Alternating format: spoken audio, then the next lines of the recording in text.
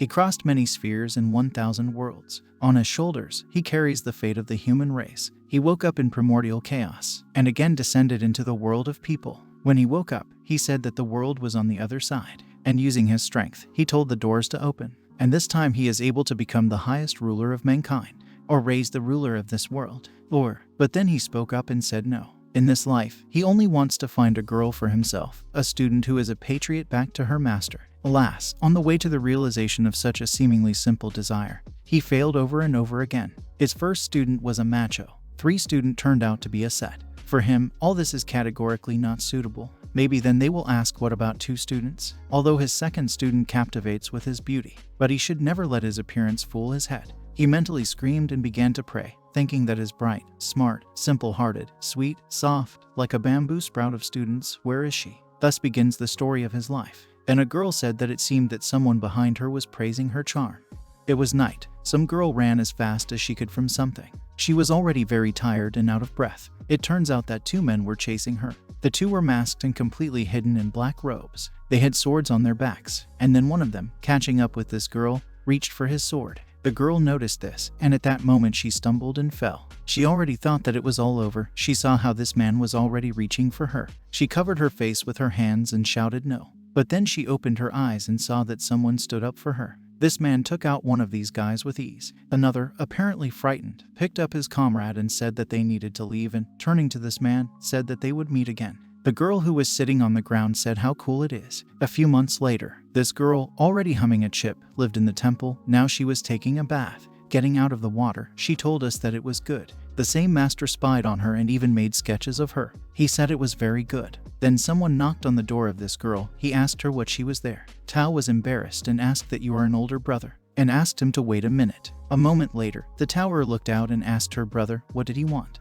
They did not talk about it outside, so the girl invited her brother inside. They stepped up to the table, and her brother said that, like her brother, he was uneasy that she had decided to stay here. Therefore, he should at least get to know the benefactor who saved her. But this place is so remote. Tower told her brother that he had nothing to conduct. This gentleman is really very cool, so no problem. The elder brother said that she was simply too naive. She, without even finding out anything, had already begun to bow, to call him a mentor, and he, contrary to expectations, immediately went to meet her. Tao asked what could be because she has an extraordinary talent. Her brother told her that several days had passed and they had not even seen a single one of his disciples. This temple of the heavenly wool is not famous and is teeming with oddities at every turn. He really is very restless for the fact that she is here alone. Just at that moment, her master appeared. At the door he coughed in order to draw attention to himself. The girl immediately perked up and wished the master a good evening. This was the same master who sketched it. He turned to Mr. Su and said that it was already so late and he was not resting yet. Lord Su immediately stood up and bowed to Abbot Xi Yang. Xi Yang told him that to tell the truth, he had just heard about what was troubling him now, and he himself thought that it was very dangerous. If he continued his persuasion, then he might lose the tower, which he was able to get with such difficulty. After which he made a short pause and said that since the founding of his teaching, he had always accepted only the best students. That is why now the temple is rather deserted. However, by a happy coincidence, several of them have already returned today. He turned to the girl and said that tomorrow her master would introduce her to the senior students. Then he may lose the tower, which he was able to get with such difficulty. After which he made a short pause and said that since the founding of his teaching, he had always accepted only the best students. That is why now the temple is rather deserted. However, by a happy coincidence, several of them have already returned today. He turned to the girl and said that tomorrow her master would introduce her to the senior students. Then he may lose the tower, which he was able to get with such difficulty.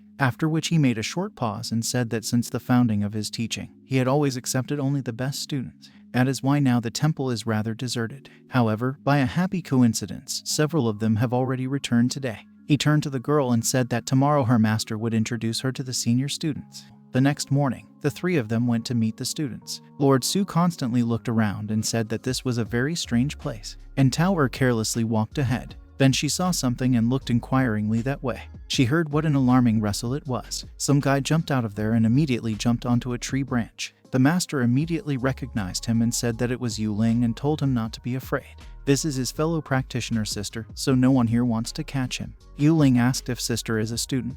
Tower approached him and waved her hand and greeted him. Yu Ling looked scared and asked, what is this woman? Then he rushed off from there with all his might. The elder brother of this girl asked the abbot, "Who was it?" Zai Yan said that this was one of the brothers who were fellow practitioners of Tower. 20 years ago, he left his native place and went in search of work. He ended up being captured by the current of the ninth heaven fairy and used as a living elixir for inner alchemy. Day after day, all the juices were squeezed out of it. When he left, he weighed 200 jin, and now only 120. That is why, as soon as he sees the girl, he immediately starts to flee. Now he is afraid of one of their kind. The older brother said that it means that witches from the current of 9 heavens are involved here. What a meanness this is. Tao asked what is the internal elixir squeezed out. The abbot said that his capable student served as an internal elixir for a crowd of young beauties for 7 years. How does the master envy him? Not how it all irritates him, after which they moved on. The abbot said that now they need to cross this gallery. Here Mr. Su I saw someone again and thought, what, and this? The abbot also noticed him, so he abruptly decided to change direction and said that, and now we will turn in this direction. Then the Tao stopped him and asked the master, what, and who is this? The master stopped and said that, she was talking about him. She shouldn't pay any attention to him. He's just her senior classmate, Mo Junheng. And he himself thought that what a pity that he did not have everything at home. He constantly threatens with fantasies that he is the one swordsman of the Celestial Empire. In reality, he is not even able to withstand one of his attacks at equal levels. Tao, clinging to him and embracing his arm, went up to him and said that the master is so strong. Si Yan thought that his student was such a cutie. Then Mr. Su interrupted them and asked, what? And this young warrior is now meditating. The master said that there are no people with such behavior. He usually calls ostentatious. Tao asked what it means that both of these students have their own abilities. Right. Her brother grabbed his head and said that he would call it differently. Features, that's putting it mildly. Si Yan said that it is the main highlight of the program. In a sense, we can assume that he is normal, and he himself thought that in reality. He is the most unique here. I just hope it doesn't cause more trouble for him. They followed him. And then the abbot said that there was another person ahead of them, whom he would like to introduce to his student. Mr. Su was walking behind everyone and thought this place was too strange. And the students themselves are one abnormal of the other. He really would have to take his sister out of here after all. But then he looked at her and realized that she was happy. Here the master said they came. This place really looked amazing. And at the table in the gazebo sat the last student and played the instrument. Tao, seeing this student, said that what a beauty. Even Master Su blushed. They came closer to this student, and this student greeted his master. The master introduced this student, whose name is Bai Lan, to a new student and said that this was his master's new student. Her name is Su Tao, and she is also his junior classmate. He pointed to her brother and said that. And this gentleman is her elder brother and also an honored guest of the Heavenly Wu Temple, so he asks him to watch his statements. This Wu disciple was thanking Mr. Su for visiting. Lord Su has already fallen in love with this student. He introduced himself and said his name was Su Yuan. He is the leaders of the capital, and his father, now reigning. That sister came up to him and hit him on the shoulder from behind. She told him that he was so nervous. The brother asked, is it really true? Tao turned to Bai Lan and told her to just call her Tao, and said that she is so pretty. Bai Lan stared at the master. The master thought, well, he understood. He turned to his student, saying that in fact the Bai Lan was not at all her sister, a classmate, and my brother is a fellow practitioner. Lord Su could believe his ears and asked what was what. Tao did not change her face and asked her brother fourth student that he really was a guy. The master said that nothing can be done about it since birth. He is very similar to a girl. They should remember this well and not repeat the mistake in the future. Lord Su asked Bai Lan if he really was a guy. Bai Lan said yes. Tao turned to her brother and asked if something was wrong. Lord Su said there was nothing like that. And he thought to himself, doesn't that mean that the guy made his heart beat? He turned to the priest and said that the time is not earlier, so for now they will go to rest with his sister. Tao followed his brother and waved goodbye to his master and brother apprentice. The master waved back at her and said that they agreed. Let her not forget that classes start early tomorrow. But when the brother and sister left, they both changed their faces. Si Yan turned to Bai Lan and asked if he remembered everything that he had warned him about before. Bai Lan said that everything was clear to him. The master told him that he should never reveal his true nature. If he frightens his fellow practitioner sister, he will hang him up and scold him. After that, the maestro walked away from him and said, okay, he told him everything. Now it's time for him to go back and make some preparations. Bai Lan even sweated and wished him a happy journey. So they'll go to rest with his sister for now. Tao followed his brother and waved goodbye to his master and brother apprentice. The master waved back at her and said that they agreed. Let her not forget that classes start early tomorrow. But when the brother and sister left, they both changed their faces. Si Yan turned to Bai Lan and asked if he remembered everything that he had warned him about before. Bai Lan said that everything was clear to him. The master told him that he should never reveal his true nature. If he frightens his fellow practitioner's sister, he will hang him up and scold him. After that, the maestro walked away from him and said, "Okay," he told him everything. Now it's time for him to go back and make some preparations. Bai Lan even sweated and wished him a happy journey, so they'll go to rest with his sister for now. Thao followed his brother and waved goodbye to his master and brother apprentice. The master waved back at her and said that they agreed. Let her not forget that classes start early tomorrow. But when the brother and sister left, they both changed their faces. Si Yan turned to Bai Lan and asked if he remembered everything that he had warned him about before. Bai Lan said that everything was clear to him. The master told him that he should never reveal his true nature. If he frightens his fellow practitioner's sister, he will hang him up and scold him. After that, the maestro walked away from him and said, "Okay," he told him everything. Now it's time for him to go back and make some preparations. Bai Lan even sweated and wished him a happy journey. The next day all his disciples gathered in the square. The master stood in the middle and, turning to the Tao, said that, starting from this day, her master would teach her spiritual realization. People who aspire to become celestials can be at one of the 7 levels, such as cultivation of Kai, primordial existence, Trinity, 7 animals, souls, incomprehensibility, divinity, immortality. Then he looked at the Tao who was hiding behind a pillar and said that she was too far away. Would she be able to clearly hear her master's instructions? Thou asked him if he was sure it was her Taoist attire. Why are the socks so long? And the skirt is so short? The master smiled at her and said that she simply did not understand something. And he himself thought that this was a Taoist robe. He personally made it with his own hands. It took a lot of his mental strength. He pushed those thoughts away and said that one should not reject the benevolence of the master. Thou said that it was good if the master said so. She came out and said it was too embarrassing, and she asked if she could not wear it. The master even bled from his nose, and he said that she was so stupid. This form has a positive effect on its cultivation. Soon she herself will understand all this. Thou sat down opposite the master and said that even so. After that, she was silent for a while and asked that wearing this uniform would really help her training. And I thought it was so uncomfortable to meditate in it. The master said yes, but wearing a uniform. Thus, folds formed on it. So let her master smooth them out. That one should not reject the benevolence of the master. Thou said that it was good if the master said so. She came out and said it was too embarrassing, and she asked if she could not wear it. The master even bled from his nose, and he said that she was so stupid. This form has a positive effect on its cultivation. Soon she herself will understand all this. Tao sat down opposite the master and said that even so. After that, she was silent for a while and asked that wearing this uniform would really help her training. And I thought it was so uncomfortable to meditate in it.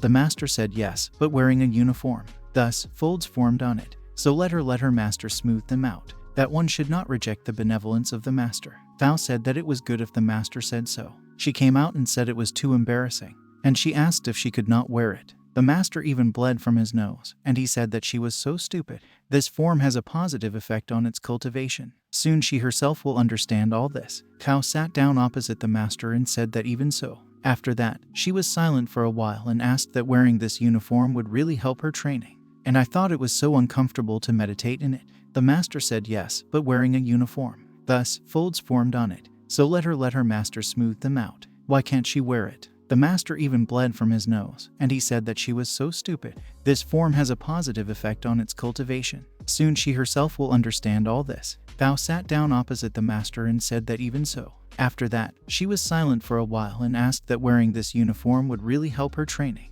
And I thought it was so uncomfortable to meditate in it. The master said yes, but wearing a uniform. Thus, folds formed on it. So let her master smooth them out. Why can't she wear it? The master even bled from his nose, and he said that she was so stupid. This form has a positive effect on its cultivation. Soon she herself will understand all this. Tao sat down opposite the master and said that even so. After that, she was silent for a while and asked that wearing this uniform would really help her training. And I thought it was so uncomfortable to meditate in it. The master said yes, but wearing a uniform. Thus, folds formed on it. So let her master smooth them out. After that, she was silent for a while and asked that wearing this uniform would really help her training. And I thought it was so uncomfortable to meditate in it. The master said yes, but wearing a uniform. Thus, folds formed on it. So let her master smooth them out. After that, she was silent for a while and asked that wearing this uniform would really help her training. And I thought it was so uncomfortable to meditate in it. The master said yes, but wearing a uniform. Thus, folds formed on it. So let her master smooth them out. In the same time, Mr. Su wandered around. Then a Bai Lan came up to him and asked what brought him here. Lord Su blushed again and stammered that he suddenly remembered something and he needed to discuss it with the Tower. In fact, he still wants to take Tao away from here, but she firmly decided to stay, does not want to listen to him. He can't stay with her all the time. This time he would just say goodbye to her. As long as she's safe here, he can be calm. Just as Mr. Su tried to open the door, Bai Lin called to him to wait. Mr. Su stopped and, turning to Bai Lin, asked if something was wrong. Bai Lin stopped for a while, and then said that the master was now conducting classes and, as they say, non-disclosure of methods. Mr. Su looked at him again and blushed, said that this was true. He was too reckless. Bai Lin took his hand and told him that an opportunity like this rarely comes along. Nothing prevents them from taking a walk while they are waiting for the teacher. How does he look at it? Mr. Su thought, stop, he's a guy after all. But with such a graceful figure, with such lovely long hair. At this point, Bai Lin stopped and, looking at him, said that he was sweating so much. Mr. Su was still all red and asked for forgiveness, said that, probably, he was not too accustomed to the conditions of this place. Then the Bai Lin told him not to move. He picked up a handkerchief and began to wipe it under his face, told him to let him help. But then a strong wind blew and the handkerchief flew away from Bai Lin's hand. But Mr. Su immediately rushed to catch him and told him to rely on him. He easily caught this handkerchief and, turning to the Bai Lin, waved it and said that it was his handkerchief. Then he walked over to it and held it out. Bai Lin thanked him for his courtesy, and then he touched his hand. Lord Su blushed again and thought their hands had touched. But then Bai Lin turned to him again and, pointing to his handkerchief, said that he had been carried away again, and he asked if he could help him and bring it. Mr. Su immediately rushed for the handkerchief and said no problem. He instantly. But then something hit him. He stopped abruptly and thought, wait a minute, what is he doing? Why does he feel joy from all this? He got to the point where he wanted to earn his gratitude. He needs to pull himself together, because how could he be so embarrassed? This man is too scary. He needs to adamantly reject it. Should he refuse him? He reached for a handkerchief and thought that, but why did he? Then a Bai Lin came up to him and asked what was the matter. Why is he so glaring at someone else's handkerchief and does not let him go? This is so cute. After looking at the Bai Lin, Mr. Su could no longer stand still, so he took to his heels. Bai Lin asked him where did he run with his handkerchief. When Mr. Su ran far enough away from Chuo Bai Lin, he chuckled and asked if that meant. Meanwhile, the master continued to teach his lesson. They sat with Tao facing each other. The master said that in this way one should now focus on the 36 small circles of Kai circulation.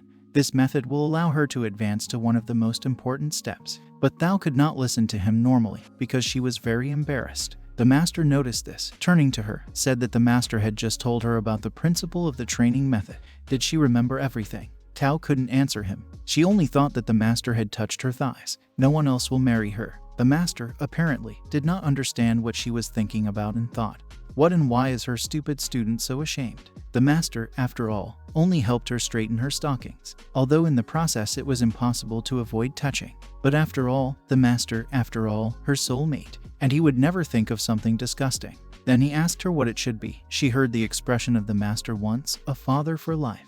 Thao finally looked up at him and said yes, she heard. The master said that they were destined to become a master and an apprentice. In other words, it was simply inevitable. From now on, they are like family. Therefore, I do not need to get hung up on numerous rules and unnecessary formalities. It's good that she understood him. It's okay that she didn't hear everything clearly. He turned to his two disciples, who had been present all this time, and told them that the two of them should henceforth arrange a demonstration for their sister, fellow practitioners. And he himself exhaled and thought that it looked like he was in a little hurry. But he managed to sort things out over time. Then his students said that there is. A student named Mo came out and said that the junior student, he had not tested his abilities for a long time. Yu Ling told him to be careful. Then a fight started between them. Then Tao looked at them carefully and asked that they were two, hadn't they already met? The two of them froze at the unexpected question. Tao once again looked at them carefully and said that it was so. She turned to the senior disciple and asked if he did not look like the master who had saved her. The third student's physique also seems quite familiar to her. The master and two of his disciples stood with displeased faces.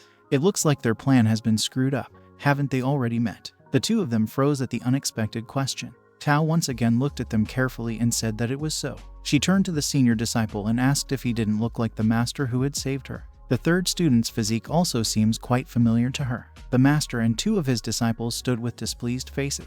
It looks like their plan has been screwed up. Haven't they already met? The two of them froze at the unexpected question. Tao once again looked at them carefully and said that it was so. She turned to the senior disciple and asked if he didn't look like the master who had saved her. The third student's physique also seems quite familiar to her. The master and two of his disciples stood with displeased faces. It looks like their plan has been screwed up. Thou said that the third student's physique also seems quite familiar to her. It is very similar to the one who is at her. But then the master interrupted her, starting to laugh, and told her that, well, she would say, of course, for 30 years. These two have never left Huan High. How could she have met them before? However, these disciples could no longer stay here. They both took to their heels. The senior student told the master that he just remembered something, so he would probably go. Yuling also ran after him and asked him to wait for him. Tao asked the master, "What is it really serious?" And she herself looked at the fleeing students and thought, why did they run away? The master told her that it was class time. She doesn't need to be distracted. Thao sat down again and said that's for sure. The master approached her and told her that she should study this technique carefully. She must start with the basics and then keep going deeper. And he himself thought it was too dangerous. A little more and he would have been exposed. If his past instructions were to be revealed, then the student he had worked so hard to acquire could still escape. But, fortunately, she is too naive and does not have much suspicion. It looks like he should definitely teach her what's what, so that no villain can fool her. But then he noticed how seriously she was concentrating. He was slightly surprised, and then said as expected of a child who was chosen by the heavenly Tao. Having with her only innate talent, she is already able to interact with the powers of 3 animal souls. Her talent is quite good. Is it possible that she was destined for him? Tao, concentrating, thought that starting today, she would officially honor him as her master, and in the future, she would like to get along with everyone. However, the most important thing is this one, of course. She needs to try her best on the path of her cultivation. Some time later, Thao was now washing clothes. She already looked very tired and said that she had been leading an independent life here for many days. But she can't even wash her own clothes. Big brother is good too. He always looked after her, but this time he left without even saying a single word to her. Speaking of which, how do you use soap pods? We are talking about honey locust pods, the juice of which is used instead of soap. The master approached her from behind and asked that she was doing laundry, right? Thao screamed in surprise and dropped all her clothes. She turned and looked at the master. The master said that her master had come to check on how his capable student was coping with life on her own. And he asked her what, well, how are you doing? Thao was very embarrassed and told him not to look. She asked him why is he laughing at her. When she lived at home, servants helped her with laundry. She's just a little inexperienced. That's all. The master thought that this was his chance. He threw off his outer garment and told her not to worry about anything. Her master, an older generation. In addition to spiritual comprehension, he can also teach her everyday skills. Tao asked him what is it possible. The master began to wash and said that no problem. The master will clearly show her how it is done so that she should look very carefully. And he himself was washing clothes. He thought that these were girls' clothes. Clothes for an unmarried young girl. After so many years, the master was able to touch her again. After that, he began to explain to her that when using the pods of the soap tree, one should not immediately rub the name of the clothes. First of all, clothes should be rinsed and then used. Tao looked very embarrassed and shouted no. And she herself thought that it was not necessary to rub her so conscientiously. She had only taken off her underwear. She covered her face in embarrassment and thought her rest of her underwear was there too. The master asked her what did she see, and only after that everything will be clean. Tao said she saw everything. The master folded all the washed clothes separately and said that, by the way, he took her underwear and, starting to wipe his face, said that it was pretty hot today. Tao nearly had a heart attack. The master looked at her and asked what was the matter. Tao thought that it was hers. The master threw her underwear aside and said that, nevertheless, one soap was not enough. Tao relaxed a little and thought, what did the master not understand? So he just took them by mistake. The master began to explain to her that in addition to this, you need to repeatedly rub the clothes. The girl walked around him and thought that since such a thing, she sat down next to him and thought that there was no way she could let the master know about it. She hid her underwear behind her back and thought how embarrassing that was. And, by the way, why is the master so calm? After all, now he freely rubs her most intimate items of clothing. You don't have to rub them so hard, and you don't have to do it so carefully. Is she the only one who cares so much? It seems that only she. And the master himself was simply jubilant in his soul. After a while, he hung up all her clothes and said that after hard work, the mood immediately rises. Thao couldn't pull herself together and thought that she was about to die of shame. Now no one will marry her for sure. Then the master remembered something and asked that she didn't have any business right now, did she? It's just a lucky coincidence, so she needs to go to her master's room for a while. The master's room is very spacious. Tao looked at him questioningly, and then asked what he really wants. After which they did not say a word about them, she went after her master. She was still very confused and thought, what should she do? The master, for no apparent reason, called her into his room. does he really want? She began to invent a lot of things for herself. For example, that the master will embrace her and ask her to become his girlfriend. She remembered how he straightened her stockings and thought that after all he did such things to her. She began to drive away such thoughts from herself and said that no, that was not the point. He is her master, for all the same. If the love is mutual, then this is not. Master called her and told her to sit down as soon as possible, patting the spot next to him. Here Tao could not stand it anymore. She screamed that no, she couldn't. Such things can only be done after marriage. The master, apparently, pretended not to understand her and asked what she was now, about what. He just wanted to paint her portrait. Tao asked what to draw a portrait. Tao thought that he didn't intend to. Just a portrait. But then she said it wasn't. A portrait is also too much. The master drew the end from all sides and said that it was good. And he told her to freeze for a second. Just perfect. Then Tao, what did you notice in your master's room? She asked what it was. The master was also distracted. She noticed on the wall of the apartment a picture of a small bird and said that he was so cute, just amazing authenticity. And she asked the master that this was his work. The master also looked at the picture and said that it was about this. Everything is exactly like that. Let him introduce. This is her older sister. Tao asked, what is the elder sister? The master said that's right after all. In the past, she was injured and fell into the territory of his temple of heavenly will. And this is her appearance in human form. Her name is Yang Yang. Judging by her seniority, she is indeed older than the Tao. They were like family to her and Yang Yang relied on her master equally. It's only a pity that. Tao asked what's the pity? The master said that one day someone leaves a person and only then does he realize how happy those days were. Tao began to cry and asked what it meant. She had already departed to the world of the immortals. She grabbed the master by the hand and began to ask for forgiveness. She said she shouldn't have asked so many questions.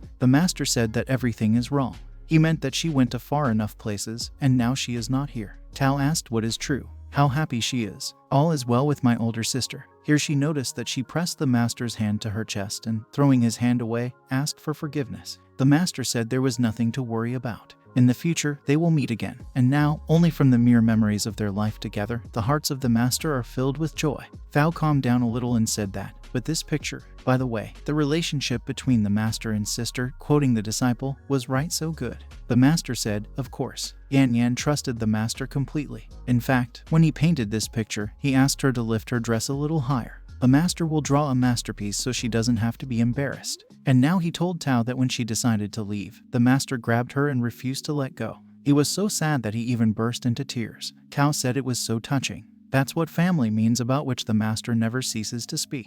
Now the master looked at this picture and thought that when he met Yang for the first time, their separation was predetermined. One day it will open up. From her majestic wings she will ignite a bright flame that will never go out. And then she will go to an even freer height. And the master can only protect the temple of heavenly will and watch how it moves away very far. He is sure that now she is happy, floating in the air in completely different lands. Thao looked at the master and thought that she felt that the master was really very sad right now. It seems that their relationship was much deeper than she could have imagined. Then she turned to the master, said that from now on she wants to always remain on the side of the master, and she can only hope that the master does not reject her. The master smiled at her and patted her on the head and said that yes, the master knows about it. And if that's the case, then it's time for them to continue. 3 days later, the master was going somewhere with his disciples. Tao ran ahead, something she turned around and asked the master, what, by the way, and why this time only they went to collect the drug in the Divine Gorge. What about the eldest and 3 students? The master didn't know what to say to her and thought that she had a little suspicion last time. If they are near her, and she recognizes them, then great misfortune will occur. That's why he said that the students said that they were newly imbued with the art of the ball. And that's why they decided to go into the lock for a while. And as for Yu Ling, who he didn't want to put their homebuddy's embarrassment, Tao asked what a homebuddy. So this is because of the fact that the brother and the student of Yulin once. She hesitated and asked what they had grabbed and began to squeeze the whole thing out of it. She even at that time asked her older brother, what does this mean? The master said that, to be honest, after Yu Ling came down from the mountains that time, he became widely known. But after that incident, his character changed a lot. But to be honest, it wasn't that bad for him. As for his psychological trauma, the Bailin intervened and told the master that he didn't know anything at all. Young girls who are within the 9th heaven fairy do not need to engage in dual cultivation with a man. In fact, those who need to gain strength from someone else's body through dual cultivation are expiration representatives who are over 100 years old and have encountered obstacles in their cultivation path. It's the old ones, the old witches. The master presented a terrible picture and said that now he is not surprised why Yu Ling did not want to say a word about those times. In that case, how did he manage to escape? Bai Lin said that he himself did not tell about it, but he heard that on the day of his escape, the head of the Ninth Heaven Current had a fight with her daughter for some unknown reason. It came to a fight, so that in the whole course there was a complete mess. The mother scolded her daughter and called her a dissolute bastard. And the daughter reviled her mother because she did not know shame. Or vice versa. The master clutched his head and said that it turns out that Yu Ling not only came across a fierce carnage, but also witnessed a family drama about moral principles. And he himself thought that. Nevertheless, having learned about this, his heart reached a little balance. Tao couldn't help it and laughed out loud. The master asked her, what kind of pampering is this? How can you laugh at your fellow practitioner? What kind of prank is this? How can you laugh at your fellow practitioner? At night, the three of them finally reached the city of Minai. The master said that it was getting late and invited everyone to stay in the city for the night. And he himself thought that with such difficulty getting here, it is worth letting the Tao rest a bit. Then the girl noticed the tanhula and said that it was so yummy. Tanhulu is a candied fruit on a stick. The man greeted her, said that his product was of the highest quality. Bai Lin said, Master, that he would find an inn for the time being and book rooms for them in advance, and they can still walk around this city. The master has already begun to invent a lot of things in himself and thought, what? But this boy can read the atmosphere. This will be one date with his beloved student. Then he turned to Tao and said that he noticed that she was carefully looking at that counter, and brought her tanhula. The girl thanked him for this. The master said that besides, there are too many people here, among whom there may be dubious personalities. He extended his hand to her and said that in order not to get lost, she should be closer to her master. Okay. Thao blushed again and thought to join hands. But only lovers do that. But if it's a master, then she took his hand. She asked him if he wanted to try too. The master said that since she insisted so, then he would not stand on ceremony. He was just about to try when someone called her and asked how she got here. Here is a coincidence. Thao turned around and asked, what is young Master Luo? Mr. Luo said that she did remember him. That's right, it's Luo Qingping. They saw each other before she left for Huanghai, and now they suddenly met again. This is destiny, not otherwise. She pulled the master along with her and said yes, that's a coincidence. However, now she still has things to do, so they will go. That Master Luo blocked her way and told her not to hurry. Since this is destiny, they should take a walk together. Does she agree? Although the evening market of this city is not so big, there are many interesting places here. Here the Tao broke down and told this gentleman that they still had things to do. Then he finally noticed that they were holding hands and clicked. Then he approached her master and said that where is his manners? And I asked him that he was accompanying Lady Su, wasn't he? Due to his insignificance, he did not notice him at all. Could he leave them? Tao could not restrain herself and, turning to this gentleman, that he was aware that it was. But the master interrupted her. He turned to this gentleman himself and said that he was walking with his student here, and their meeting with Mr. Luo, apparently, was indeed predetermined. Mr. Luo was surprised and asked why he was the abbot of that temple of heavenly will. The master said that everything is correct. Then this gentleman burst into loud laughter. He said that he thought that she had found an outstanding person in her teacher, but it seems that she was left in the cold. The woman who stood next to him said she looked more like she had found herself a swindler from the wilderness. The man next to her said whatever. The Lord came very close to the master and said that, in his opinion, he was full of hidden intentions. He definitely has bad intentions. The master tried to smile and thought he couldn't spoil the fun. Their date is due to the buzzing of a couple of midges. That he noticed that Tao's hand was shaking. This gentleman turned to her and told her not to let this man fool her. She should just go with him.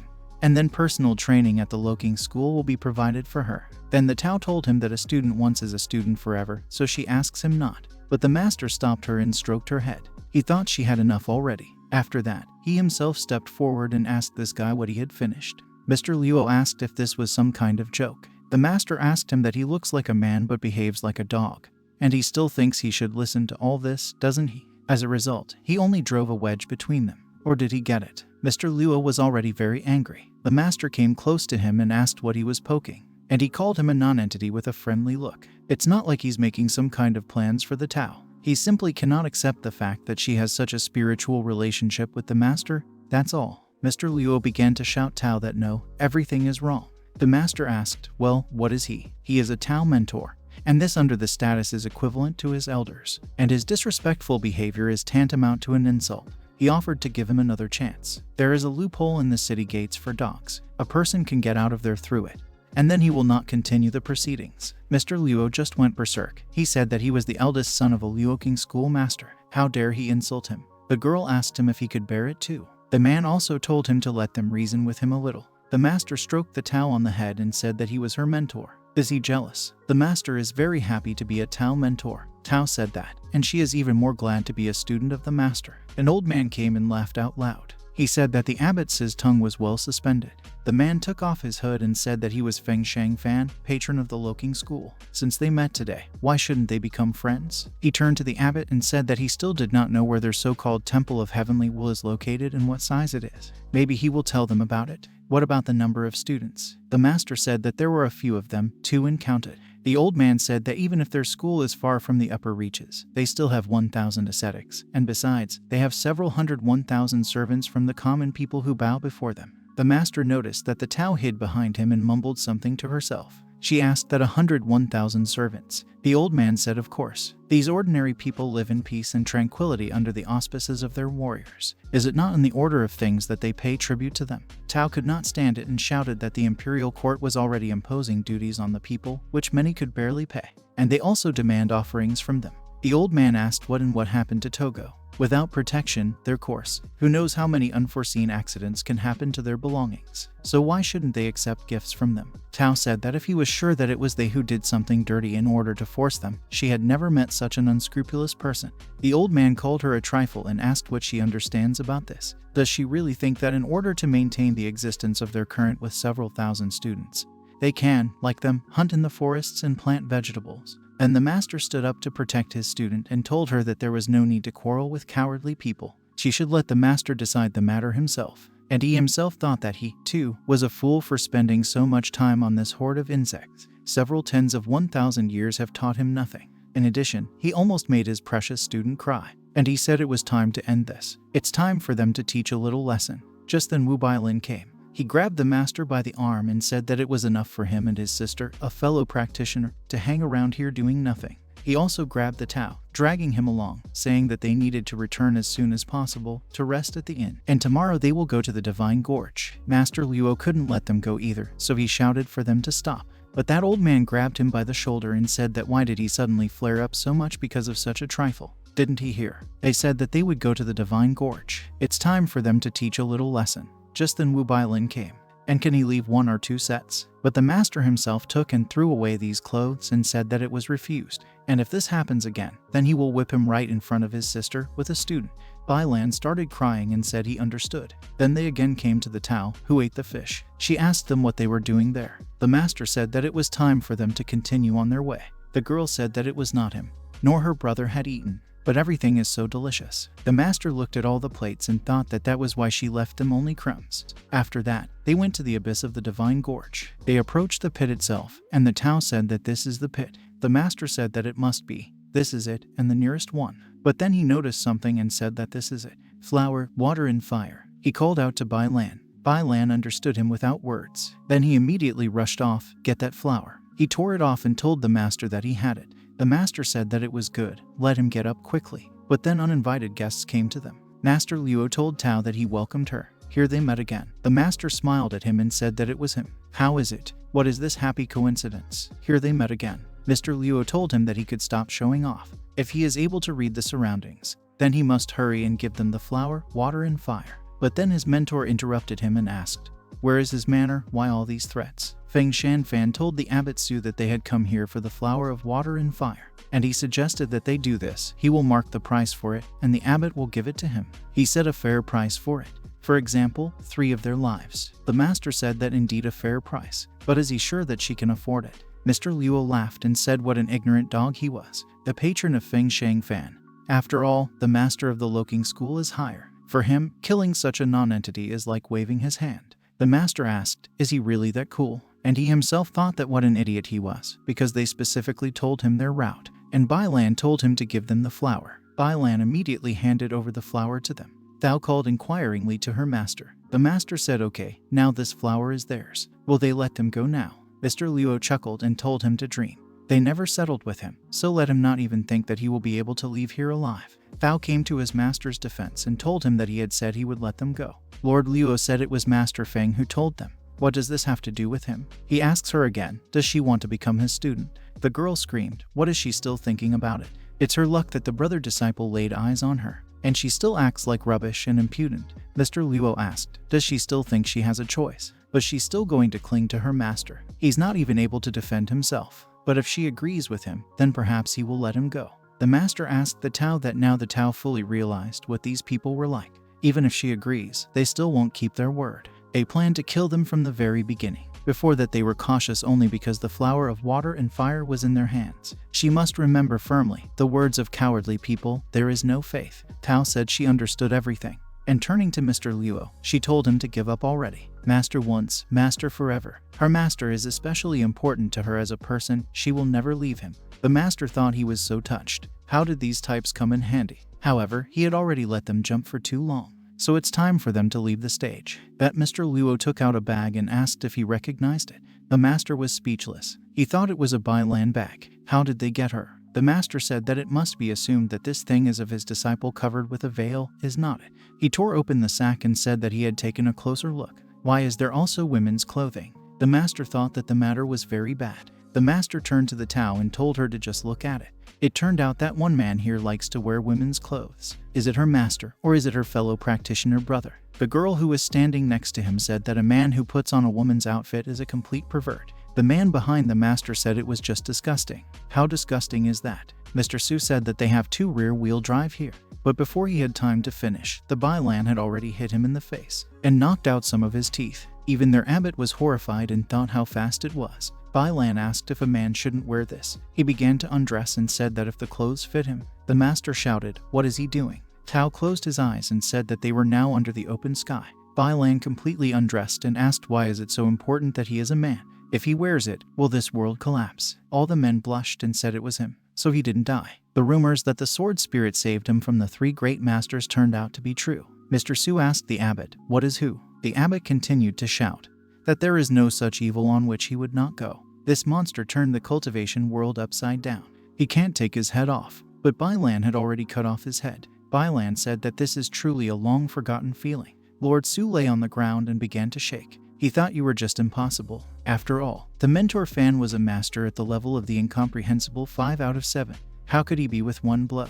He called out to his men, who were already running away, to come back. He will generously reward anyone who finishes him. But no one began to listen to him and shouted that they needed to run away from here as soon as possible. The master said that they are bastards, they should not leave him. But everyone was so frightened that they immediately rushed to their heels. But Bailan easily overtook them and killed them all. The master hugged Tao and told her not to look or listen, and also not to remember. Lord Su fell on his knees in front of the Bailan and begged him for mercy. Bailan stepped on his toe, breaking them, and said that it was his turn now. The master began to shout that no, he couldn't kill him. If he kills him, the Loking school will use all their strength to avenge him. The girl, who was still standing there in fear, could not move and thought that she would definitely not be able to escape.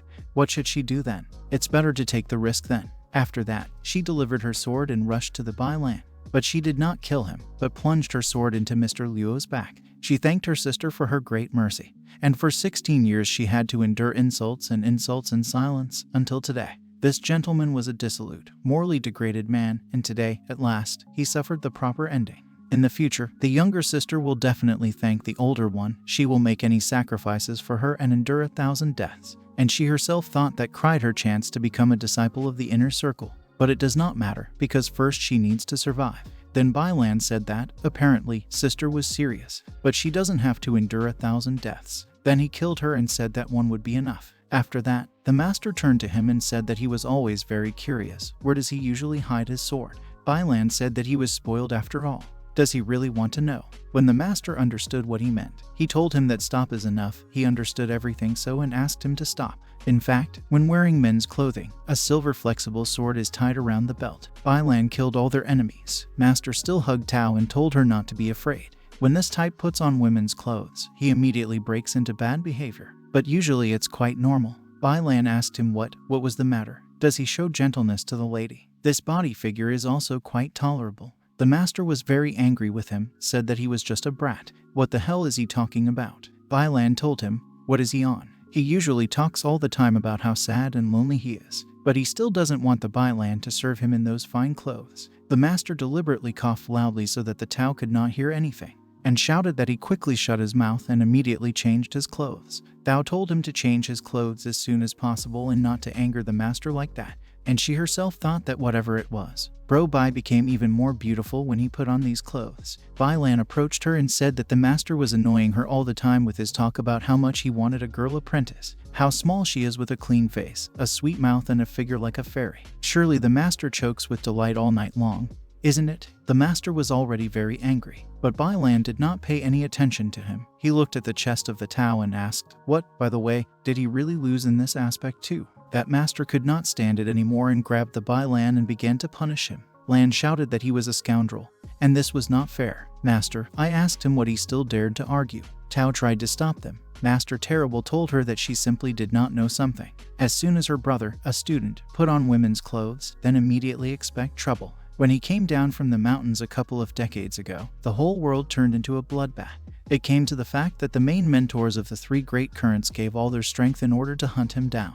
Luckily, Zhenheng arrived in time to get him out of this mess. Otherwise, those three old men would have grabbed him and put him on elixirs. Tao listened to him attentively, although she thought that she did not understand anything, but it seems that this is very cool. The master waved his hand and thought he was a grown man.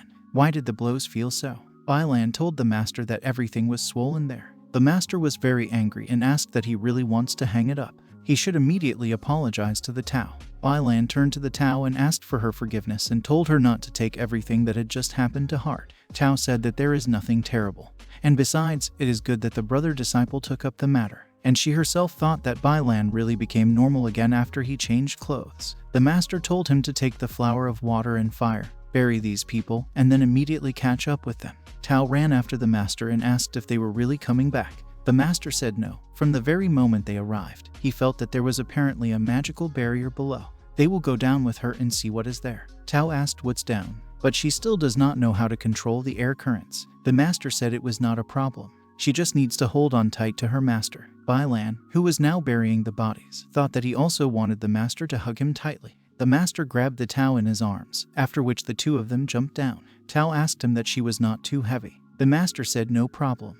Bai Lan had already joined them. The master said that it was not surprising that this place was called the Illusory Sea. Who would have thought that it was still not completely dry? Bao thought he felt so secure in the master's arms. The master said that from now on they will explore what awaits them underwater. Then they plunged into the water. The master said that it turned out that the royal palace was hidden here. Also below, they found a hole and began to move in that direction. After a while, they went inside the last Bai Lunch show and said that there was a waterproof barrier, so it will be much easier for them. He quickly examined everything and asked the master that a fierce battle had once taken place in the same place, right? The master said that it was, but he didn't know how long ago it had all been. Judging by the spans in this building, it doesn't look like that ordinary people lived here. They entered the next hall and saw a huge knight who had already turned into a skeleton. The master said that who would have thought that gods originally existed in this world? Tao asked what the gods. Is the master really talking about people who have reached the stage of semi-divinity 7 out of 7? Bai Lunch said no. An ordinary person on the path of his cultivation can stand on one of the 7 steps, such as Kai cultivation, primordial existence, Trinity, 7 animal souls, incomprehensible, spiritual lord and half divinity. But in the name of semi-divinity, the hieroglyph man is still present. As for the owner of these remains, Master said that during his lifetime he was a true god. He wanted to touch him, but changed his mind, said that they needed to continue the study. Thou looked a little scared and thought it was God. At what level of power is the master? After the demigod guests, is there really something higher? Then the master saw something abruptly stopped everyone. Bai Lan looked ahead, but he was also horrified and said that is this a Zanpakuto barrier? The master turned to him and told him to check if it was possible to break through it. If something happens, then he must not slowly retreat. Bai Lan grabbed his sword and said that the disciple accepted the order. When he came closer, all these mosques began to attack him, but Bai Lan deftly evaded them and destroyed them. However, one label still missed, which rushed straight to the Tao. However, her master came to her aid. He told her to be careful. She must grab the master from behind and not be distracted. She did as the master told her. The master thought, what a rich feeling of pressure. Even the master's primordial Kai can't hold him back. But then these swords flew towards them. The master told her that the master would not be able to protect her soon, so she should rather wrap her legs around him. The girl did just that. The Bai Lan you saw asked if she was a koala, and he himself thought that even for a moment it was impossible to be distracted. It went sideways to him. In the air he cannot dodge. He used his strength and said that then the only thing left to do was to go straight ahead. But apparently it didn't go so smoothly for him. The swords broke out. Then the mater picked up the girl in his arms and began to dodge all the balls with her. Soon he put her on the ground and said that they were out of the affected area. Are they safe now? Bailan approached the master, said that the strength in his disciple were not enough. He managed to break through only one layer. The master said that everything is fine. When it comes to swordsmanship and sword aspirations, he is still a bit short of his senior classmate. However, for a mortal to achieve such a result is already quite good. How in any way these aspirations of the sword were abandoned by God? He turned to the Tao and said that before that he began to teach her about swordsmanship techniques of the 12-year cycle. They began to go through the 36 style of the Azure Dragon cycle with her. Of the 36 forms, she should already have mastered 3, and now the master will arrange a visual demonstration for her. Then he took the sword from Bailan's hands. Tao asked, is it really a phantom of the primordial spirit? Is the master already at the level of semi-godhood 7 of 7? Then the master destroyed the barrier. Tao joyfully shouted that it happened. Were they able to go further? Upon entering the next room, the master froze and said that it was. The master said that there is such a careful guard, and just to protect this coffin, they climbed the steps straight up to this coffin. Tao was hiding behind the master and looked very frightened. The master told her not to worry. It was just a scarlet corpse, and he himself thought that. Nevertheless, he could not see the cause of death. Then Bailan called him, who said that it looks like there is nothing here besides the coffin. Does he want to take her with him? The master was apparently still very angry with him and told him to go and see other places. Tao told the master that she was alone here and in such a dark place underwater. Isn't that pitiful? Maybe you should listen to Brother Bai and take her away. The master said that it was good that she had such kindness, but first of all, you should find out the true state of affairs and find out about potential threats. And I thought that his silly student was so decent. Bailan was offended by the master and thought that he was a junior student again, which means that he suddenly immediately felt uncomfortable. After that, the master began to carefully study the body of this woman. Then he noticed that you thought that it was really diapers. He reached out to them and thought, why didn't they even see his remains? Then the Bailan shouted that there was a secret room. All 3 of them went there, and the master said that, but for some reason there is nothing here at all. The most valuable thing in this place is the frozen spiritual pearl that lies on the surface of the coffin. He sighed and said they had to leave. They don't need to bother her. She is here, waiting for someone, although he does not know who exactly, but definitely not them. Tao thought, why are they just going to leave like that?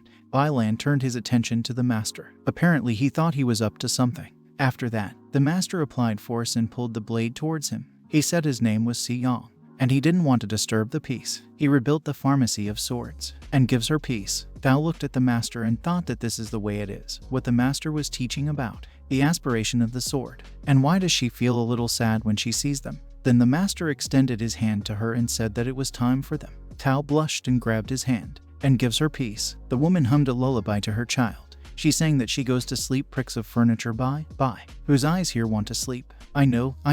You are not 3 of their fists, close. Sleep shakes the cradle, fall asleep. This woman with a child in her arms came to this barrier. Master watched all this and thought that the remnant of the spiritual consciousness decided to break into his dream, didn't it? And that coffin girl, right. This girl touched one of those blades, hurt her finger badly. The child in her arms screamed. The woman immediately began to calm him down. The master guessed that that barrier not only protected them, but also exhausted them to the point of exhaustion. No wonder there is nothing left in this place. Everything that could be eaten had already been eaten. The girl, dying in her mother's arms, said she was hungry. The woman reassured her and said to close her eyes and sleep well, and then they'll find something to eat. The master was surprised and thought, is it really the release of the primordial spirit, ignition of the soul? Then the woman rushed straight to this barrier. The master thought that he was using such a risky method only for the sake of finding a glimmer of hope for this child. He turned around and saw this woman and congratulated her. He said that it looks like their venture turned out well. The woman greeted him and said that her name was Sai Yinking and she would like to ask him for a favor. More than 200 years ago, she and her daughter separated, and she still does not know how her fate came about. She begs him to help her. The master shook his head and said that this world is very big. To find in it one person only in words may seem easy, but they can tell him her special signs. If it be so, he will certainly ask her to find her for her. Sai Yinking apologized in advance for burdening him. As for special signs, there are only 2 of them. Firstly, there is a red mole on her collarbone. Secondly, there is a birthmark at the top of her buttocks. As soon as he sees it and immediately understands, it is easier. The master already choked and thought that the collarbone, and he told her that she was not in a hurry to rejoice ahead of time. even if he agreed to her finding depends on the will of heaven. The woman bowed to him again, thanked him again. The master approached her and said that, however, how she was going to reward him for this. Zai Yingqing asked what to reward. The master said exactly what. She doesn't think that, having asked him for help, he will immediately rush to help her, right? Zai Yingqing said that he was indeed right, but it looked like she had nothing to offer. But then she remembered something and said that the frozen spiritual pearl that protects her physical shell, he can safely take it away. The master asked what and why is she to him? Isn't it just a piece of ice? Zai Yingqing said that the coffin in which she lies was made of refined hard jade from the heavenly realm. The master said he didn't need to. The tiles that cover his entire temple of heavenly wool are made of this material. Then the woman said that her robe was created by an outstanding craftsman and had resistance to fire and water. The master said no, he could make such clothes himself. The woman took off her bracelet and said that the bracelet was from her hand. But the master turned around and said that it was not necessary. Then the woman blushed and said that if he did not mind, then he could take her body, use it in the right way. The master said that it might still be able to give birth to several babies. Hearing this, the woman ran away from him. The master asked her to stop and said that he would never fall so low. And at that moment he woke up in his bed. He sat up on the bed and said that he was just joking. And he asked what the daughter means. Whether he can meet her depends only on the will of heaven. Half a month later, it's raining heavily outside. So everyone decided to eat now. Tao said it was delicious. Bailan told her not to rush. There was still a lot left. Tao asked him, when will the master return? Bailan said that he said he would be soon. Whatever it was, just let her take a look at what is happening on the street. Not the best weather to practice. Tao said that's how it is. And she herself thought that Bailan, when he puts on women's clothes, really changes a lot. Then she pulled for the next cookie and realized that they were all over. She said that she seemed to be daydreaming and ate everything to the crumbs. Bailan chuckled and asked her why did she eat all the cakes? After all, they were meant for the master. These are his favorite sweets. Tao was horrified and asked what they were like for the master. She began to cry and asked why he had not told her about this before. Bailan seemed to be very pleased with what he had done and said that there was nothing to be done now, right? In any case, the master does not have a soul in her, and this is just a cake. Everything will be okay. Then another student came to them. He said 16 years ago, during the moon festival, he inadvertently ate the moon cake, which belonged to the master. For this, the master nearly poisoned him to the moon. Thao was even more frightened and asked what was on the moon. Yu Ling also appeared and said that the master was actually an extremely stern person. 32 years ago, on the 18th, 12 months, he secretly tasted his fish soup. Then they threw him into the frozen river. The Tao had already begun to panic, and she asked what the frozen river was. Bailan told her to relax because the master never beat her for such trifles as food. One student said that he remembers, when both Yuan were small, the master personally cut many beautiful outfits into shreds. But then he abruptly fell silent and walked away. Bailan asked what he was hinting at now. One student said that the master also made a lot of clothes for them. He treats them very well. Bailan said that they will decide what to wear is his personal right. Even if he forbids him, it is enough just. But then the master appeared from behind and asked, what is enough only? Bailan turned around and said that only the word of the master is enough, and his disciple will immediately obey him unquestioningly. The master told him that if he were at least a little ordinary and would not wear such colorful things, then he would treat him favorably. All three students took to their heels. Bailan said that his students suddenly had things to do, so they asked for forgiveness in advance. Thao was afraid to be alone with the master. She thought that they should not leave her alone.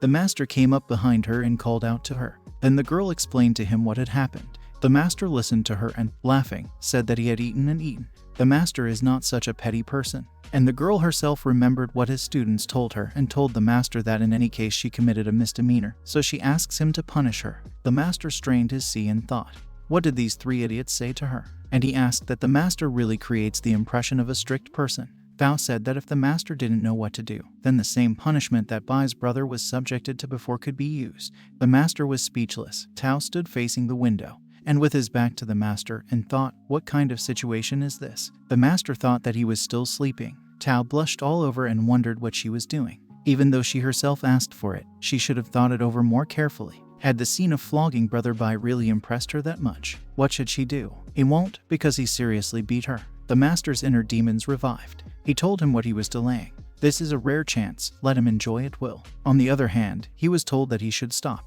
It seems to the angel that the more reliable way would be to develop the relationship gradually. Master thought his conscience, but after that, The demon angels united and said that, however, this time the Tao herself took the initiative. As a master, it is up to him to satisfy the student's request. The master started shouting and asked, why did they suddenly come to an agreement?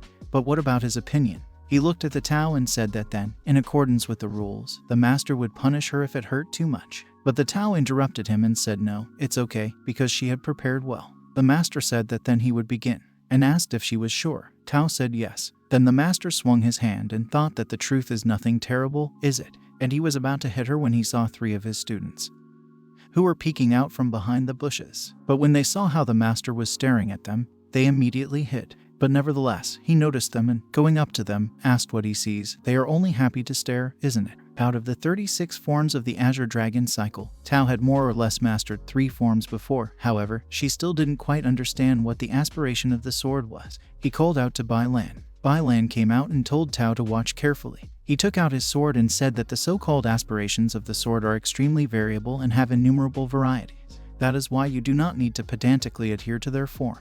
Then he showed his form. Tao was surprised and thought that this is it. Damn, it turns out that the movements of the sword can also have a similar beauty and sublimity. The master then called Jun Hyang, and he himself thought that, and when he managed to get there. Now Jun Hyang stepped on the stage and said that in the aspirations of the sword there is no need to dwell on the tool. Long ago, he had fused the aspirations of the sword into himself. Now their trail has become part of his spirit. After that, he himself began to indulge and laugh out loud. The master realized that the Tao would not learn anything here, so he took her by the hand and led her away, saying that she was next. Tao thought that the senior disciple was also capable of releasing the primordial spirit phantom, wasn't it? Yulin was next. He told the master that he was in the business of tempering the blades, and that they had nothing to do with the aspirations of the sword. Maybe next time. He definitely won't be able to do it in front of a woman.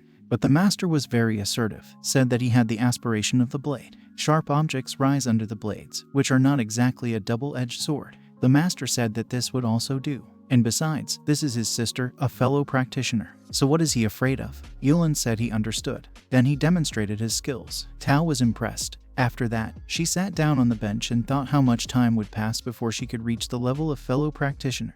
Then the master came up to her and said that she did not need to be in such a hurry. She must reach understanding without haste, step by step. She still doesn't have a matching Zanpakuto. Meanwhile, Mr. Luo's mother discovered her son's body. Did she ask him to open his eyes? Some man came and angrily broke all the furniture and told them to find the one who did it, by any means, who dared to kill his son. Meanwhile, Master and Tao have already set off on their trip. He thought what a wonderful trip, just her and him. And besides, this place is simply unreal. Then Tao asked him why. Why are there so many demons here? And their ears. And she herself thought that they have such fluffy tails, she wants to touch them. The master told her not to be so frightened.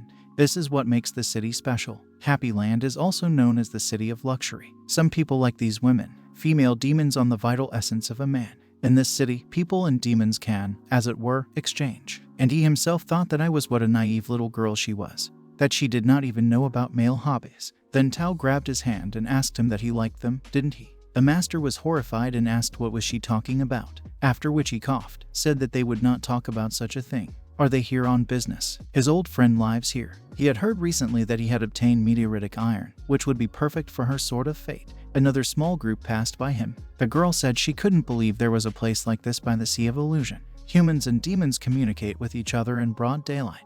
What a shame. The man told Yin that everything has a reason, even this dirty place. So don't be angry. The other guy said he was completely right. They're only here because of meteoric iron. The sooner they do their job, the sooner they're out of here. It's good that those pitiful demons are not in Tianshang. If they had been there, they would have been killed immediately. Then Yilin noticed Tao with the master from asked, "What is it?"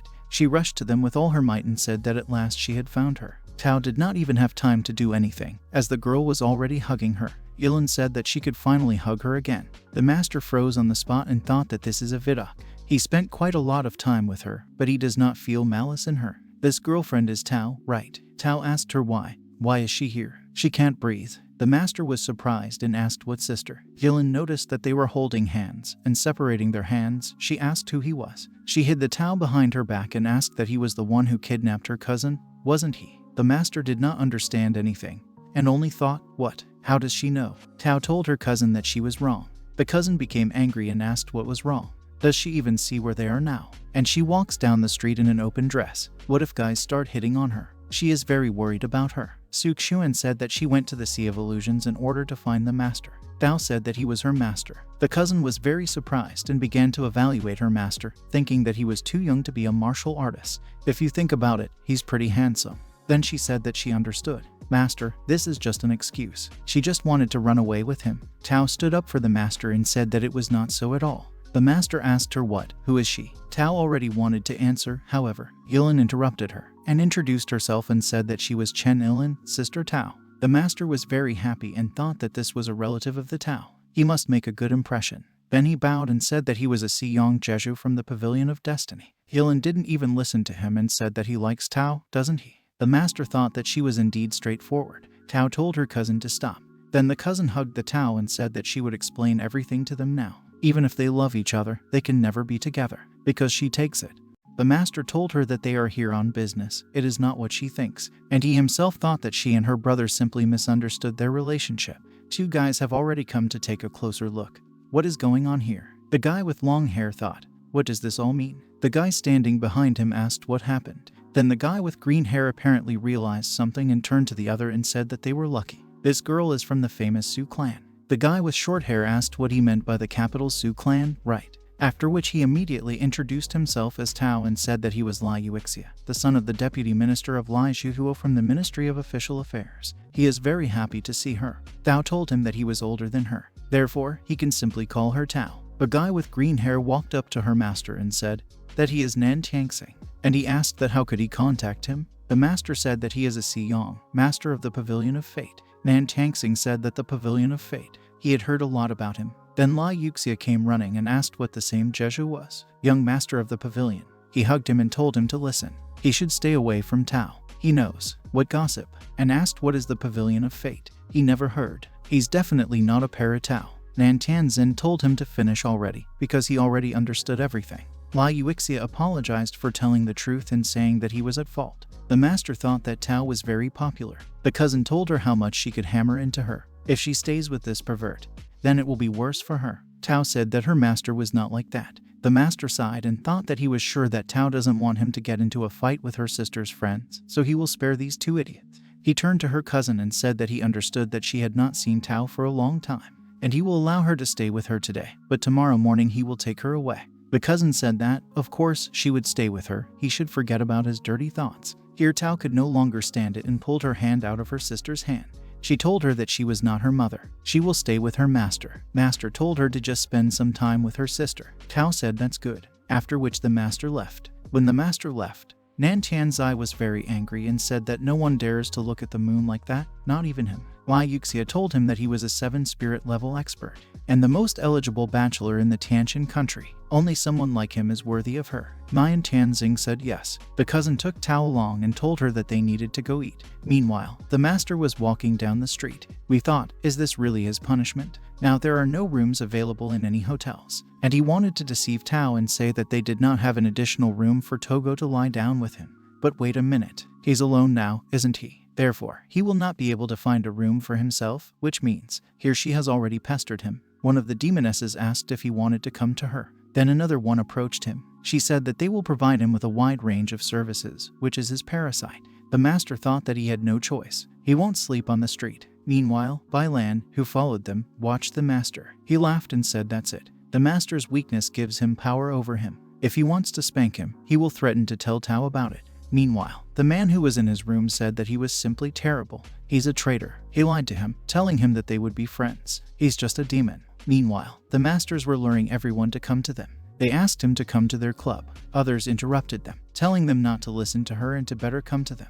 The girl with blonde hair told the other one that she could find another guest. The girl with dark hair said that she thought she was more suitable for him. But the master himself was simply happy and thought that being popular was a sin. He should be more restrained. The girls continued to argue. One of them told him to listen only to her, because she is much more experienced. To which the other replied that she was younger. Bai Lan, who listened to all this, thought, what kind of fools are they? They can't even do that. One hint in this libertine, and Yu Link, who was with Bai Lan, said that the master is wise and prudent. He wouldn't buy it. Bai Lan grinned and said that he knows that he has a brothel in Happy Land. But the only thing he doesn't know is that the owner of all the brothels has a happy ending.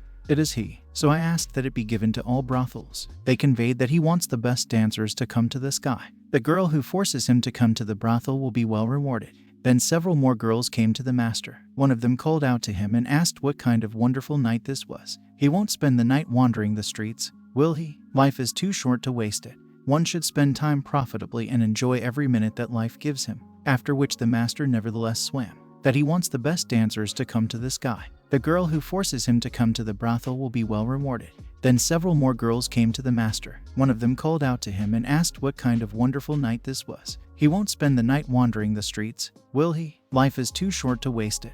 One should spend time profitably and enjoy every minute that life gives him." To which the other replied that everyone should have a chance to try it. How dare she pull his hair? Now she needs to show it. Here the master finally returned to reality and hid around the corner. Then some girl stopped and asked, "Where is he?" The master somehow caught his breath and thought that this was simply terrible. There's something wrong here. Then he was called out by Tao, who looked out of the window. He went up to her and said that he did not know that she was staying in this room. What a coincidence. And I thought that she hadn't seen him. Tao approached him and asked him how he was. "And who are those girls?" The master said that there was nothing like that. They pestered him when he was looking for a hotel. Tao said what it meant, and thought that she needed to be careful, because in their days girls were ready to be eaten alive. If they are here, then how about? After which he told the master that it was quite dangerous outside. He can stay with her if, of course, he wants. The master immediately looked around the room and thought that there was only one bed. He needs to control himself. That's why he said that he was her master, and a man at that.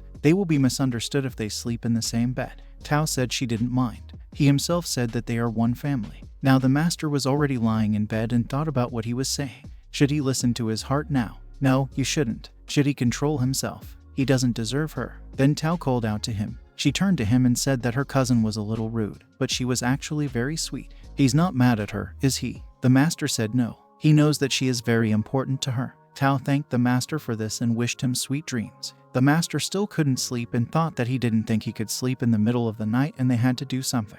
He looked at Tao and thought that maybe he could be the bad guy, or someone worse. But then an angel appeared to him and, hitting him in the face, asked him what he was thinking about. Let him just look at her innocent face. She just didn't want him to sleep on the street, nothing more and nothing less. The master turned on his other side and thought that he understood. But then he felt something. Tao herself reached out to him. Tao thanked the master for this and wished him sweet dreams. Chapter 23. He immediately imagined this whole picture and his nose began to bleed. He thought that the flower he had spent so much time growing had finally bloomed, didn't he? Then the man who grabbed him with his arms asked if it seemed to her that she had become taller. She's so skinny. And then the master realized that it was Yilin. Cousin said she was so drunk and asked her to tell her something. She asked if he was really her master or if he was her lover. They're too close. She saw through them, didn't she? The master thought about what he should do. He needs to get out of here urgently. The cousin said that if she deceives her, she will be punished. She pulled the blanket off and started tickling him. Meanwhile, they both heard Thao behind them mutter something sleepily. The master immediately jumped up and said good evening to Miss Chen. He immediately began to explain everything to her and said that she might not believe him, of course, but he would explain everything to her. He couldn't find a room because all the hotels were booked. Does she imagine it? So while we have a place where beautiful ladies take a nap, they began to seduce him because he is so attractive that no one can pass by. And of course, he refused them because he is a decent citizen. Then he ran away and met Tao and stayed here. It's been a crazy night, hasn't it? She doesn't believe him, does she? Cousin immediately drew her swords and said that she wouldn't buy this nonsense. He's a pervert, so she castrates him. The master grabbed the blanket and, jumping out the window, said that he was very sorry. The cousin began to shout that he was a libertine. Where are his balls? He must return immediately. Wherever he is, she will find him and kill him. He stood up and asked, why is it so noisy? But I saw an evil cousin instead of a master. Her cousin started shouting at her, saying what a stupid girl she was, what a lie this womanizer was telling her. If she hadn't come, she would never have known what he was doing. Did she share a bed with him? She needs to make sure she's okay. Tao told her to stop. The master thought that despite her pretty face, she was quite impulsive. So he headed back to that street. Looking around the corner, he thought that those girls had left. It looks like he will still spend the night on the street. But then he noticed some guy and thought what was wrong with him. He came closer and realized that it was Yu Ling, and wondered what he was doing here. He extended his hand to him and asked if he had gone crazy. Yulin grabbed the master's hand and said that he had been kicked out. The master asked that this is Bailan's brothel, isn't it? Yulin said yes. The master thought that he had felt that something was wrong here. He wants to set him up, doesn't he? The master said what it means. That's it. They showed their true colors, and now he will help him better. Yulin thanked his master, after which he threw him out of here, telling him to get out of here. He threw it into the house straight to the girls. The girls immediately recognized him and asked if this was not the charming young man who came in recently. They were so curious. Where was he? He's so cute, she wants to hug him. Meanwhile, you are the gorge of the deity. Mr. Su's father was there and asked what he was saying. That his son is buried here. One student of the master asked that he really didn't believe him. He can dig it himself and make sure of it. 13 years ago, the man defended his 7, although he himself could barely hold the sword in his hands. But the opponents were merciless. But then the savior came to the aid of the young family. It was Sian. Without saying a word, he was about to go back. But then the man and woman knelt before him. The men thanked him for saving them. He asked how he could repay him. Can he say his name? He will never forget to eat it good-naturedly. The master stopped and said that he was from the pavilion of Fate, but he interrupted and said that it didn't matter. He just helped him, it's not worth paying for it. Then he just disappeared. And now this child was sitting in the hall and receiving important people. He asked, what is the Jeju from the pavilion of fate? Siyang. Nan Tangxing's face changed. Someone asked, what is Ziyang? This is the so-called master Miss Su, is not it? What is he doing here? Tao heard the name of his master and asked what the master was. Nan Tianxing asked Lord Lu what kind of Sai Yan. The Lord said that he was his father's old friend. He didn't expect him to come here. Nan Tangxing was obviously dissatisfied with this and said that if he was his father's longtime friend, then why shouldn't he join the treasure appraisal meeting? The Lord supported this idea and said that this is what the son of the great commandant means. How generous of him that is, and ordered that he be called. At the same moment the master came to them. Nan Tangxing thought it was him. He was right. Cousin Tao thought that how dare he appear here. Act Tao herself was very glad to see him. The master went inside and bowed to the Lord. Introducing himself to him, he said that he had heard that the Lord had discovered a piece of meteorite iron. He has come for him, and he really hopes that Lord Lu could sell it to him. He uses it to create a sword for his student. Then Nan Tangxing intervened in the conversation and told the master that they had met again. The Lord asked him that they really knew him. Master Nan said that they met him once. Then Mr. Li butted in and asked if he had really returned again. But he thought that he had returned to farming. The Lord watched this and thought, what happened to these three? And I decided to use this conflict. He stood up and laughed loudly. He said, welcome. The object of the collection is actually the meteorite iron they are asking for. If it weren't for the meeting, he could have given it to him as he was his father's friend. But now, then Nan Tangxing intervened in the conversation and told the master that they had met again. The Lord asked him that they really knew him. Master Nan said that they met him once. Then Mr. Li butted in and asked if he had really returned again. But he thought that he had returned to farming. The Lord watched this and thought, what happened to these three? And I decided to use this conflict. He stood up and laughed loudly. He said, welcome. The object of the collection is actually the meteorite iron they are asking for. If it weren't for the meeting, he could have given it to him as he was his father's friend. But now, after which they all went out into the yard. Lord said they all have to follow the rules. Will he become theirs if they win? But if he loses? Then the nanny master came forward and said that he would never appear here again. These are their rules. After which he went to the middle of the ring. Then some man said that he was calling him. He said that his name is Nige, and he is a 17th generation disciple of the Wuding group. He calls him. Master Nan said okay. The Lord told Master C that Master Nan was a 7 spirit level expert from a noble family. He was very lucky to have the demonstration. Metal is very precious, and he invites him to give up. What does he think about it? But the master didn't pay any attention to him at all. He just thought what an interesting game. He really wants to amuse Tao. And then Master Nan defeated that man. The Lord shouted that this is simply amazing. Master Nan, legendary hero. Mr. Li also started shouting that he had won. This is simply amazing. But then the next men rushed to fight him. They said that they won't let him take all the glory, so they will be next. He can't defeat them all. After which they surrounded him. Master Nan told them to do whatever they wanted. The men were angry and started shouting for him to get out rather than teach him a lesson. But Master Nan dealt with them too. He turned to the master and said that if he wanted iron, he must first defeat him. The winner receives a prize. Everyone started looking at the master. A lot of questions immediately rained down. What? Who is he? Who said he's never heard of him? Someone said that he is from the Pavilion of Fate. But judging by the way the Lord treats him, he is nothing more than a fraud. Does he really want to challenge Master Nan? And he just wants to get a beating. The leader of the 7 Knife sect, named Yongling King, told Master Nan that he was directly embarrassing him. Everyone knows that he is the best of the best Chanshan with an absolutely wonderful cultivation base. Meanwhile, this young Zhejiang, they heard that he only has 3 disciples. How can he even compete with him? If he enters this arena, he will show his true colors in just 1 or 2 moves. Does he really want to make a fool of himself? The Lord interrupted and said that although he had come here uninvited, but he is still his father's old friend. For his sake and his father's sake, let them not be so harsh with him. But the master pushed him away and went into the arena. The Lord wondered if he could hold back any longer. Now he can use Master Nan to teach this Jeju a lesson. But then Master Lo King Sek came. It was the Master Lo Bayan. The Lord immediately rushed to him and said welcome.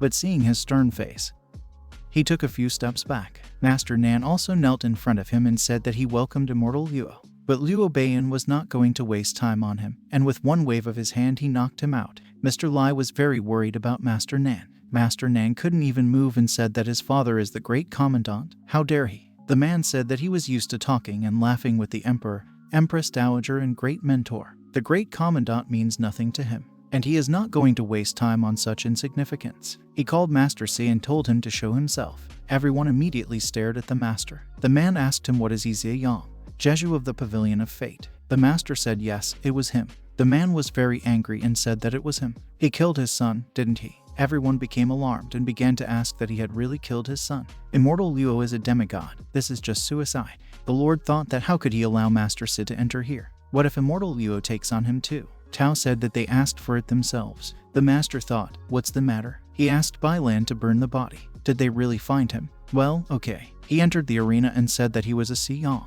The man told him that despite how young he was, he had the strength to kill his junior Feng Shan Fan.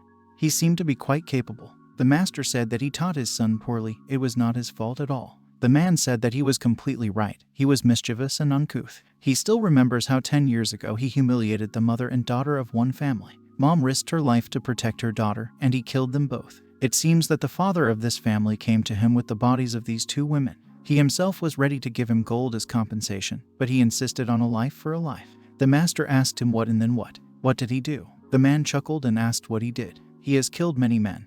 What does it cost him to kill another? Is that why he killed him? No matter what he did, it didn't change the fact that he was his son. They, mortals, are nothing more than ants. He outshone them all. Afterwards, the man delivered his sword to the man and was about to attack the master. He told this master that he would not only feed the dead body to the dogs, but also turn its spirit and soul into ashes. He will rot in hell forever. The Lord thought that how could he be from the Pavilion of Fate? The world will only be better without him. It will be much better this way. Tao was very worried about his master. The master said that the immortals were right. 1 death or 2 deaths, it doesn't matter. In that case, he will send it straight to his son, after which he also used his power. The man could barely stand on his feet and asked how this was even possible. Is he really a demigod? Everyone was terrified. Only the Tao was happy. The master approached this man and asked him that he was really scared. But the man still tried to be brave and asked that the frightened Lo King Sek sword array was designed to behead demigods. They will test this very thing today. Then he ordered all the students to act together, after which they used a technique called 36 sword array plowing movement. Tao ran to her master as fast as she could, and cinema is his sword. The master caught him deftly. At this time, many blades rushed towards him. The master said that he had a sword, after which he took it out. It brings eternal pressure, after which he easily repelled their attack. All his students were burned, and the master only repeated that he had a sword, one to behead everyone. The man shouted that this was simply impossible. Such strength, such mastery of the sword. This is the sword god style. After which the man collapsed. The master approached him, and the man asked what kind of relationship he had with the sword god. The master was already swinging to kill him, but the man asked him to stop, saying that he could not die. He asks him to forgive him for not recognizing his strength, and asked him to let him go. Does he have mountains of treasure? This is the treasure that his sect has collected. All of him. But then this man saw a guy who showed him his son's body. This was one master's student. The man asked terribly that they had really set him up. The disciple came up and asked if he wanted to know how he was related to the sword god. He is the god of the ball, and pointing to his master, he said that he is his master. Is it clear to him? The man was so scared that he tried to run away, asking them for mercy. But a Bailan appeared on his face, and he told him to stop where he was going. Yulin stood next to the dough dog. The man said that he accepts today's defeats, but they won't get off that easy. Then the master couldn't wait any longer and killed the man without saying a word. He asked that this is the explosive primordial spirit of the highest level Lin Huang, isn't it? Could this cause problems? He put his sword away and said it was a pity. It's a shame he's here.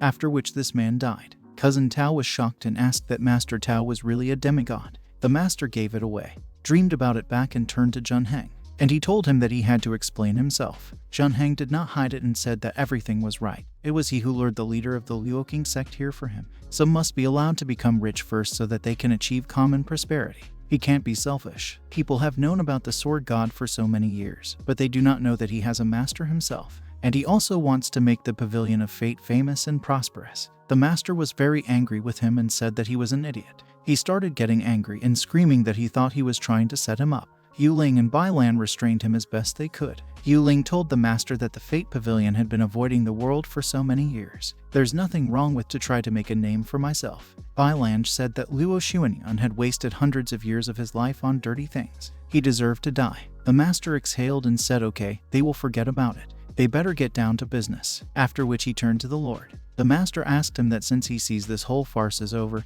they can continue the competition, right? Lord said, what about that ellipsis? Of course, whatever he says. The master smiled and said, well then who else wants to come up here? But no one else dared to rise. Everyone's legs shook and they fell to their knees. They told him that they didn't mean to offend him. Even the lazy son fell to his knees and, after identifying himself, said that he owned several properties in the capital. And the man continued that if only he would spare him. The master said that he was so generous. Then someone shouted that he was a scoundrel. Let him not even think of using this opportunity to insult his master. Tao stood up for him and said that her master was an educated and decent gentleman. He will not be conquered by the ugly woman he proposes. And she turned to her master and asked, what is it? The master even shuddered and did not dare refuse her, saying that yes, she was completely right. And he himself thought, what a pity. Bailan turned to the leader of the Yan sector and said that he was too kind.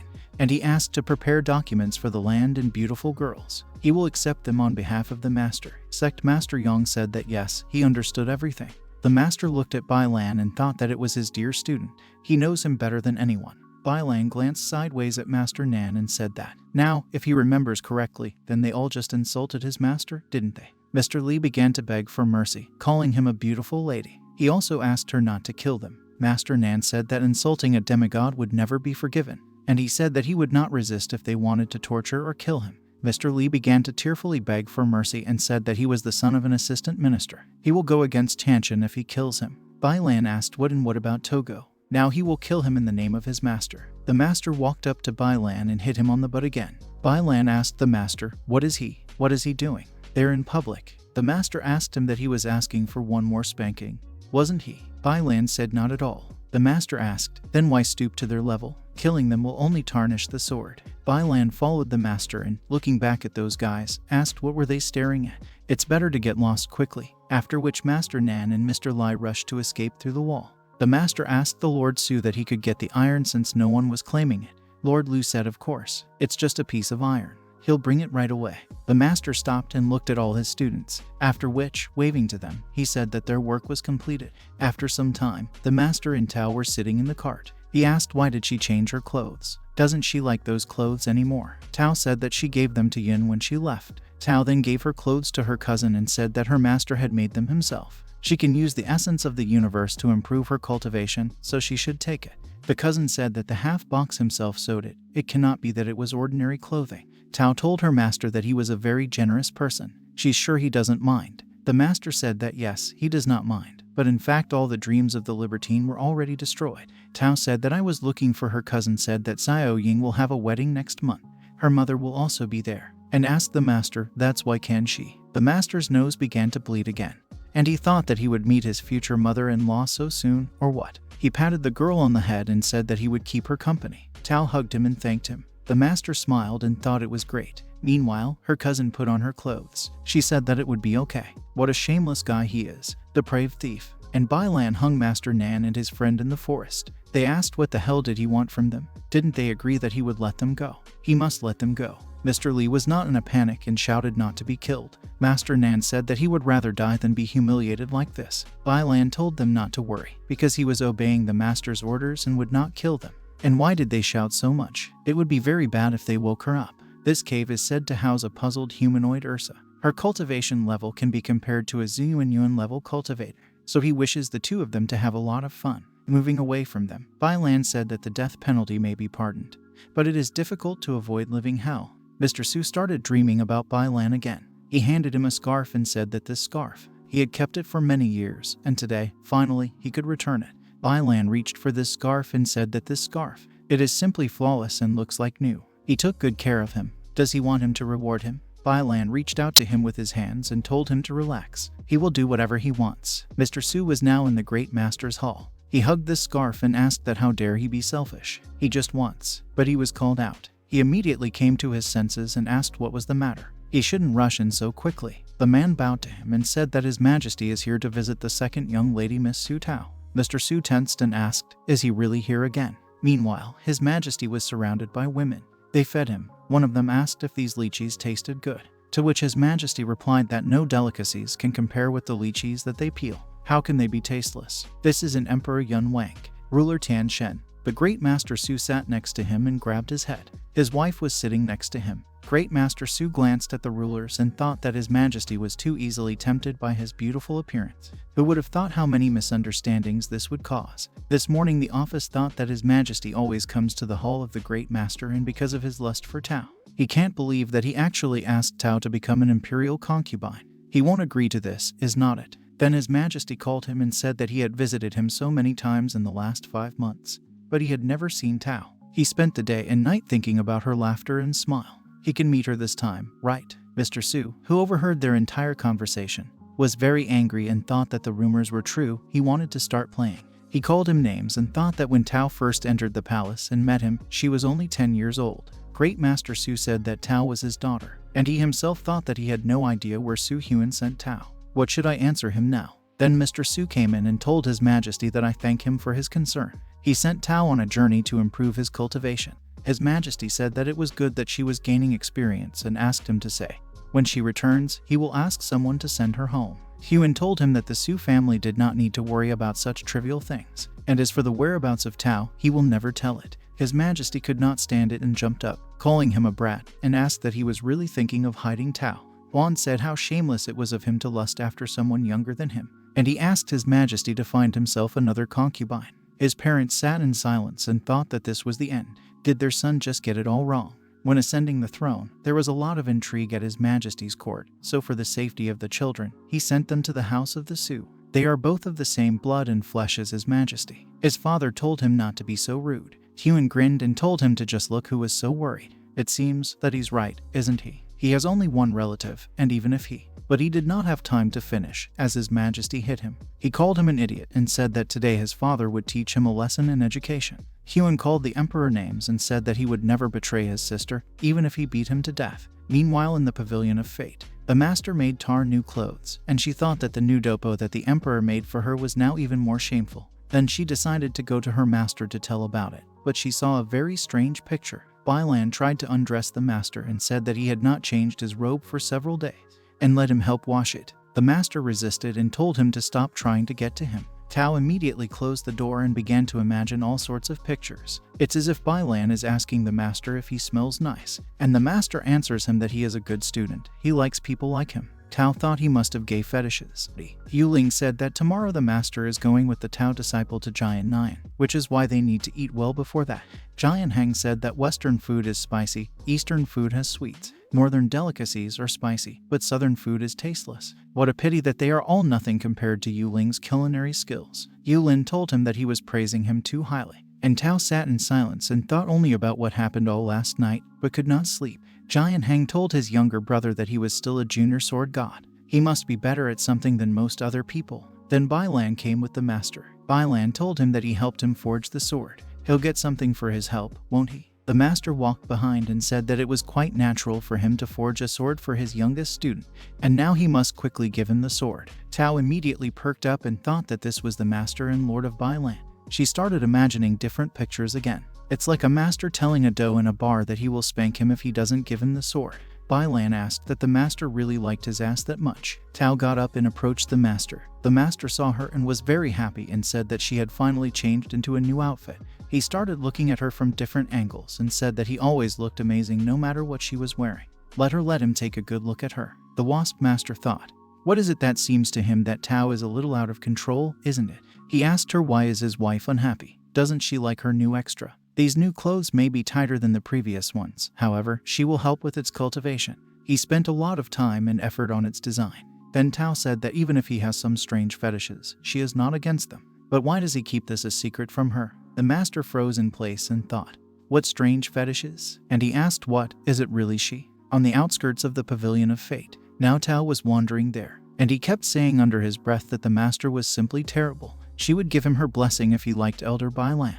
How could he treat her like a stranger? Then she stopped abruptly and thought that, but when she saw the master with the Elder Bailan, for some reason, her chest was dotted. But then the master came and asked her if she was okay. Tao turned around and asked what he was doing here. The master said that she could tell him whatever was on her mind if she wanted to, and he himself thought that it would be better if this were not what he was thinking about. Tao asked that if she tells him, he won't be angry. The master said that he had always been a balanced person, so why would he be angry? There must have just been some misunderstanding. Tao said that in fact she accidentally discovered that he is not only a master but also a man.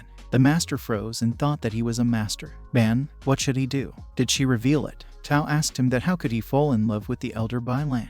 The master thought that this was how she thought she liked the Bailan. It was not revealed. What kind of relief is this? And then he screamed that why the hell should there be relief? But he said what a stupid girl she was. What does she think about all day? How dare she say that he liked men? Tao said he told her he wouldn't be angry. The master exhaled and took out her sword and said that he spent several days with Bailan in order to forge this special sword for her. Tao said it's clear, and thanked the master. Bailan stood nearby and overheard their conversation. He thought that he spent a lot of time forging for it, but all he wants is to get closer to his little student. He grinned and thought that he wanted to take revenge just a little, he wouldn't mind. After talking with the master, Tao was very happy. She ran down the street and said that she was so happy today. It turned out that this was just a misunderstanding. But then a leaf flew into her face. She removed it from her face and asked that who throws garbage in the middle of the night. But then she looked at the sheet and asked, is it really a naked woman? She thought the painting style was very familiar, and she said that he really likes girls better. But then she looked more closely and thought it was her.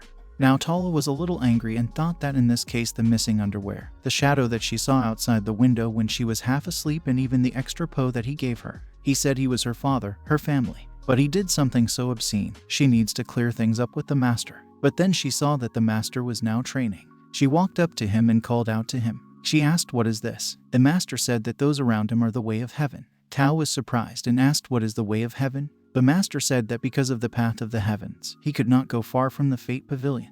In order for him to get into the Giant Nine, he needs to move the pavilion itself along with him. Tao was a little scared and thought that the Pavilion of Fate was really flying. And I asked him, what then? Why is the master imprisoned in the cage of the path of heaven? The master said that this chain, which limit him, and they are also the punishment he is willing to endure. Tao asked what the punishment was. The master said that this happened a long time ago. There was someone who accompanied him on his journey, but death made it so that she was left alone, and he wanted revenge. He committed murder all the way to the ninth heaven. That day all the gods and goddesses begged him to calm down, but he didn't care and killed them all. This led to the fall of the gods and the subsequent disaster. Thus, he voluntarily agreed to be imprisoned by the ways of heaven and be cast out from heaven and from the world. He no longer has hatred, but he does not regret anything.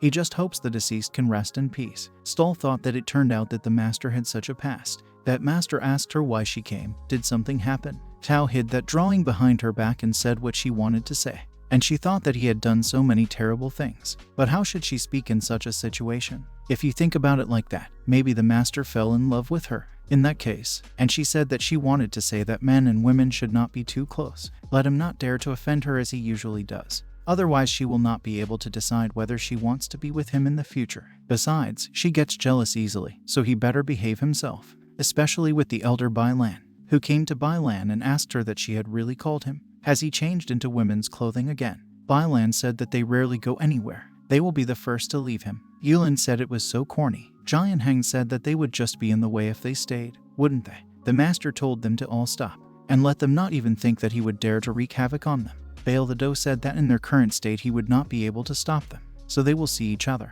The master was very angry with them and said that they were ignoble brats. But then he was shackled, and he could not move. He shouted that as soon as he finds them, he won't give everyone a hard time. Thao told him that it was too late, so she would go back to her room. The master asked her to stop and asked what did she mean by what she just said. But Tao didn't answer him, she just went to her room.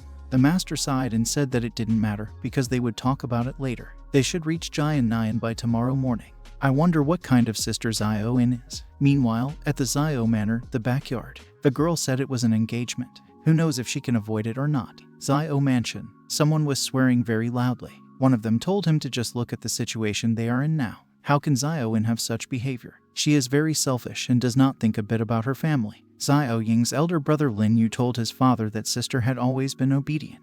Maybe they were too demanding this time. The head of the Xiao family, Xiao Yeyuan, asked that they were too demanding. The Fu family sent a person with a condemning message to them, claiming that she did not come to the meeting last night. After interviewing the servants, he learned that she had spent the whole night in the courtyard, practicing fencing. How capricious and arrogant she is. She doesn't even know what she's doing. And he's still trying to come up with an excuse for her. Lin Yu told his father that his strength was very weak and he could not exercise. But sister practices fencing as hard as she can just because she wants to protect her Xiao family.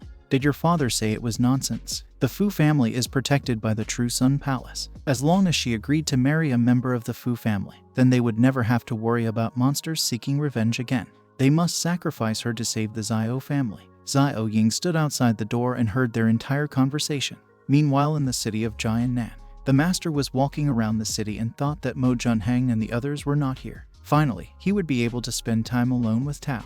But now there was only one dream, since Tao told him that she was leaving one. The master could follow her later. The master shouted at her not to leave him, and now he thought it was a familiar feeling. Then a small child ran up the hall and shouted that they should buy newspapers. This is the latest issue of the Daily Monk. Hot gossip, latest news. They will regret if they don't read it. The master stopped and asked that the newspaper really existed in this world. The master had already crossed the water, and having bought a newspaper, he said that he did not think that he would see the newspaper at this time. He missed this so much. The newspaper said it was simply amazing. The female master of the Jinan temple is cheating with the master of the Ming clan. The angry madam appeared in front of her door. It was also written that you were breaking news. Terrible secrets. Masters of the Guhu clan and its headline. It was also written that the young lady from the Xiao family did not show up during the night. Is there something sinister hiding behind this seemingly innocent engagement? The master said that the young lady from the Xiao family must be Sister Tao. He hopes nothing bad will happen. Other than that, everything else is just rumors. Whoever wrote this newspaper is bored out of his mind. But then he turned the sheet over and froze. He asked, "What Mo Uyan? Why does this name sound so familiar? It looks like someone's nickname." Then he spoke to Jian He. He told him that Yu Ling said that he again inquired about his experience in the sorceress's sect. If he likes gossip so much, he should publish a newspaper. Jian He then asked him, "What is a newspaper?" And now the master said that he was just joking. He didn't think he would actually take it on. He crumpled up the newspaper and said that he tries to act cool in everyday life, but takes on any behind-the-scenes tricks. Looks like he needs to be careful with it in the future. It's already evening. He decided he should take a shortcut and go for a run. So he decided to go for a run on the water. He ran past some boat to where he heard some separate phrases. The woman asked the master, "Ugh," to be more gentle. Hearing these sounds, the master blushed and thought that these sounds. The master told her that she was still dissolute. He expected. The woman said he was so good. Master Fu said that now she will feel even better. The master decided to stop and start spying on them. The woman told Master Fu that about the thing he talked about last time. But then she saw the master and told Master Fu that there was someone there. The master realized that he had ruined everything for them and began to retreat. He told him that if he said that he was passing by, he wouldn't believe him, would he? But then she saw the master and told Master Fu that there was someone there. Master Fu called him names. He took out a hairpin from the woman's hair and said that he would kill him. But the master stopped this hairpin with 2 fingers. The master said how dangerous it is. He could kill someone like that. Master Fu thought that he could walk on water and easily caught the hairpin, which he charged with true Kai. The appearance of such a master here cannot be a mere coincidence. He must proceed with caution. The master told him that he did not need to act so awkwardly. There was a celebration in his eyes. His heart was filled with joy. So let them continue. He rushed away and shouted that he would not distract him from creating the baby. But if suddenly he doesn't succeed, then he can offer his help. Master Fu was angry and told him to stop. Well, then the woman pressed herself against him and said that someone had seen them together. Master Fu said that if he saw him again, he would definitely kill him. Meanwhile, the master had already arrived and, grinning, said that, yes, the world is full of people. He hopes that they will never meet again. Then he saw a sign that said that this was a Xiao estate, and he said it looks like it's here. He began to look around and thought that how dare Tao leave his master behind and not go with him, after which he jumped into the courtyard of the Xiao estate. He dusted off his hands and thought that, well, he would appear right in front of her then, and he will show what a real one is. But he saw Xiao Ying, who was now engaged in fencing. Here the master could not stand it and said that the female body is flexible, graceful, like a dragon's. She shines like chrysanthemums in autumn and pine trees in spring. What a beautiful woman, like a goddess. Xiao Ying rushed towards him with the ball and asked him, who is he? And how dare he enter the Xiao manor? The master stood motionless and said that he came here like fire to express his best wishes, but upon noticing her, he was attracted by her skill with the sword. This is just his humble opinion. He pushed her sword away with 2 fingers and turned her around and said that although she had good sword skills, she lacked several things, and that was very disappointing. Xiao Ying froze and thought that he only lightly struck with his fingers, causing her to almost drop the sword. He's a real expert. She needs to be very careful. After which she said that this was nonsense. If he really is a guest, then what is he doing in her chambers? The master said that he was just a little lost and there were any chains on the floors, and he himself thought that this was really her piece, so there's her underwear hanging on a line there. Xiao Ying saw where he was looking and, picking up her sword again, asked what was he staring at, and she called him a pervert. He deftly dodged her attacks and said that if she wanted to continue receiving his guidance, then why not let him give some advice? The girl was not going to back down and said, what kind of boasting was this? Who does he think he is to look down on the Xiao family's sword techniques, which have been taught for centuries from generation to generation? The master took a branch on the ground and easily blocked the blow with his sword. But the girl was not going to give up and thought that his breath was forcibly pulling his body forward. Such majestic and graceful possession of the ball, like ancient mountains, and like a deep sea without a bottom, which sways in waves without stopping. Who is he? Then the master told her that there is an old saying, a good sword goes with a hero, and beautiful flowers with gorgeous ladies. Not only does she have exceptional sword skills, but she is also as beautiful as a blooming flower. So let her allow him to offer her these flowers. He arrived in a wheelchair, her brother, and asked who he was. The servants immediately pulled for their swords, but then Tao shouted for them to stop, and she rushed to her master. She bought him by hand and said that he was her master, not a bastard. Everyone froze in surprise. Tao asked if she could find out what he was doing in the girls' chambers. The master hesitated and said that he came to the Xiao mansion looking for her, but he didn't expect the place to be so big and took a wrong turn by mistake. Lin Yu thought that he was so young. No matter how he looks at him, he doesn't look like a Tao master. He heard that she left the capital without permission to run away with her lover. It seems that his sister also thought that this could be her lover. She remembered how they were fighting just now and thought that then now she just misunderstood everything, didn't she? Tao asked the master. Why then was he holding flowers in his hands now? Then her sister came up and said that she should let her explain everything. Her master was passing by and she had the honor of receiving some advice on sword skills from him. She learned a lot. There was nothing strange between them. Tao hugged her sister and said that so much time had passed since their last meeting. Xiao Ying said yes, I haven't seen each other for a long time. After which Tao turned to her master and said that she would like to be with her first, and she would deal with him later. After which she took her sister along and said that she just wanted to find her and ask her to show herself in wedding clothes. They will catch up along the way. And she had the honor of receiving some advice from him about sword skills. She learned a lot. There was nothing strange between them. Tao hugged her sister and said that so much time had passed since their last meeting. Xiao Ying said yes, I haven't seen each other for a long time. After which Tao turned to her master and said that she would like to be with her first, and she would deal with him later. After which she took her sister along and said that she just wanted to find her and ask her to show herself in wedding clothes. They will catch up along the way. And she had the honor of receiving some advice from him about sword skills. She learned a lot. There was nothing strange between them. Tao hugged her sister and said that so much time had passed since their last meeting. Xiao Ying said yes, I haven't seen each other for a long time.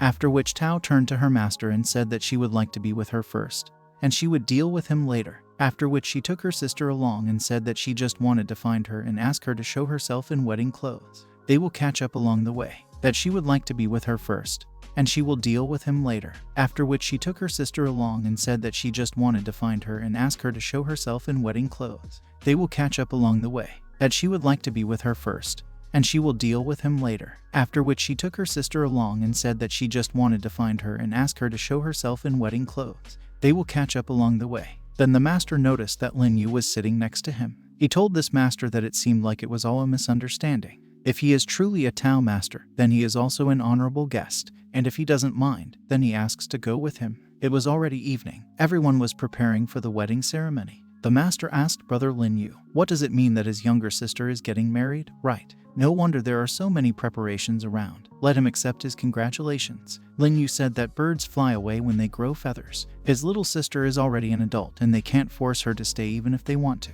However, as her brother, he sincerely hopes that she can always stay in the Xiao manor. Then the gate opened, and Xiao Ying came out in wedding clothes. Tao said that even clouds and flowers would be jealous of her appearance. Even the emperor's concubines cannot compare to her. Her brother said she looked beautiful in this outfit.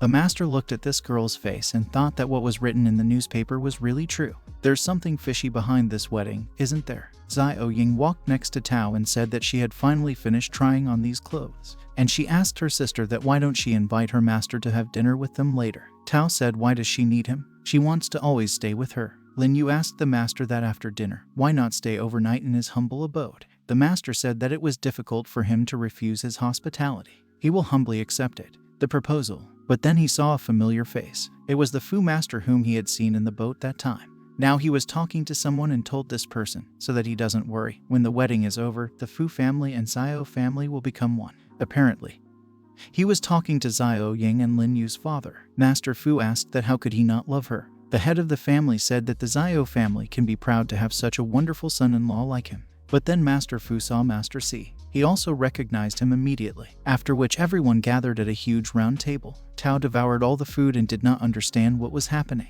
They just thought that these masters really knew each other. Master Fu thought that he wouldn't expose him at such a moment. Right. We'll have to figure out a way to shut him up forever. Master Si thought that he was so impudent and lustful that he even dared to have an affair right before the wedding. And he lusted after his future wife. The girl Master Fu was with in the boat turned out to be Xiao Ying's brother's wife. He asked his wife what was wrong with her, but she tired of preparing for the wedding. The woman thanked him for his concern and said that she was fine. Master Fu could not relax and thought that the doctor could join the Xiao family's family dinner this time.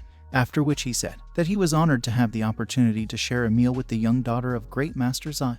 Tao said that he is quite deft with words. It would be better if he also took good care of Xiao Ying in the future. Master Fu laughed and said that he would certainly remember her words. By the way, he is very interested. What kind of relationship does the brother have with Mrs. Su? At their first meeting, he felt an inexplicable feeling of closeness. The master said that he was the Xi Yan of the Fate Pavilion and also a Tao master. As for the proximity, isn't it because they had the opportunity to see something magnificent on the lake this morning? Master Fu even choked. The master said that he thought he would never forget it. This view was simply stunning. Hearing this, even the woman dropped the cutlery from her hands. Lin Yu became worried and asked her if she was okay. Why did her face become even paler? The master thought that brother Lin Yu looked so pitiful. How should he raise this issue? He glanced sideways at Master Fu and wondered if he was mocking an honest man. Only the head of the family was still silent. He only thought that these youths really harbored a grudge among themselves, and they don't show him any respect. Then he laughed and said that today they had as many as 3 wonderful surprises. First of all, his daughter found such a wonderful husband. Secondly, Madame Su has found herself an excellent master. And in 3, they are 2 young talents of their dynasty that can change the fate of an entire generation. He thinks this is a great reason for a toast. The master told Brother Fu that he was very pleased to meet him, and he himself thought that he was behaving so shamelessly because he was filled with lust. I have to give him credit for that. Master Fu told Brother Si that he had heard a lot of good things about him, and he himself thought that even if he has connections with the Su family, if he wants to destroy his plans, then he will decide the issue with his lifetime. Xiao Ying looked at Master Fu and Master Tao and thought that there was definitely something between Master Tao and Master Fu. After they had eaten, they all went outside. Master Fu stood apart from everyone and told someone that he understood everything he said. The man told him not to worry. There is one person on his mind. He is exactly as his name suggests. He acts brutally, killing for money and robbing people. He is suitable for this like no one else. This is exactly what you need to deal with such an undesirable person. Master Fu said it was wonderful. However, this person is close to the daughter of Great Master Su, so everything should be clean and without any marks. Tao took her sister with her and invited her to return to the estate and rest. Tomorrow they will have a show at the Dunyan house. The master was sitting alone in his room. He walked in circles and said that Tao has been very cold towards him lately. I wonder why she's throwing a tantrum. No harm, no filth. May he be allowed to shine a ray of righteousness on his way to the Xiao family. He will change her opinion about the master. But then he saw some piece of paper on the table. It was written on it that he should come to her garden at 11 at night. It was written that the sender was Xiao Ying. The master got scared and thought that she was calling him to her in the middle of the night. Is this? The bride is also trying to sow her wild oats, isn't she? Tao walked through the streets. Then she looked at the tree and remembered all the happy moments with the master and her brothers. She sighed sadly and thought that the master constantly avoids her in inconvenient cases, and for this she avoided him all day. He must be feeling lonely right now. She thinks she should talk to him tonight. So she went to him and, knocking on the door, said that it was Tao. She brought him sweets, and she herself thought that she also came to talk about that drawing in order to put everything in its place. But the master did not open it, did not answer her, but she discovered that the door was open. So she decided to go inside herself and thought that the master really wasn't here. And then she saw that piece of paper on the table. The master has already headed to meet Xiao Ying. She saw him and said that he had come. The master asked her why she invited him here so late in the evening. So, what did she want to talk to him about? And he himself thought that she might not be shy. He will satisfy any of her requests, no matter how crazy it may be. The girl said that almost 22 years have passed since she began to learn how to use a sword. She thought that with her current foundation, no one would be able to teach her any techniques anymore. She has been stuck in a rut for a long time and cannot overcome it. After following the advice he gave her tonight, she didn't expect that she would be able to activate the power of the 7 spirits and advance to the 7 spirit level. She is not as talented as him, so she really hopes that he can give her some advice regarding sword fighting. The master was very upset and thought that she called him in the middle of the night just to practice wielding a sword. Or what? Is this really serious? And it's all. He said that he had seen many women in his time, but she was one who would rather marry her sword before her big wedding. But why does she need this? The girl asked him if he knew how her brother became disabled. Many years ago, the Xiao family fought a destructive war with the demonic sect. Her brother killed many experienced people, sects to protect her, but was seriously injured. After this, there were heavy casualties in the Xiao manor. A lot of high-ranking people died and they received a strong blow. In recent years, the demonic Xuanning sect has been seeking opportunities for revenge again and again. As a result, her father decided to use the power of the palace and the true son of the Fu family for Togo to protect them from this sect. That's why he asked her to marry into the Fu family. But she doesn't trust him, and she won't give up her life so easily. The master said that thus, she wants to master the sword in order to protect her family. The girl said yes, but no matter how much she trains, it is still not enough. The master told her that if she really wanted to improve her sword skills, then it would not be a problem. He will train her. Madame Xiao thanked him for this. Then he grabbed her hand and said that he would not apologize if he was suddenly rude to her. It seems her remote is locked and there are many areas that have not yet been opened. Madame Xiao thought that she felt a rush of energy flowing through her veins. So warm. The master stood behind her and said that cultivators should gather all their energy at the base of their stomachs. The Kai in her body is so varied that it is ineffective when used. Mrs. Xiao thought that she couldn't believe that she was allowing a man she didn't know much to touch her stomach. It is not right. The master is ready to share his wisdom. How can she think like that? Then the master said in her ear that, but how would he look at her special physique? It is suitable for cultivation. Does he have anything to tell her? She must remember everything well. She must hide her ingenuity behind clumsiness, allowing the darkness to bring light, hiding clarity behind ambiguity, curving and being straight and rectilinear. The greatest kindness knows no bounds. The greatest virtue has no place. Master told her that when she mastered this, the Xuanning demon sect would not be a problem for them. And he himself thought that she was so soft and warm. He wouldn't lose anything even if he taught her a few tricks. Madame Xiao told him that he was too close. At that moment, Tao arrived. Then she called out to her master. The master, frightened, turned to her and asked what she was doing here. What is she doing here? Madame Xiao immediately rushed to her sister and said that it was not what she thought. The master and she. But Tao was very angry and did not want to listen to anyone. And she told her master that how would he explain something like this time. The master thought that today was supposed to be a wonderful day, accompanied by beauties at the show of the famous Dunyang house. But the current atmosphere, is it all his fault? He should have known that Tao would be angry if he taught another girl how to use a sword. Then Tao ran up to Lin Yu's wife and, apologizing, asked if she could go in her carriage. The girl said yes, of course. Let her climb in quickly. Xiao Ying's servant asked that Madame Su wasn't going with her. Mrs. Xiao did not answer his question. She just said that they needed to go. The master had not yet climbed into his carriage and the men hurried him, saying that he needed to quickly, otherwise they would fall behind them. After some time, they all arrived at the Dunyang's house. Everyone was already seated at the tables. Tao looked around and thought, why is the master still not there? Yesterday she said a lot of offensive words to the master. Could he? That woman asked him why she was so absent-minded. She is waiting for her beloved master, isn't she? Tao blushed all over and said no. Who needs this evil guy? He's horny and cunning, although he treats her kindly. He does things that hurt her heart. Such a bad person like him. But then the woman interrupted her and said that perhaps this is the same feeling when she falls in love with someone. Tao froze and thought that she was falling in love. The woman told her that if she meets a good man with whom she wants to spend the rest of her life, then she must do everything possible to protect him at all costs. Tao thought. That servant approached Master Fu and said that the preparations were all completed. Master Fu said it was time to start then. and this time he must take his life. The master was still riding in the carriage. He couldn't get over yesterday. Then he tried to tell Tao to calm down. That night I just wanted. But Tao was really very angry and didn't let him finish, asking him that he was trying to deceive her again, wasn't he? All this time she acted like a fool, making excuses for him. And even after learning something, she told herself that her master could not be such a person. She always thought that the master had his own reasons for doing what he did.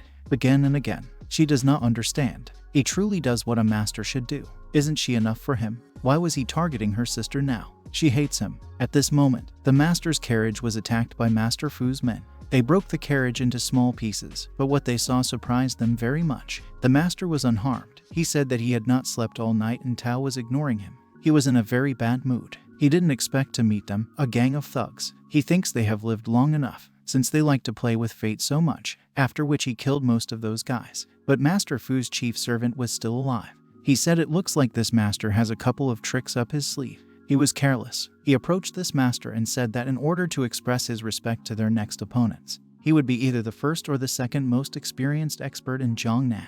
The master thought that this man, he remembers him. This man said that this senior release cow is 3 years old, killed 7 tigers, entered the realm of 7 powers as a teenager, and entered Chuanyuan when he turned 40. He is impeccable with a knife. He is sharp and full of intelligence. Once, during a fit of intense anger, ellipses. But then a man suddenly appeared and said that everything was in the past. No need to talk too much about it. He turned to the master and told him to consider it an honor to be killed by him. But he saw Master Sei and recognized him. That man was actually the leader of the Yang sect. They both remembered those events, where sect leader Yang bowed at his feet. The master asked that isn't he the leader of the Yang sect? Haven't they seen him for a long time? Looks like he's doing well. A man intervened in their conversation and asked the leader of the Yang sect that they really knew each other. The Yang sect leader approached the man and told him that he even knows. Who is he? And he hit the man. After which, sect leader Yang stripped down to his underpants and neatly folded his clothes, kneeling before him again. The master was very surprised and asked why he stripped down to his underpants. Sect leader Yang hit his head on the ground and said that his time had come. He not only disrespected him, but also insulted him again. He must die for his crimes. The master thought this was very interesting. After which the 3 of them burst into the Dunyan house. The Yang sect leader stood next to the master, and they threw that man into the house. The Yang sect leader told the master that he had good taste. This house is the most famous theater in Jiangnan. The master said that it was a pity that someone spoiled his mood. Master Fu was very surprised when he saw this. Sect leader Yang asked the master that why didn't he tell him in advance that they would go to Jiangnan.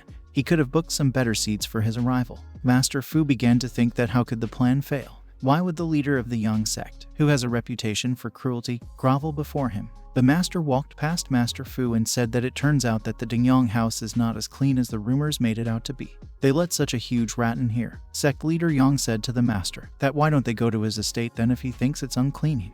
And there he can choose beautiful concubines for himself. The master agreed with him. Master Fu thought, who is he? Tao turned around and thought that the master was here. When the master approached her, the girl immediately turned away from him. The master asked her if she would like to try something tasty with him. There are many different delicacies in Jiangnan, such as crab roe bun, stuffed lotus root, pork, dongpo, beggar's chicken. Hearing all this, Tao was already drooling. She looked at that woman and remembered what she had told her, that perhaps this was the same feeling when she fell in love with someone. Tao blushed and thought that she wanted to ignore him, this scoundrel, but he really wants to keep her company, doesn't he? This time she's doing it just for the delicious food. After which they went to the Yang estate. Tao was already sitting at the table and looked gloomier than a cloud. She thought, well, of course, she should never have trusted that pervert. A bunch of girls crowded around the master. Sect leader Yang told him that this was Master C's first trip to Jiangnan and he apologized for any inconvenience caused. He is ready to spend all his fortune if only he is satisfied with today's banquet.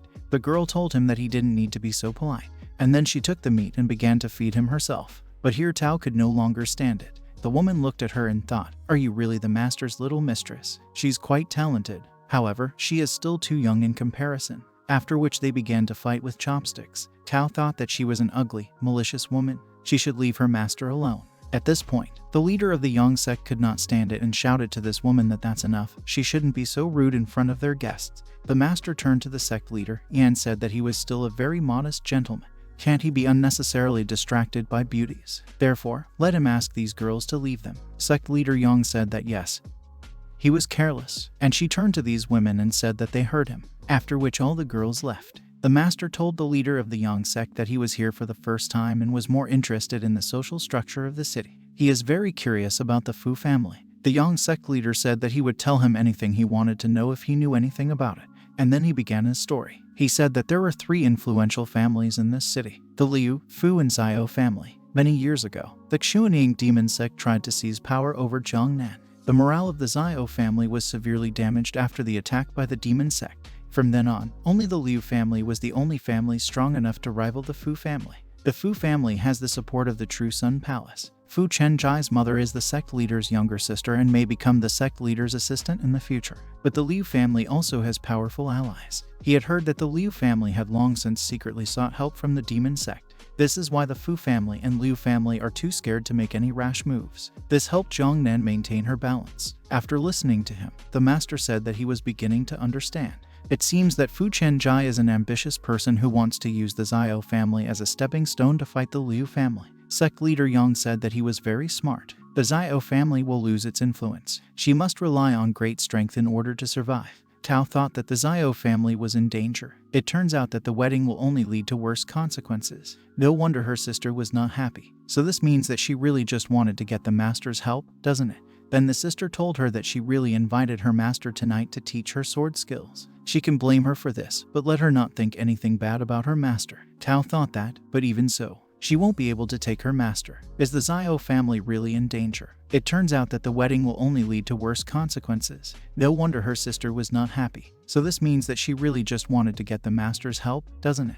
Then the sister told her that she really invited her master tonight to teach her sword skills. She can blame her for this, but let her not think anything bad about her master. Tao thought that, but even so, she won't be able to take her master. Is the Xiao family really in danger? It turns out that the wedding will only lead to worse consequences. No wonder her sister was not happy. So this means that she really just wanted to get the master's help, doesn't it? Then the sister told her that she really invited her master tonight to teach her sword skills. She can blame her for this, but let her not think anything bad about her master. Tao thought that, but even so, she won't be able to take her master. But let her not think anything bad about her master. Tao thought that, but even so, she won't be able to take her master. But let her not think anything bad about her master. Tao thought that, but even so, she won't be able to take her master. The master approached the leader of the Yang sect and told him not to spread the news that he was a demigod.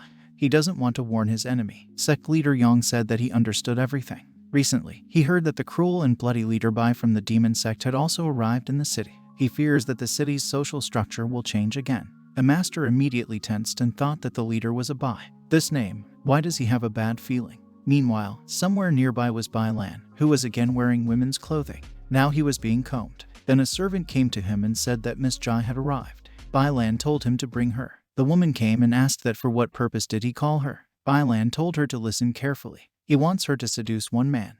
The next morning the guy was selling newspapers again. Was he shouting that this was breaking news? The leader of the demon sect made a surprise visit to Jiangnan City. The Xiao family may have faced its greatest challenge in history. Countries and news from all 4 corners of the earth, boudoir secrets and the latest gossip.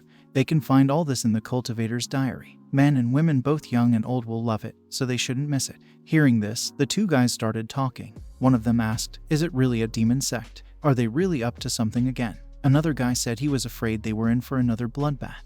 In the meantime, we turned to the editor-in-chief. He was told that since they wrote about the Xiao family's wedding, the number of newspapers sold in Jiangnan City has doubled. Junheng told them to continue reporting everything, and they must not allow any clue to escape them. He feels that there must be a huge shocking secret behind it all. He called out to all his subordinates and asked what the motto of their newspaper company was. Everyone said in unison that gossip in bed and boudoir is limited only by the sky. When they die in pursuit of wealth, they claim that gossip is omnipotent. But then someone burst into them and, laughing, asked what kind of nonsense motto this was. We've completely lost our shame. A number of men landed and said that how dare he publish his family's affairs in his newspaper. Fuck his ancestor. Junheng said that he is a practicing demigod. Wouldn't he be embarrassed if people heard that he lost his temper? The old man was already very angry and asked what was awkward. He came to him a few days ago so that they could catch up. And it just so happened that he was depressed, so he talked about some points that concern him and his sister-in-law in the hope that he would get some advice. But how can he show himself on the street now? Even if today he breaks his primitive spirit, he will achieve his death. After which the table attacked him. But Junheng was unharmed. You said it was his friend from Hu. Considering the fact that they have been friends with him for more than 10 years. They will again properly catch up as soon as he calms down. After which Junheng ran away. The old man got angry and called him an old bastard. He asked where did he soap himself, after which he followed him. Meanwhile, the master and Tao came to the Zio estate again. Tao asked, is this the carriage of the Su family? It turns out that her mother has already arrived, doesn't it? The head of the Zio family welcomed his younger sister and said that he did not expect her to arrive today. He apologized to her for not being prepared for her arrival and not being kind. The woman said that the wedding was approaching, and as the head of the family, of course, he will be very busy. Tao is not here now, is he? The head of the Zio family told her not to worry. Tao is now having dinner outside with his master. They'll be here soon. The woman asked, what is it like? In that case, she would like to take a look at them. And I myself thought that, as well as what kind of person Hyun chose for the role of the Tao master. The head of the Zio family said that she was married to a member of the Su family and lived in the Su manor for many years. Interesting. How does Great Master Su treat her? If only he could turn to him. The woman asked that something was really bothering him here. The head of the Zio family said that he would not hide anything from her. Recently, he received several letters from the demon sect threatening revenge and even heard that their cruel and treacherous leader Bai had arrived in the city. The woman said that if he was so worried about the demonic sect, then she had good news for him. Has he ever heard of the so-called sword god? The head of the Zio family was a little surprised and asked what is the sword god? She means the one who, with only a sword, he fought against the spiritual teachers of the ancient lake, didn't he? The woman said that was true. Her husband and the sword god have known each other for many years. You could even say that they are friends. If they could invite the sword god to this wedding, then they would not have to fear the demon sect who were seeking revenge after the wedding. The man asked, well, didn't the sword god disappear many years ago? The woman said that if her sources are accurate, then he is in Giant Nan City right now. Meanwhile, women were chasing Yulin. Meanwhile, the Olympic Games. In conjunction with the Olympic Games, the Pavilion of Destiny is holding its first ever diving competition. Today they have 3 participants, Tao, Mrs. Zio Yabailan. The main judge, the masters, and the jury of debauchees will give them grades. So, their one participant, Tao, takes her position. She seems a little nervous, doesn't she? This is a huge taboo in such a professional competition. She has already jumped. But is this a pose? If she falls into the water like that, well, now the master will give his assessment. The master gave the highest score. The next participant is Ms. Zio. It was absolutely amazing. The movements of the Yao contestant are clean and dexterous, just like a sword sheathed, just perfect. And the master continues to give the highest score. The last one to perform is Bai Lan. He easily jumps into the air and elegantly spins 360 degrees in the air. He looks like a magnificent fairy dancing in the air. The fish, which jumps out calmly, returns to the water. Just perfect. Let's look at the score. Did the master really give him 0 points? But wait, mistake. The master also gave the maximum score. Since the judge gave everyone a perfect score, the final decision is in the hands of their jury of libertines. 20 years ago, Yulin was on the battlefield and said that there are so many dots here. But there is no one who could fight him back, is there? Then he noticed someone and said that someone else remained. It was a girl. He pointed his sword at her and asked if she would fight. The girl was very scared and said that no, they lost. After which the man simply turned around and left. The girl called out to him. One asked him to remember her name, Lin Hongying. Junhen thought that at that moment he still didn't know. Lin Hongying said that she was the future master of the sorceress sect, a woman who will one day take you home. Yulin thought that this name would become the worst nightmare of his life. And now he was running from a crowd of girls. He asked why the sorcerer sect is in Zhongnan. Then a sword almost flew at him, but he managed to jump away. It was Lin Hongying. She hit him, after which he was surrounded by sorceresses. Lin Hongying told him that he then left without saying a word. For the last 13 years she has been looking everywhere for him, but now they are finally united. She became the master of the sorceress sect, and the time has come for him to keep his promise and return to the sorcerer sect to spend the night with her, isn't it? Yulin began to call for help.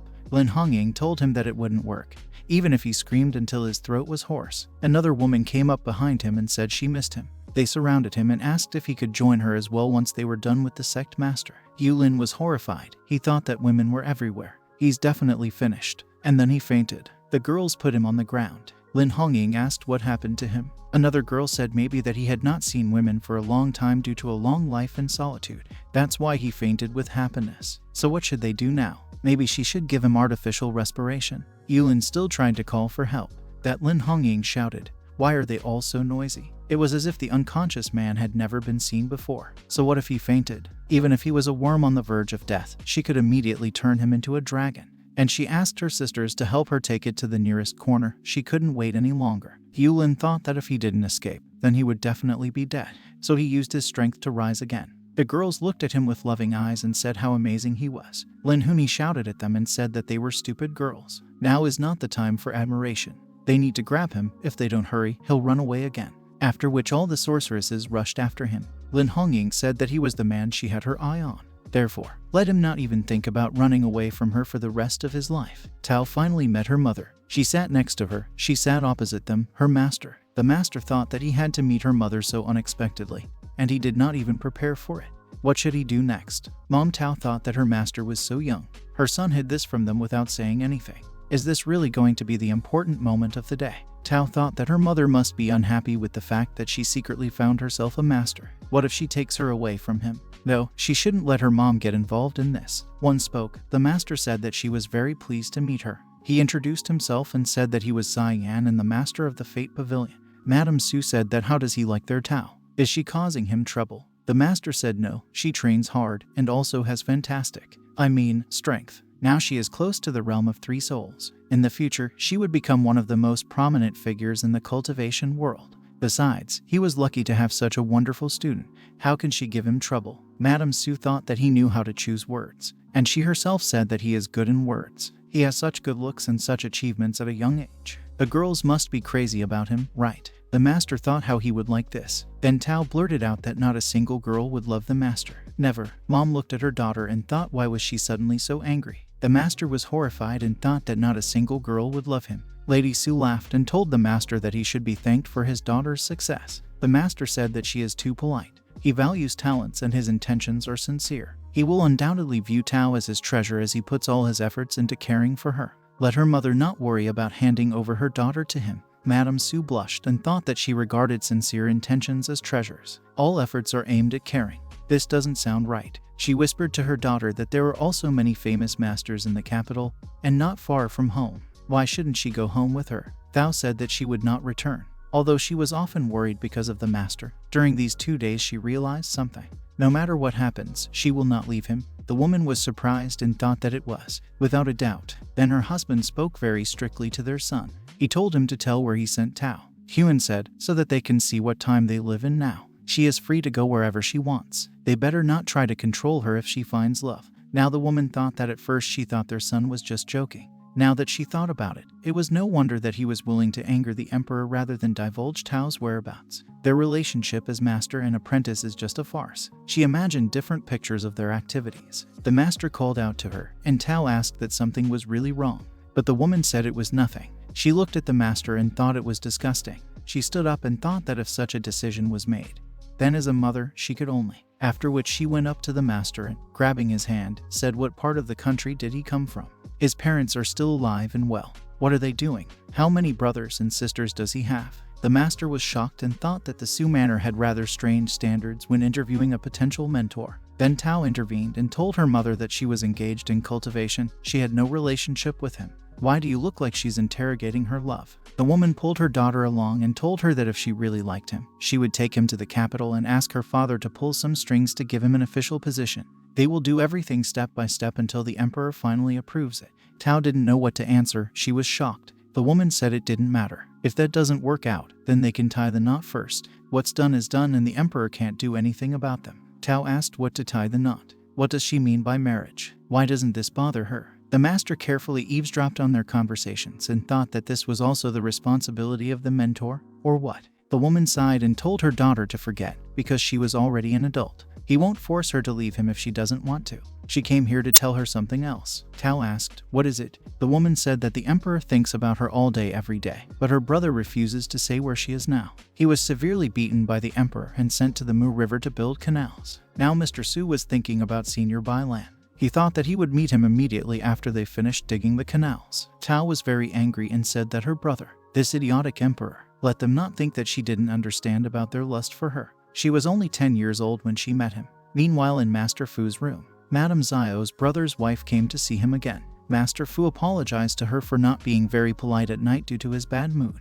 If she wants to blame someone, then only this Xi Yan. He is not who he says he is. The woman was completely beaten and could not even move. Master Fu said that he needed to talk to Elder Chen in the True Sun Palace. This time they will have to hire a couple of reliable experts. As for her, as long as she does what he says, then he will keep his promise. After this, the masters were left alone. The woman in front of him apologized and said that she needed to talk privately with her daughter. The master asked him to leave, didn't he? Now he was wandering down the street and thought that the secrets between mother and daughter. In the end, he had to leave. He heard some screams from a man shouting for her to stop. We need to grab her. They were chasing a girl who was running straight towards the master. Then she tripped and almost fell. However, the master caught her in time and asked if she was okay. The girl cried and asked him to help her. Then the man arrived and said that no one would help her. The Green Snake Gang has not yet lost any of its prey. They told the master not to mind his own business. The master blocked this girl with himself and said that they were a bunch of savages. They pester a defenseless girl in the middle of the street. Since she asked for help, he cannot simply refuse her.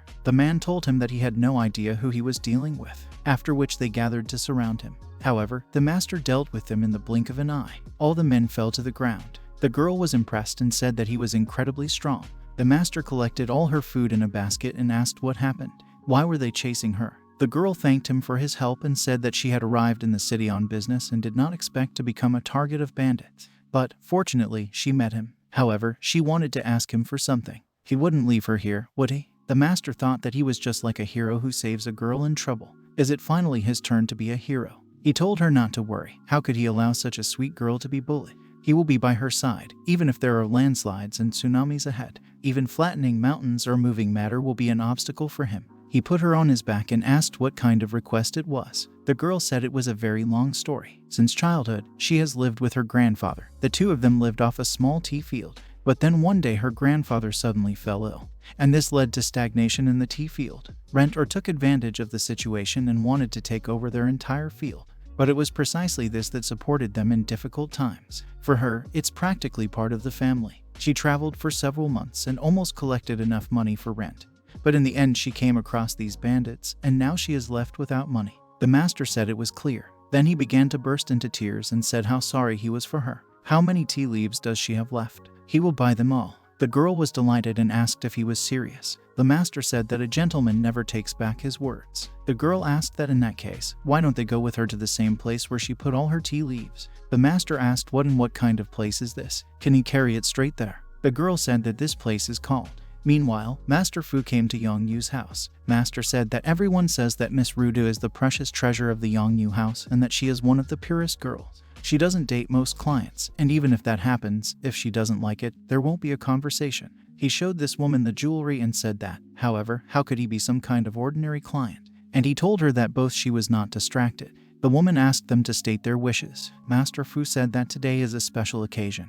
They are celebrating the appointment of Senior Chen to the civil service. He will ask Miss Rida to treat them with hospitality. For the sake of the elder, he is ready to spend a fortune. The man next to him thanked him for his kindness and told him not to bother him. He will help him in the future. The woman said that, however, she has an important guest today. Why don't they choose someone else? The man asked what important guest. Master Fu asked that who could be more important than the Fu family from the True Sun Palace. The woman got scared and said that this important guest was personally chosen by Miss Rida. The master brought this girl to the appointed place. Now he was sitting on the bed and thought that this place. Why did he feel a little uneasy? The girl changed her clothes and asked him what he would say. Does she look cute? The master's nose began to bleed again. He asked her to stop and asked that where are the tea leaves? Did she want to sell them? The girl threw him onto the bed and said that the award she would like to give him could not compare with tea leaves. Meanwhile, Master Fu himself went to look for Miss Ruida. The woman shouted, "What impudence!" Master Fu was adamant. He said that who else could be more respected in Jiannan, that she decided to prefer him. He has to get him out of there and see who he is. The master lay on the bed and thought that the persecution by bandits was a tragic past, a story about the problem with the tea field, and then she rushed at him. This development of events seems wrong. The woman chased Master Fu and told him that Miss Ruida would not like it. Master Fu burst into this room and said that he was not spending money in a brothel because he wanted to make her happy, after which he saw the master. The master asked, "Isn't this Brother Fu? He's here to buy tea leaves too, isn't he?" Master Fu was very angry and asked why is it him again. Then Miss Jai stood up. She asked him that didn't he know the rules of the Yong Yui house? Why does he burst in without warning? Master Fu asked what the rules were. He pushed the girl away and said that instead of such rules, he would prefer to teach her the rules of this city. After which he swung his fist at the master and said that today is that day. And he himself thought that if he dared to throw something out, he would ask the elder Chen to finish him off right there. and he agreed that today is the day he will die. But Miss Rida herself stopped his hand, and she said how impudent of him to be rude to her guest. Is he really trying to go against the entire Yongyu house? Master Fu was shocked and thought that the guest who was personally chosen by the leader should not be harmed by people like him, after which the girl struck him with a strong blow. Master Fu even flew away. The elder called her a brat and asked what she thought she was. Then he reached for his sword, and he said that today would be her last. The girl thought that this expert's aura had reached the peak of the Xuanyuan level, is not it? He won't be easy to deal with. After which the eldest used a double combination and cut her body in half. He said that there was almost no gap between his two attacks, and now she. But the girl was unharmed. She was behind him and asked that that's all, or what? The elder Chen swung his sword again, but the girl told him that he didn't get it. Then it was passed again. The man started getting angry and said that she only knows how to use her powers to evade his attacks. It looks like she has no answer. The girl said that even so, does he really think he can hurt her? Whether? The elder Chen swung his sword again, but the girl told him that he didn't get it. Then it was passed again. The man started getting angry and said that she only knows how to use her powers to evade his attacks. It looks like she has no answer. The girl said that even so, does he really think he can hurt her? Whether? The girl said that even so, does he really think he can hurt her? Meanwhile, the master was just watching all this and thought that this girl's cultivation was quite good. But it was the way she was using it. Looks pretty familiar. This will end soon, even though her power seems to be more demonic. Elder Chen said that she appears in random places, so he cannot discern its pattern. He then uses his absolute top speed to defeat her, and then he said that she was caught. The girl got scared and thought that she wouldn't have time to dodge, but then the master came to her aid. He stopped his blade and said that he still had something to talk to her about, so he can leave them for now. Then why did he throw him out? Then the master turned to this girl and asked what does Bai Lan mean to her. The sweet girl laughed and asked, what is Bai Lan? She's never heard of this name. But then Bai Lan himself showed up and told the girl that since he had guessed, she no longer needed to pretend. The master began to swear at him and asked him why he didn't come to him right away. Bai Lan said that it had only been a few days. Is he not done playing yet? If it weren't for these two simpletons who are wreaking havoc, perhaps he would be in heaven now, just as he wished for. And he did it all for him. Wouldn't he even thank him for this? But the master was very angry and asked what to thank him for, right? He can kiss his foot for this, does he understand? But is it good that he's here? He has a question for him. Zhongnan City fell into chaos due to the rampant activities of the demon sect. Bai Lan said that he has always served him faithfully all these years. His students always lay low if they did not receive his orders. Someone used the name of the demon sect to commit atrocities, and now he is even to blame. The master thought that if what he said was true, then the Zio who were harming the family were. But it doesn't matter, he will gradually deal with it. Now he has a more serious problem that needs to be solved. He asked him what he was trying to do by setting him up all the time. Bai Lan said that if he doesn't find ways to hide something from him, then will his past and identity still remain a secret. Many years ago, the master then selected a new student. It was Bai Lan, then still very small. Zhun Heng brought him. Little Bai Lan came and said that his name was Bai Lan. The master thought that this cutie was so cute and things were going well. He patted him on the head and said that well from now on he will be his master. Lan Bai said that he greets the master. The master often conducted training behind closed doors because he wanted to improve his cultivation. Most often he was away from Bai Lan.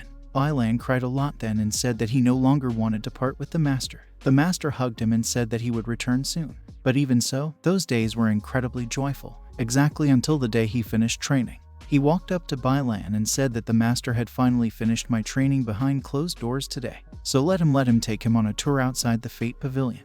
Bai Lan rushed to hug the master and said that he missed him so much. The master thought that she was becoming more and more beautiful every day. Will she win the heart of the entire kingdom? How profitable is it? And he said she was so sweet. Bai Lan said that the clothes he made for him are so beautiful. Zhun Heng had been lurking nearby all this time. He chuckled and thought that he had kept it a secret for so long and it had him so worried that he would soon suffer internal injury. Finally it came. It's time to tell the master the truth. The master's mood will surely collapse when he finds out the truth, and then he will take advantage of the moment to defeat him and become the best in the world. How profitable it is. After which he approached the master and said that he needed to tell him something very important. Bai Lan is actually a boy. The master looked at Bai Lan and asked, is this really true? Bai Lan said yes, and then the master felt bad. He thought that this question had been bothering him for a long time. It is not surprising that nothing has changed in all these years. Why? Why is it a boy again? After which the master ran away. Bai Lan wanted to follow him and walked out of the barrier of the Fate Pavilion. Then his pendant on his neck started working, and someone told him that he had found it. He took the pendant in his hands and looked at it questioningly. Then Junhang approached him and said that since the master already knows that he is a boy, why doesn't he change his clothes? Bailan said that because he wants to make the master happy. In that day, they sat in the forest, on a blanket, and ate. The master said they looked like such a happy family, and he asked for forgiveness for disturbing them. The man told them that he was very kind. It was fate that brought them together in these mountains. It is a great joy for them to enjoy these beautiful views with them. This was also the first time he felt the warmth he had lost since his youth. Bailan looked at this family carefully and thought that the family, parents. He turned to the master and asked that he had ever seen his family. What kind of people were they? The master said that he actually did the same about this. But at that moment, the pendant on Bailan's neck worked again. The Bailan pendant turned out to be the key, which opened a portal to some world unknown to them. A deity that did not belong to this world extended its gigantic hand into their world, bringing with it unknown chaos, and it was aimed directly at Bailan. This unknown deity was incredibly powerful, and this was the first time he had encountered something like this, and despite their combined efforts, they were unable to stop the tragedy. That day, Bailan changed. He looked around and realized that the family they came with for dinner had all died. The older brother was seriously injured, and the master continued to confront this monster. He asked, why did this happen? Is it all because of him? After which he laughed very loudly. The master shouted at him not to come closer. Bailan said that he would destroy him, and at that moment the master made a decision. It seals this world and will prevent this creature from ever finding the Bailan again. The master told this monster, what is this, his territory? So should he disappear? He wanted to seal Bailan's past and end his hatred. He must protect him. And now Bailan asked the master, what is Bailan's past? The master said that everything had come to this point. He has no choice but to tell him the truth. The truth is that it was given to him for huge annual expenses in one of the restaurants. The master rushed somewhere and told him that if he had any problems, then let him come to him. Last time he was saved by his elder, and this time he will protect him.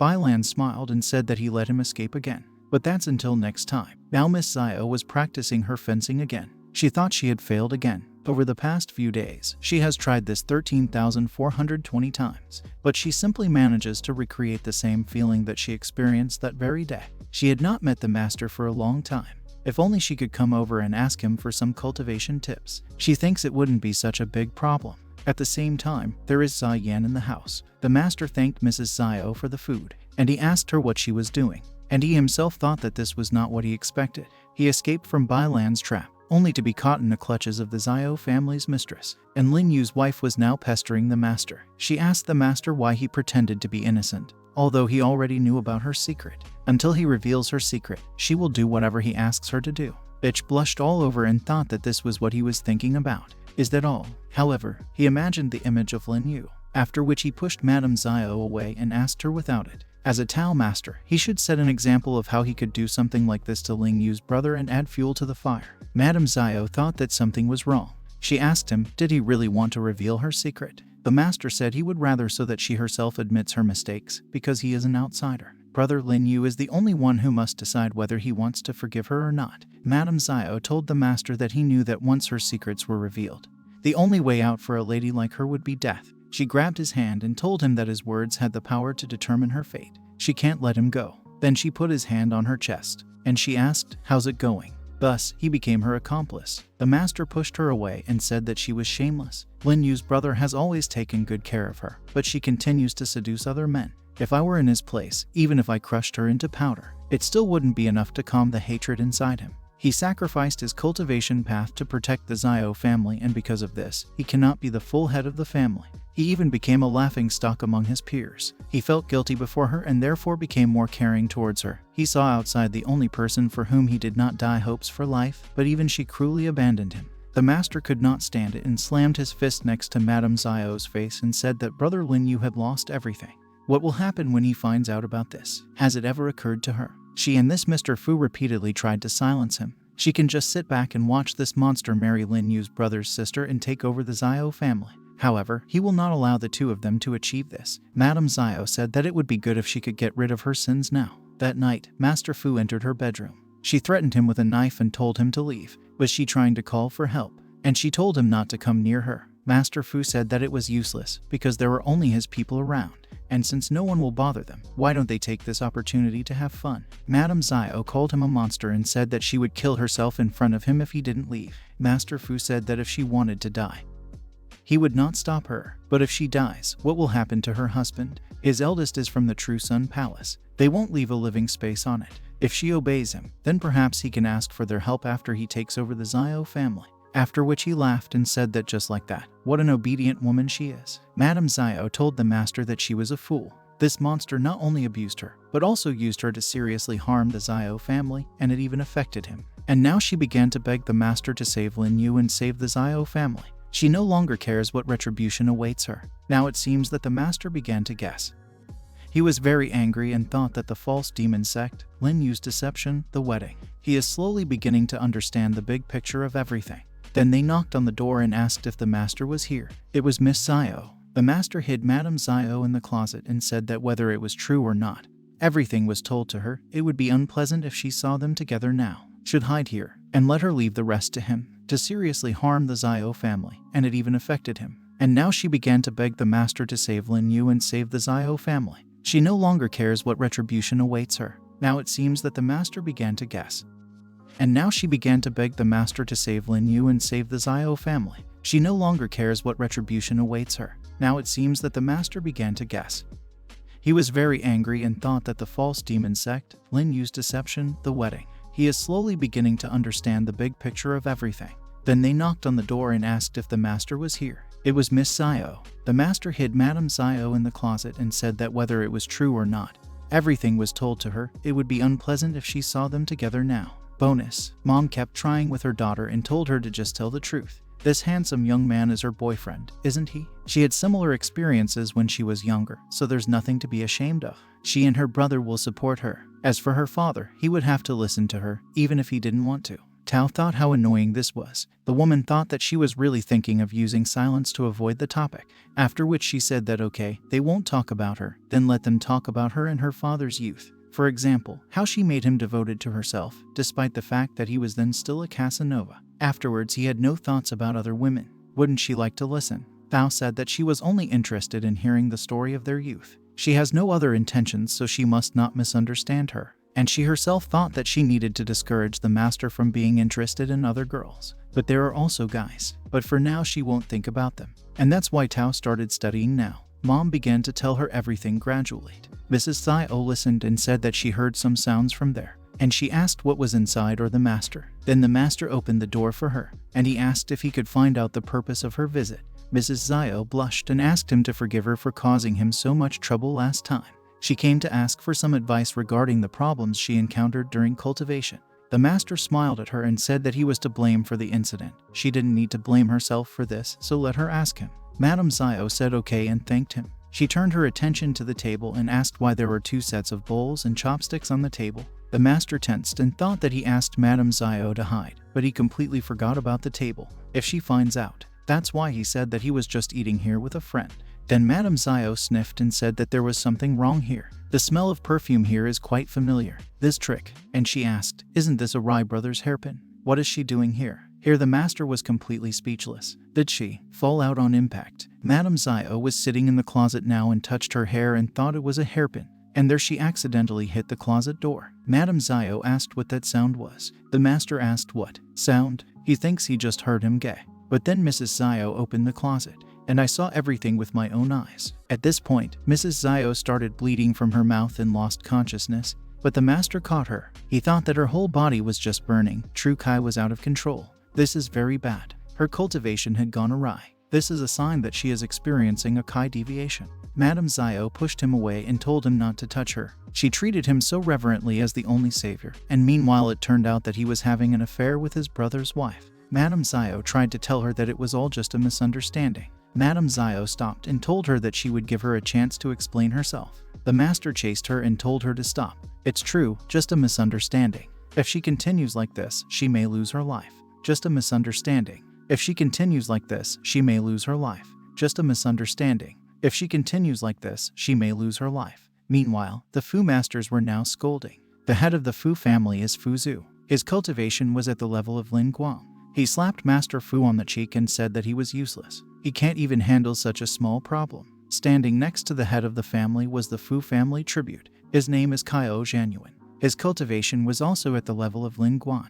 The head of the family told Master Fu that he was simply a disgrace to their family. Tribute told the chief that he had a plan that could correct this situation. The head was surprised and asked what the plan was. Tribute said it was similar to what they used when attacking the Zio family. They will send more people to pretend to be members of the demon sect and kill the troublemaker called the Master during the chaos they cause. But this time, while their people pretend to be people from the demonic sect, they will also look can Mr. Fu single-handedly fight off the demon sect to turn the tide and save the entire Zio family. Meanwhile, the sword god was still being chased by that old man. He told him to stop now. Junheng said that he needs to cultivate for another 100 years to keep up with him. The sorceresses were still chasing Yulin. Lin Hongying told him to wait for them. And then both of these brothers finally met. The sword master said, "Isn't this Junior Yuling? Didn't Madame Zio invite him to the Zio Manor? Why is he still wandering the streets?" Yuling shouted that he really thought he wanted this, after which they began to run away together from this old man and the sorceresses. The elder asked the younger one that why not team up with him and give stars to this old man. Yulin said that then he should help him get rid of the women pursuing him. The elder said that his problem is more significant, so they will solve it first. Yulin said that he should watch the younger one's back, after which the elder said that he believed that it was better for them to separate. Yuling said that the damn sword god, he curses him. Then some girl asked Junin's sister if this was not the good uncle who told them about the whereabouts of their master. Yulin shouted that the elder had set him up. Bai Lan watched all this and said that it looks like the time has come. Great show at the Zio house. And finally, it will come true that the elder set him up. Bai Lan watched all this and said that it looks like the time has come. Great show at the Zio house. And finally, it will come true that the elder set him up. Bai Lan watched all this and said that it looks like the time has come. Great show at the Zio house. And finally, it will come true. The master kept trying to catch up with Miss Zio and asked her to listen to him. He thought how stubborn she was. Her Kai violently attacks her heart. True Kai is not controlled, and it is close to deviation. And yet she refuses to listen to his explanations. If all this is left like this, Tao saw them again and thought that he was again together with her sister. Why are they still together? She turned away again and thought, what a disgusting master. But that doesn't bother her. However, as a student, it is her duty to be concerned about the master's surroundings.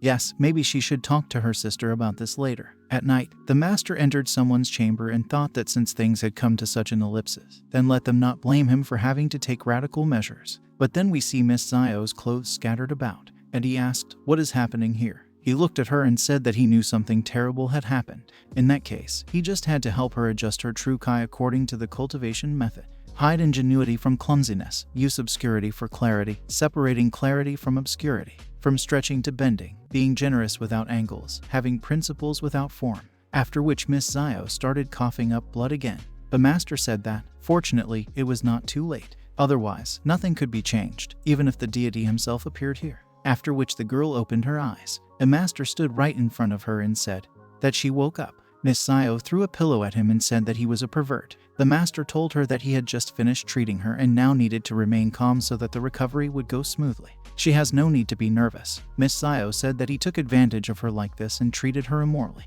How can she look people in the eye now after losing her chastity? The master asked what is immoral. Does she think that she lost her virginity and became pregnant just because he touched her in several places? It doesn't work that way. Miss Zio immediately imagined this picture and blushed deeply. The master asked where did she get such naive thoughts. He believes that Tao knows more about such things than she does. After which he threw the blanket to her and said that if he had not helped her now, she would already be dead. But he admits that he has tainted her to some extent, so he asks her to forgive him. Miss Zio said that she would take his word that he came to save her. So they better close this topic. What is more important is what is between him and his wife and her brother. The master said that it didn't matter whether she believed him or not, but he had nothing in common with her. As for the tragedy that befell his brother and his wife, the truth is that this is all part of Fu Chenjai's evil plan. Tao was still on the street. She said that she wondered what kind of misunderstanding her sister would tell this time.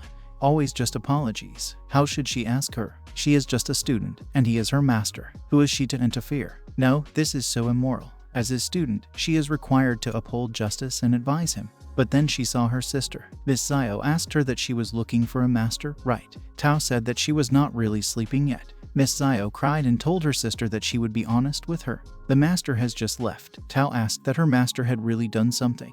And why is she crying? Zio began to wipe away her tears and asked for forgiveness, saying that she was just a little emotional. She decided that she would no longer be a coward. She no longer wants to hide what happened between her and the master. Tao asked what to hide. Just don't let her say that she is a master. She grabbed her sister and said that she had a fiancé. How could she do such a thing? Miss Zio asked what.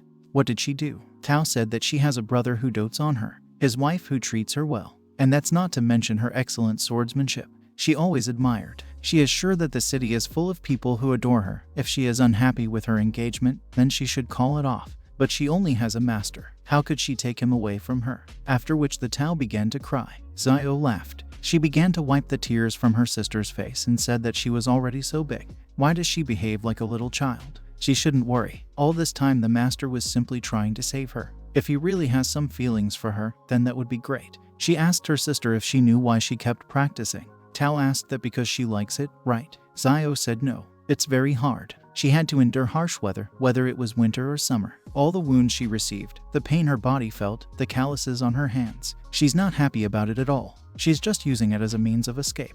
She has a husband, but she's not happy about it, is she? She knows that her father forced her to agree to be engaged to this Fu. A brother who dotes on her, right. His wife who treats her well, right. Fu Chenjin was not only responsible for his brother's injury, but also seduced his wife. He wants to take control of the entire Zio family. She simply wanted to protect her family with her own strength. But in the end, she is still not capable of this. She hugged Tao and said that it was because for her, she was the one she envied the most. Meanwhile, the two families met at the table. The head of the Zio family told Brother Fu that he had come from afar, so let him allow a toast to be made because of him. Starting tomorrow, their son will take care of his daughter. The head of the Fu family said that, well, his son was lucky to find such a beautiful wife as his daughter. The tribute asked what? Why is Miss Zio Tao not attending the banquet? Tao's mother said that Tao had said that Zio was not well and that's why she went to take care of her. As for the girls, it's nothing serious, so he shouldn't worry about them. The tribute said that's it, then it's good. The head of the Zio family raised his glass and said that tomorrow was a big day for them.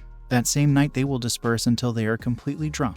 Then a guy burst in and said, "Sir, what happened?" A terrible demon sect. Miss Zio was still hugging her sister tightly. Tao thought that compared to what Zio had to face, she always grew up surrounded by love, spoiled by her father, mother, and brother. And now she even has a master and elders. It turned out that she was the lucky one here. However, she never appreciated it. Then they had an explosion. The girls were scared. Tao asked what happened. Then the master arrived and said that it was better for them not to stay here for long. After all, if they don't hurry up, they'll miss out on all the fun. The master has already dealt with all the people of the Fu family. These demons attacked the Zio manor. One of these demons swung his sword and said that this is the blood debt that the Zio family owes. Many were already dead. The guy who was still alive was shaking and asking for help. The man killed him and ended his sentence by saying that this debt would be paid today. Then the head of the Zio family came out. He was horrified and said that this was a demon sect. Master Fu told him not to worry, because he was here. Such a weak sect should not even think of harming the Zio family.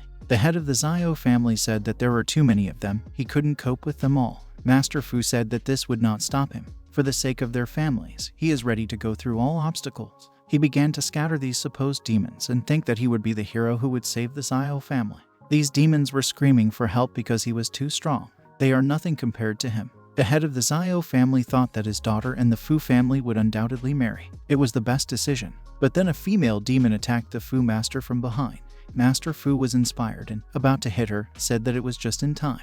But he failed to hit her. Master Fu was already tense and thought that they didn't agree like that. And then this woman hit him, so that blood flowed from his mouth. Master Fu thought how familiar this was. Then this woman took off her mask and said that not much time had passed since their last meeting. The tribute asked what is going on here. Rida was under the mask, and she asked Mr. Fu that he had not forgotten her. Master Fu asked how is this possible? Then Bai Lan appeared, laughed loudly and asked, is it possible that the Fu family is addicted to posing as his demon sect? But it's a shame because his unit in Zhongnan only accepts girls. The head of the Fu family thought, damn, this is the real sect, isn't it? How did they know that they would do it this very night today? The head of the Zio family wondered what the real demonic sect was. Family Fu, fake demonic cult. At this point, all the fake demons thought that this was really a real demonic sect. Bai Lan said that what he hates most is imitators. This time he is incredibly angry, after which he attacked all of them along with his girls. But they will do it this very night today. The head of the Zio family wondered what the real demonic sect was. Family Fu, fake demonic cult.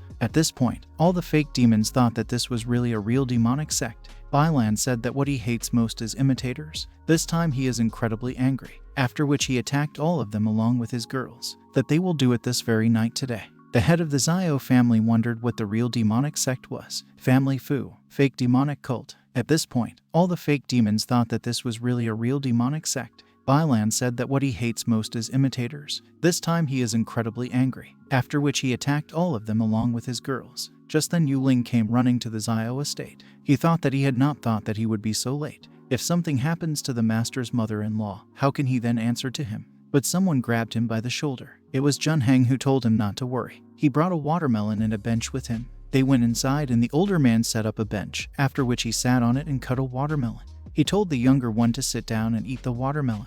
And then I waited for the great performance to start. Then he said, "Oh, here he is." The master came and was very angry with Bailan. Bailan, hearing his name from the master's lips, turned around and was very scared. Junheng grinned and said that their main character, the master, brought Miss Zio and Tao with him. He said what kind of brats they are. How dare they take away his opportunity to attract attention? Junheng said that he finally appeared. The brother was very happy to see his sister, Miss Zio.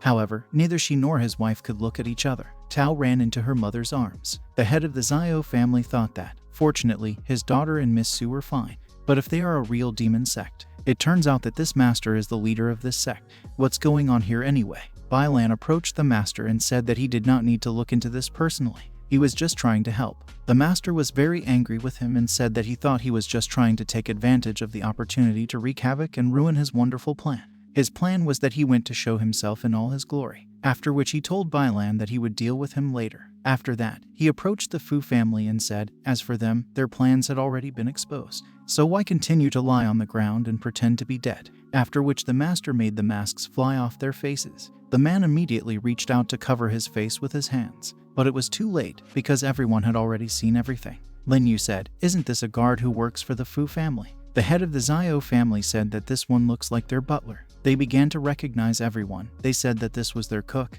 and this was their coachman, and so do their cross-dock performers. One of the men objected and said, "What kind of nonsense is this? What kind of Fu family is this? Are they all from the demonic sect? They will die as ghosts who belong to the demon sect." Then Bailani approached him and said that it was so touching to have such devoted followers. Then he will fulfill their wishes. Now they must become his ghosts. The man got scared and rushed to his master, asking him for help. And then everyone's guesses were confirmed. The Zio family was simply horrified. The head of the Zio family thought that if this is true, then Lin Yu and Madame Zio thought that her husband. What kind of nonsense is this? What kind of Fu family is this? Are they all from the demonic sect? They will die as ghosts who belong to the demon sect. Then Bailani approached him and said that it was so touching to have such devoted followers. Then he will fulfill their wishes. Now they must become his ghosts. The man got scared and rushed to his master, asking him for help. And then everyone's guesses were confirmed. The Zio family was simply horrified. The head of the Zio family thought that if this is true,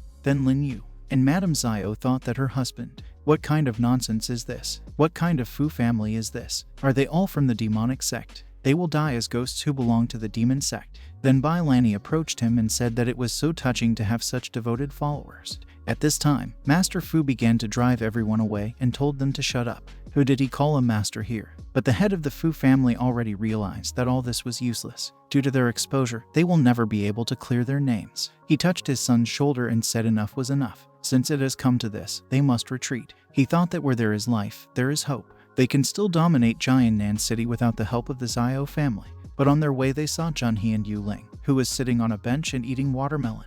Junhe threw out the watermelon rind and said, "Finally." He turned to his youngest and said it was their turn, after which they were already in full combat readiness. The head of the Fu family asked that who are they? Is this really the old god's sword? And the current sword god? After which the two easily dealt with them. Only the head of the Fu family, his son and the tribute remained alive. The head of the Fu family said that, but they have nothing against them. So why? Junheng said that it was nothing special, it was just a task that their master gave them. Yulin said that he just hoped that their master would be pleased. The head of the Fu family asked what their master was. Master Fu asked, who is their master? Then their master approached them and said that it was the Pavilion of Fate. Siyang, the Fu family was simply shocked. The head of this family thought that the demonic sect, the old and the current sword gods, they could not afford to go against any of them, not to mention their master himself, after which they bowed their knees and said they surrendered. Madame Zio thought that was great. Finally, it all came to an end. Shouldn't she feel liberated? Shouldn't she be happy right now? But then why does her heart feel dissatisfied? She didn't expect that in the end she wouldn't be able to use her sword to enter anyway. She still had to rely on someone as strong as Master C. She thinks that this is something that she, so weak, cannot change. The master approached her and told her to pick up her sword. One day she told him that she wanted to protect her family using her powers, so she has to get up and show them all your skills. After which Mrs. Zio stood up and, taking her sword, pointed it at Fu Chen-jai. She told him to get up and fight her. If he wins, she will beg Master Si to let them all go. But she cannot change, so weak. The master approached her and told her to pick up her sword. One day she told him that she wanted to protect her family using her powers, so she has to get up and show them all your skills. After which Mrs. Zio stood up and, taking her sword, pointed it at Fu Chen-jai. She told him to get up and fight her. If he wins, she will beg Master Si to let them all go. The father began to call his daughter. He asked her that who gave her the right to make decisions on her own. She should leave this matter to the adults. She shouldn't put everyone in danger just because she wanted to show what she could do. But his daughter did not answer him. Then the master intervened and told her father that he would rather believe a stranger who might be in cahoots with a demonic sect than his own daughter. Right. He must remain calm and let the sword speak. Bai Lan told the master that he was right, after which he turned to his minions and told them to make room for him. The head of the Fu family stood up and gave his son the sword. He told him that the Fu family could still rebel. The main thing for them is to leave here alive. But this girl with low cultivation is acting too arrogant.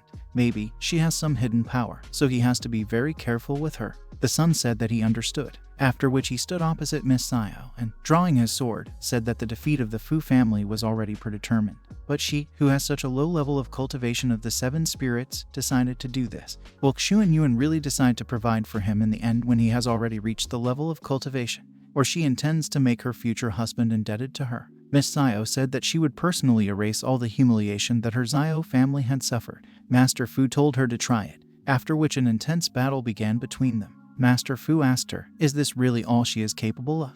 But at the same time she behaves so arrogantly in front of him. Miss Zio thought that it was not easy to fight someone at this level, but she doesn't intend to give up either. Then the girl opened up, and the Fu master, already swinging the ball, said that he should teach her a lesson. That in this world there is only one principle, the strongest wins. Miss Zio blocked his blow and thought that even after receiving help from the master, she still couldn't handle it right. The master told her that she was just a useless girl who could only rely on others for help. If no one had intervened, she would have already been his next toy. No, not her. The entire Zio family would become slaves of the Fu family. Miss Zio was very angry at his words and said that she would kill him. That Fu master asked her if she knew who his previous toy was. Her brother's pathetic wife. She was so lonely, and he was so kind that he offered to keep her company, which she herself was not against. But she always acted like this as if she voluntarily sacrificed herself for the sake of her worthless husband. She can't even imagine how good she was in bed. Miss Zio was already very angry and told him to shut up. She was very badly injured, although she had no intention of giving up. But, apparently, Master Fu intended to make her angry. He laughed to himself and thought that great, she should be even more angry. She is no match for him at her level. With her current skills, she will be defeated quickly, just as he thought. Miss Zio could barely hold on. She thought it was too much for her and she wouldn't last that long. Tao was very worried about his sister. She grabbed the master's sleeve and called out to him. The master sighed and thought that to be so ignorant and possessing such a treasure, how stubborn and stupid she is. After which he took a deep breath and shouted out Miss Zio's name with all his might. He asked her why she had been practicing Zai for more than 10 years. For what purpose did she do this? He hears her sword howling. This is all because she never held him tightly. He told her that the cultivator of his generation, they cultivate to uphold justice. If they don't have confidence in themselves, how are they going to get stronger? That Master Fu tensed up and thought, what an impulse. This is bad. Did she just have a breakthrough? The master smiled and said that this was the intention of her sword. Her father was simply in shock. Now Master Fu could barely hold on. He thought, why is she so strong immediately after the breakthrough? But no, he would never lose to his toy. After which he told her to feel the unbearable pain from his tornado sword. But she didn't even pay attention to it. She just rushed past him. Master Fu said how she infuriates him, and he himself thought that he simply could not believe it. He can't lose. The head of the Zio family bowed to the master and said that he was simply a genius. His daughter is blessed to have been able to receive his guidance these past few days. But the master said no, because this is her natural ability. The seasons changed one after another, but she survived for many years. She subjected herself to endless training. Excellent by mastering the art of swordsmanship. She has been one with her sword for over 10 years. He only directed her to bring out the best in her. Tao thought that her sister, she carried such a heavy burden on her shoulders, but she remained strong and not flexible. She doesn't think she could handle something like this if it were her. But then they heard the sound of a sword. Miss Zio cut off Master Fu's hand in which he was holding his sword. She told him that one strike was for her brother and his wife, after which she cut off his second hand, and she said that the second strike is for her Zio family. The master ran with all his might and shouted for them to save him. He shouted to his father to save him, but it was too late. Miss Zio cut off 2 of his legs, and she said that the last blow was for her. The head of the Fu family was in grief. In his hands he held the already dead body of his son. The head of the Zio family was delighted and thought that his daughter had succeeded. However, he did not believe in her until the very end. He was blind. He almost destroyed the Zio family and the future of his daughter. Miss Zio knelt in front of the master and said that it was all thanks to him. Without him, she would not have been able to take revenge. She will never forget the kindness he showed. The master smiled at her and said that not really. This was thanks to her hard training. She was able to achieve today's result, and he himself thought that now Tao would cherish him even more. Tao approached her sister and said that she was so strong. She was mentored by her master, but still the main reason for her success is her innate talent and hard training. And she herself thought that what can't be said about her. She's always relaxed, thinking that all you have to do is just follow the master and everything will be fine. If she continues like this, she will fall further behind the master and elders, further and further. No, she doesn't want that. She told her sister that she would no longer remain in the same position. As a master's apprentice, she will strive to surpass her as quickly as possible. The master thought about what and why it already felt like he was being ignored. Meanwhile, the tribute tried to heal the wounds on the master's body. He told his brother Fu that he used his true Kai to protect his heart. If they do not take him to the palace of the true sun as soon as possible, then he is afraid of the ellipsis. The head of the Fu family said that he is ready to do anything to save his son, but it seems that they will not let them go from here so easily. Tribute looked back and said that if only they had a hostage. They both looked towards Lin Yu. The head of the Fu family said what he wanted to say, but the tribute had already rushed to Lin Yu and said that he was always looking for the weak link. You need to take full advantage of every opportunity. But the master stood up to defend Lin Yu and said that for now he was nearby. They can forget about their dirty tricks. Then he hit this tribute with all his might, but the tribute grinned and said that he took the bait. In fact, he was a decoy. And the head of the Fu family rushed towards Lin Yu. The head of the Fu family swung at Lin Yu and said that he was the weakest link in the Zio family. First, he will cut off his legs and arms. He will keep his son company. But she defended Lin Yu. His wife stood up and took the blow. She fell right on top of him and whispered that she was indebted to him in this life. She really hopes that in the next life. Lin Yu hugged his wife and loudly shouted that no. The head of the Fu family said that she ruined everything. Some weaklings are always spoiling him. But then the master hit him, and he said he was a brat. The tribute told the chief that he saved his life years ago, so let him repay it today. He will distract them with himself, and he must leave. But the head of the Fu family said that no, he will help him. Besides, he cannot escape without his son. The tribute said that it's good. Then they will fight together. After which, combining their forces, they rushed to attack the master. The master said they were ignorant fools. For those who deceive the world and are full of evil, even execution will not be enough. He will judge them. It will destroy both the forms and the spirit of the cultivator. The men shouted that they could not die like this, but it was already too late. The master, having dealt with them, said that this technique is called the light of justice. A couple of days later, the master looked at the newspapers again and, surprised, asked what. It was written there that the pavilion of the fate of the illusory world. No one knew about him for hundreds of years, but he became famous literally overnight. It was also written that there were shocking changes in the city of Jiannan. The cultivator from the illusory sea exposed the plans of the Fu family. Is it possible that a cultivator from the illusory sea is having an affair with the youngest daughter of the Zio family? The Fu family has lost its power. The Liu family may become the next ruler of Jiannan City. The master thought it was an affair with the youngest daughter of the Zio family. This cheeky leopard who doesn't want to change his spots. He will ask him at the next meeting. Tao and his mother spied on the master, after which the woman told her daughter that her brother had found her a good master. Tao said that she ruffled all her hair. The woman told her that her master is unpredictable, but a principled and handsome man. She used to think that he was just a lover that she secretly found. Tao asked what and who might be interested in him, but the woman understood everything and said that she didn't need to be here. Does she think she doesn't know what's on her mind? She shouldn't worry and should just stay close to the master. She may not be in a hurry to return to the capital. She pushed her daughter towards the master and told her to make good use of her chance. Tao approached her master and wished him good morning. The master asked that shouldn't she have breakfast with her mother. Tao said that she had already eaten, and her mother allowed her to continue following him. The master said that this is very good. After all, she is his student. Then the head of the Zio family walked next to them with his eldest son and said that he heard from his daughter that they were leaving them today. He wanted them to stay here for a few more days.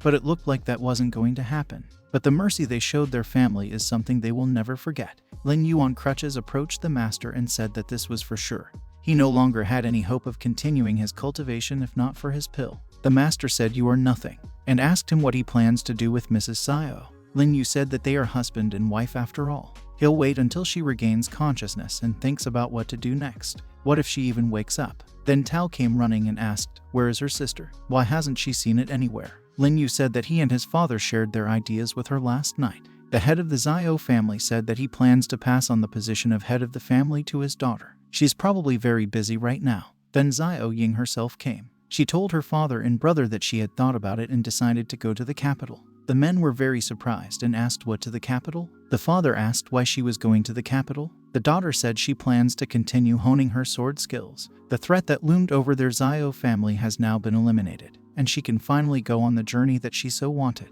She approached the master and said that it was all thanks to him. The master said no, that it was her. This is due to understanding her sword. It really is impressive. Before he goes, should he teach her some more ellipses? But then he was interrupted by Tao, who began to tug at his sleeve and said that he managed to train such a good student. She should congratulate him properly on this. Therefore, the master could not restrain himself because of this and said that he wished Miss Sayo all the best in finding the best master in the capital. Miss Sayo almost laughed. I asked the master what he plans to do now. The master looked at the Tao and said, "As for them." A few days ago, the master punished Bai Lan again. Bai Lan told him that he was so cruel that now he would not be able to sit for several days. The master asked him what, and who asked him to deliberately fool around. He not only put on a show to deceive Togo, but even deprived him of his chance to shine. He asked for it himself. If 2 more of his comrades had not escaped immediately, he would not have let them go without punishment. Bai Lan asked him that he really didn't know. They both rushed into the river when they learned that some kind of miracle had been found there. The master asked what to the Mu River. Tao asked that isn't her brother building a canal there. Bai Lan said that he plans to follow the priest from the demon sect there. The master said that this sounded like a good place for Togo to gain experience and look for treasure. But Tao cultivation is still too weak. This will be a very dangerous journey for her. He thinks that for now they should return to the Fate Pavilion. Tao told the master that she wanted to go there. She doesn't want to lose to her sister. She wants to gain experience and wants to become stronger. And now the master told Miss Sayo that it therefore looks like they will go on a journey to the Mu River, after which they mounted a horse and rode to this river. Tao asked the master that since they were heading there, why couldn't they just fly there? The master said that he wanted to be close to her while admiring the beautiful landscape. Tao told him that, but he couldn't go too far from the Pavilion of Fate. The master said that, in truth, the Fate Pavilion was following him. Bai Lan stood not far from them, next to the priest. He told the priest that they must go before it was too late. Palace of the True Sun. In the cart lay the corpse of a Fu master, and next to it hung a poster on which it was written that it should be returned to the rightful owner. A woman ran up to him and began calling him. She asked him to say something. Was this woman his mother? She told him, stroking his face, that this was his mother. He hears her. Apparently Master Fu was not dead yet, but he couldn't speak clearly either. The master of the True Sun Palace, whose name is Kang Kenny, appeared next to the woman. He was very angry and said that the Zhao family had gone too far. In addition to crippling the Chen Jai to such an extent, they used this method to humiliate them. She turned to the master and said that he must avenge them. The man said that Su is like a brother to him, and Chen Jai is like a nephew to him. He will undoubtedly take revenge on them, but they need to plan it carefully because the master was reading the newspaper again. The hottest news was written there. The mysterious owner of the illusory sea again acts as a support for the Zhao family and becomes famous in every corner of the earth. He has 4 students and each is able to stand up for himself. This was especially true for his eldest disciple, renowned for his legendary swordsmanship, unfathomable cultivation, and courage in upholding justice. All sects unanimously gather for a miracle at the Mu River. The Duke will personally bring his army to be present there. The master was clearly dissatisfied with what was written in the newspaper. He said that this brat Junheng knows how to praise himself. Tao kept looking at the fish that was roasting on the fire and said that it had been roasting for a long time. Can she eat already? The master asked why she always thinks only about food. Tao said that he was very harsh with her today. Her whole butt was swollen. She needs to eat more meat to regain her strength. She will never ride a horse tomorrow, only in a cart. Master told her that since she had decided to work more diligently on her cultivation, she should be persistent. Despite these difficulties, he just spurs her on. He again began to imagine all sorts of vulgarities and thought that it was so much fun to teach his little student. Tao, apparently, was very offended by him and, getting up, went somewhere, saying that she would ignore him. The master asked where is she going. Don't let her run too far. Tao said she didn't need him to worry about her, that since she decided to work more diligently on cultivation, she should be persistent. If he likes her, then why is he so strict with her? If he doesn't like her, then why did he secretly draw that drawing? She stopped and said that she should have gone far enough so there shouldn't be a problem. She can't hold back anymore. But then she heard something and suddenly hid behind a tree. She thought, were they really steps? Am I really her shameless master, sneaking in to see how she relieves her bladder? But then someone appeared behind her and covered her mouth with a rag, after which the girl lost consciousness. This man threw her over his shoulder, and the other two men began to laugh loudly. The bald man, who threw the girl over his shoulder, told them to just look, they hit the jackpot. She is beautiful, like an angel. The man said that they just have to wait for this fool to head towards the Mu River. The man with the bun said it was all thanks to his great idea. They will just sit and wait for their prey. There is plenty of it here. Then the master came and said that the prey they found. The bald man asked who is here. The master said he was afraid they would have to give her back. She is his student. The bald man asked what his student was. It was his, and now it's theirs. And he ordered two guys to get rid of him. The master said that they were idiots, after which he easily killed them. He also cut off the bald man's hands, saying that these hands were molesting Tao, and the owner of this brain had perverted thoughts about Tao, after which he tore his head off. The master approached the girl and asked if she was okay. Then Tao woke up. The master held her in his arms and asked how she was feeling. The next day they were already riding in a carriage. Tao was in no mood at all. All her clothes, down to her underwear, were now drying. She herself was wrapped in a towel. She was all red and thought that last night she couldn't believe it. This is too embarrassing. Who needs it now? How she wants her whole life to start over. The master said that it seemed that the effects of the sleeping pills had already worn off. He sat next to her and told her that the next time she needed to relieve her bladder, she should make sure she was still within his line of sight.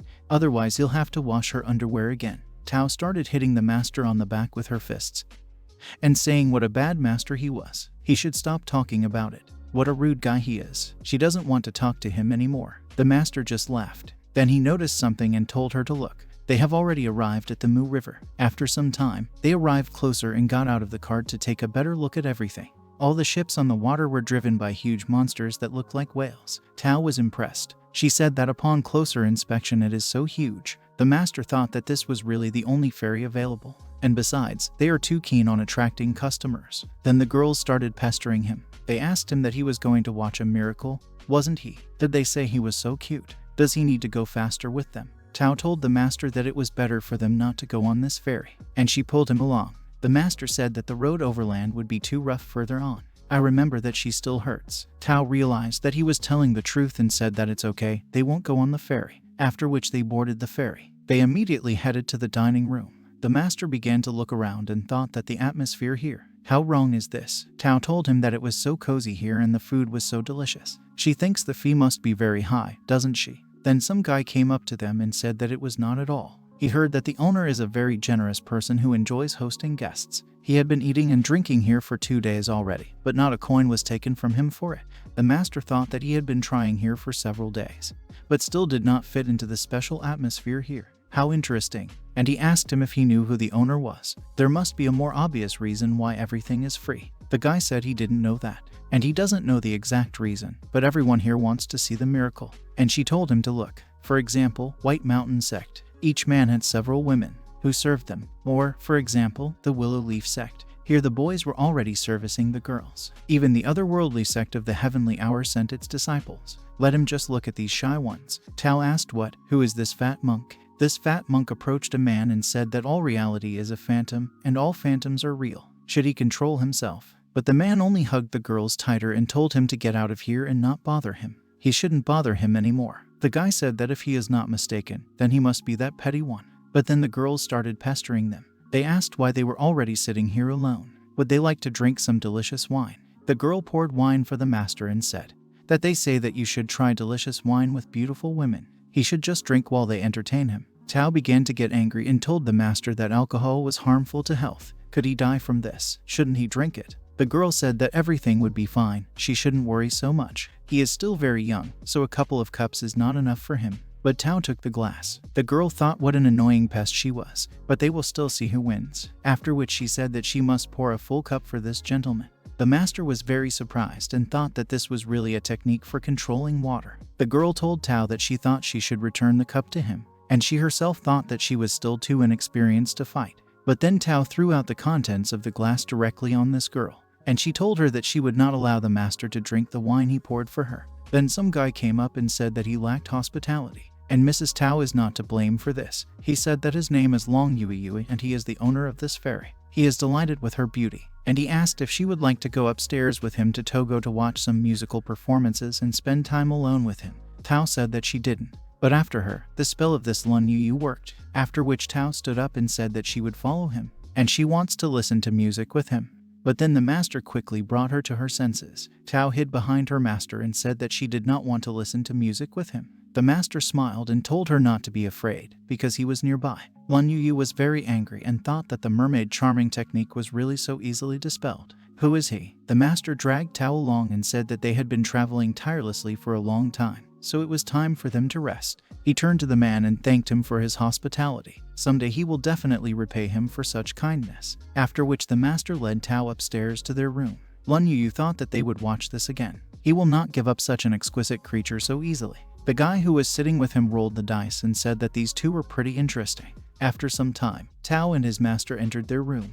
Tao said she thought the ferry was a little strange. They can eat, drink, and stay for free. Even the owner of this ferry is very strange. She still has not recovered from the fear she experienced earlier. The master said that it was just convenient for him that they were heading to the same place. He's nearby, so why is she afraid? Let them do what they want. And he asked her if she wanted to know what was going on behind the scenes. Tao said what she wanted, after which the master made a small hole in the wall, and he told her to take a look and see something interesting. Tao looked out the window and saw two people lying in bed. She immediately turned away and began to beat the master again and said what a villain he was. How could he let her watch people do this? Her eyes were infected. The master told her to stop fooling around and watch carefully, and he himself thought that this was a great opportunity for her to find out about it. In fact, she was an unusual woman. She tormented this man, and then began to absorb his energy. Tao asked, "What is this? Looks so scary." The master said that the mermaid was collecting life essence. This ferry is most likely a gathering place for mermaids. Tao said what the others mean, after which the master said that they need to go, because they need to look around. After which they left the room and again headed to the dining room. But everything didn't look as nice here as before. They asked, "Is this really hell?" She got tired of closing the master's eyes and said that he should stop looking. If they seduce him, they will turn him into a dried-out corpse. The master said that with his cultivation level, it was still unknown who would become the dried corpse. He is simply interested in what the mermaids, who usually live in the sea, are doing on the Mu River. Then that guy came up to them again and said that someone must have colluded with them and let them in here. And he arrived on the ferry to investigate this matter. Tao asked what to investigate. Who is he? The guy said he never changed his name. He is the one and only. But here he was not allowed to finish. The man flew out of the wall and flew past them. That fat monk came out and called this guy a monster, and he told him to give him his life. Tao said that it was that fat monk. It was the mermaid who said that he himself forced him to do this. Besides this woman, he wants everyone else dead. After which everyone went out onto the deck and the battle with these mermaids began. The monk shouted that he was a monster. He could tell at a glance that he was not human. Lin Yu defended himself from all his attacks and said that he was such an annoying monk.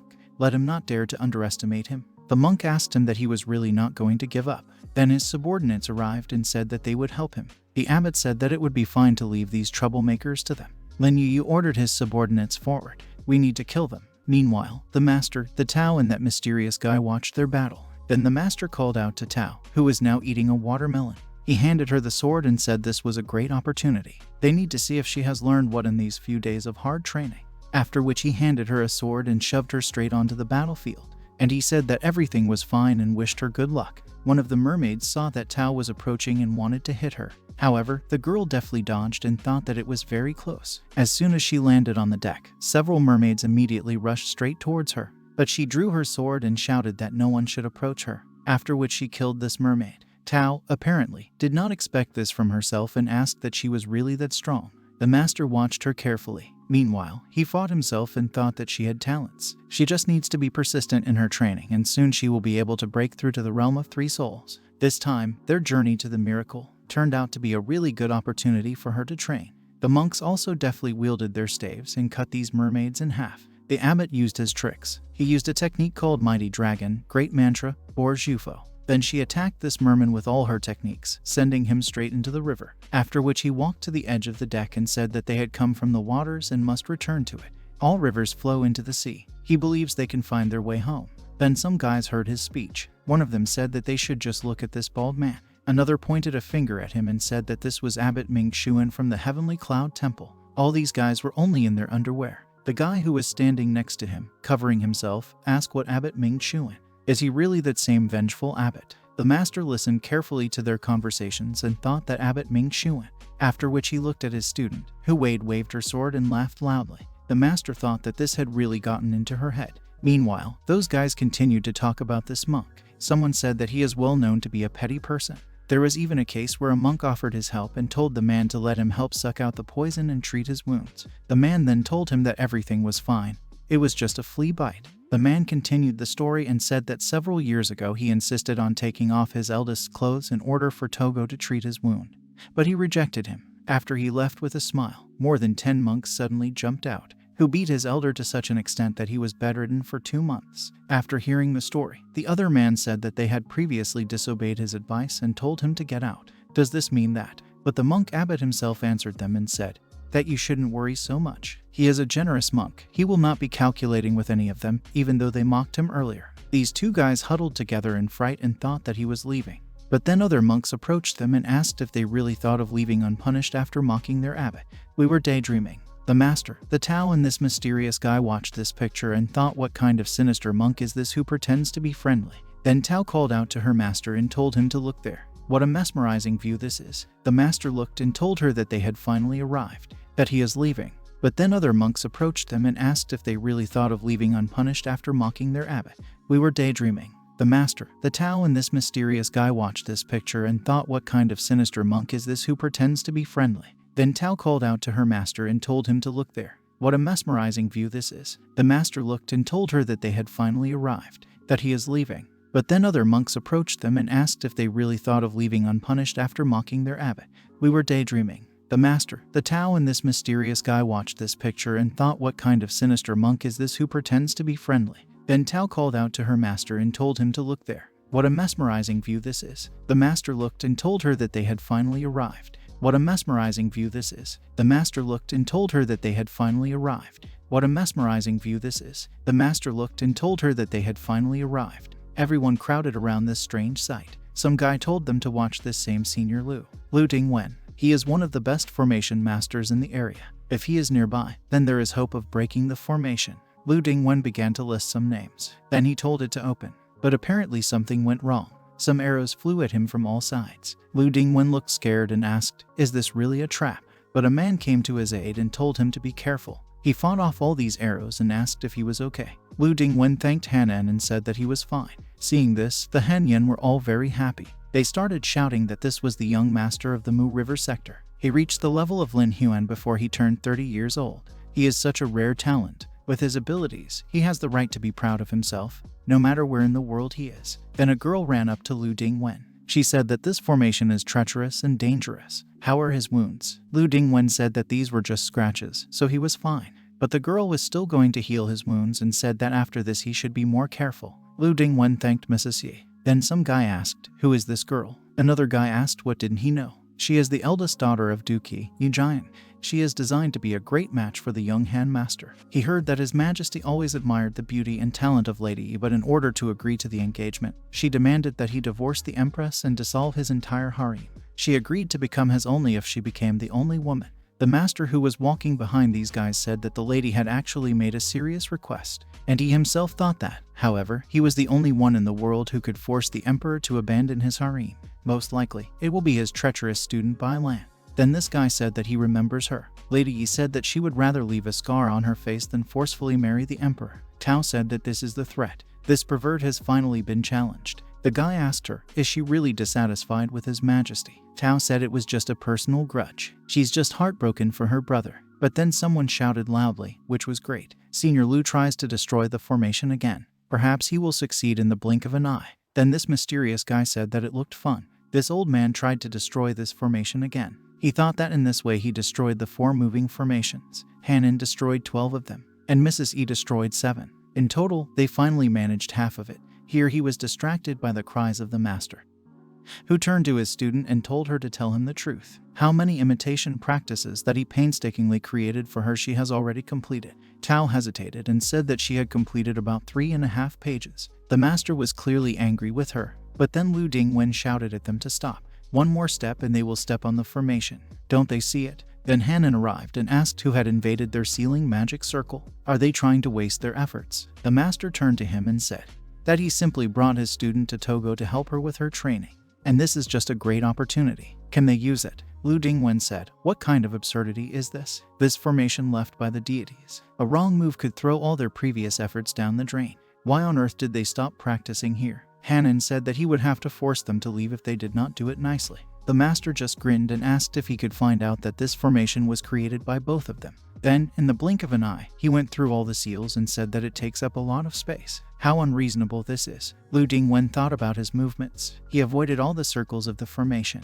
Then the master stopped and said that there is an old saying. Professionals compare their skills and observers only care about a good show. Why don't they compete to see who can destroy the formation? The old man thought, what an arrogant young man. A lot of people are watching them. Does he really want to shame him? After which he said, of course, and ask us what they will argue about. The master said that the winner can ask the loser for something. After all, he won't be a loser. After which the entire audience began to watch him. But most eyes were focused on the master. Someone said that this is a youth who does not know his limits. He thinks his brain is melted if he has the courage to compete with Master Lu in the field of pharmacy. Master Lu spent half a month before he was able to break half of the formation. It would serve him right if he died right there. Hanan turned to the master. Lu said that if he came here only to ruin everything, then he would not hesitate to kill him right now. But the old man said everything was fine. This formation is unpredictable. If he just wants to show off, then even the formation itself will be capable of destroying his body and soul. Lin Hongying told Yu Ling that she had previously sensed his intention to kill someone. Had anyone in this crowd insulted him in the past? If so, then they should simply grind it into powder. Didn't they agree? The sorceress's sect will give him full support. Yu Lin said that he has no problems with anyone. However, if something happens, he doesn't want to get his hands dirty. Lin Hongying laughed and said what a sweetheart he is. Meanwhile, Bai Lan was playing a musical instrument in the forest. The priest told him that he was just thinking about killing someone when he transferred all the truth, the energy into the sound of the zither, didn't he? Bai Lan said that they are just a bunch of nobodies. There is no need to kill them. However, if they dared to offend him, then he would have to advise them to meet their doom. The priest thought that who is this guy that their leader cares about so much? Meanwhile, that old man was still chasing after the sword god. He told him that he just felt a strong murderous aura coming from him. Was he finally going to fight him? Jun Heng stopped for a moment and swung his sword at him, after which he laughed and said that not at all. The old man stopped his sword and said that it would be okay. Then why did he attack him? Jun Heng thought that his master simply does not understand the advantages of being known to the whole world. If only he would let him introduce it to the world. After which he put away his sword and told this old man that he was the person he respected most in this world, and he finally decided to travel. However, he looks tall. These ignorant rats. On the other hand, Tao is with him, so he thinks that he doesn't want him to bother him. The old man asked what was he talking about. For him to bother him. The master told his student to remember the movement of his hands. She will be able to break down such information the next time she sees it. Tao said yes, after which the master began to destroy this formation. Old man Lu was very shocked and asked what kind of movement was this. Will he really lose? Meanwhile, the master was already destroying the formation. The old man said that this arrogant youth, this is a counterattack, a huge formation of heaven and earth. He laughed and said that he didn't expect that, did he? Will he be buried here now? But the master succeeded, and he destroyed this formation. He turned to this old man and said that it seemed that the winner was already a foregone conclusion. The audience was no less surprised than the old man. They shouted that he had managed to destroy the formation. The guy who came here with him was also very surprised and thought who this incredible person was. The master approached Tao and said that it would take several days for the remnants of the formation to completely dissipate. He will bring her to take some treasure once everything is settled. Tao ran to meet him and said that this was very cool. After which the master turned to the old man Lu and said that, by the way, since he destroyed the connecting river and sky of the formation, he must fulfill his part of the agreement, right?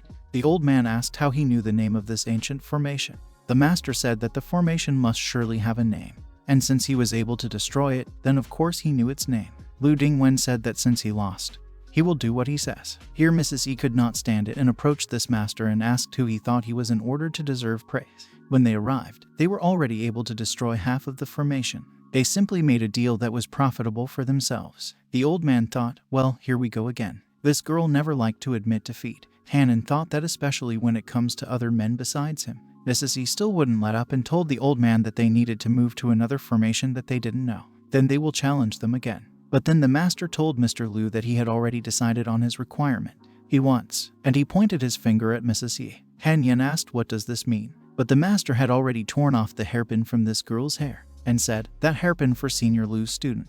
He approached Tao and said that this toy looked funny and suited her just right. Tao said, how can he take things from other women and give them to her? The master said that he just thought she was cute, so he took her. Should he return her then? Mrs. E was very angry and shouted that she was pleased, and she asked him to return her hairpin. But Tao snatched the hairpin from the master's hands and told this woman to dream about it. The master gave it to her, and no one will take it away from her, even if she doesn't really need it. The old man told this lady that it was just a hairpin. She should give it to him if he wants it so much. Lady Yi told Master Liu that Jen gave it to her. But then this mysterious guy came up and told her, calling her sister, not to worry. He'll get another one for her later. The lady said that she wanted something better and not worse. Zheng said, of course. Tao thought that little sister. She remembers her dad telling her that the Duke has a son and a daughter. So, that means he is his son. Shish turned to the two of them and said that he would never have thought that his brother's skills were so great. Now everything became clear to him. The master said that not at all. He didn't know that he was the son of a duke, but the lady thought that his surname was really Si, and he wanted her things so badly. Really, that brother Si's skills are so great. Now everything became clear to him. The master said that not at all. He didn't know that he was the son of a duke, but the lady thought that his surname was really Si, and he wanted her things so badly. Really, that brother Si's skills are so great. Now everything became clear to him. The master said that not at all. He didn't know that he was the son of a duke, but the lady thought that his surname was really Si, and he wanted her things so badly. Really, then she remembered a past event. Then her maid came to her and said that she had a letter from a certain Mr. Si, a merchant from the capital. He has been writing love letters to her for 2 years now. She thinks she doesn't even know what he looks like. Madame E said that he was just a rich man. She was not interested in him. And now she thought that if it was him, then that would explain everything. He was showing off after breaking the formation and deliberately took her hairpin. He even brought a woman with him. The old man told the master that his skills were simply excellent.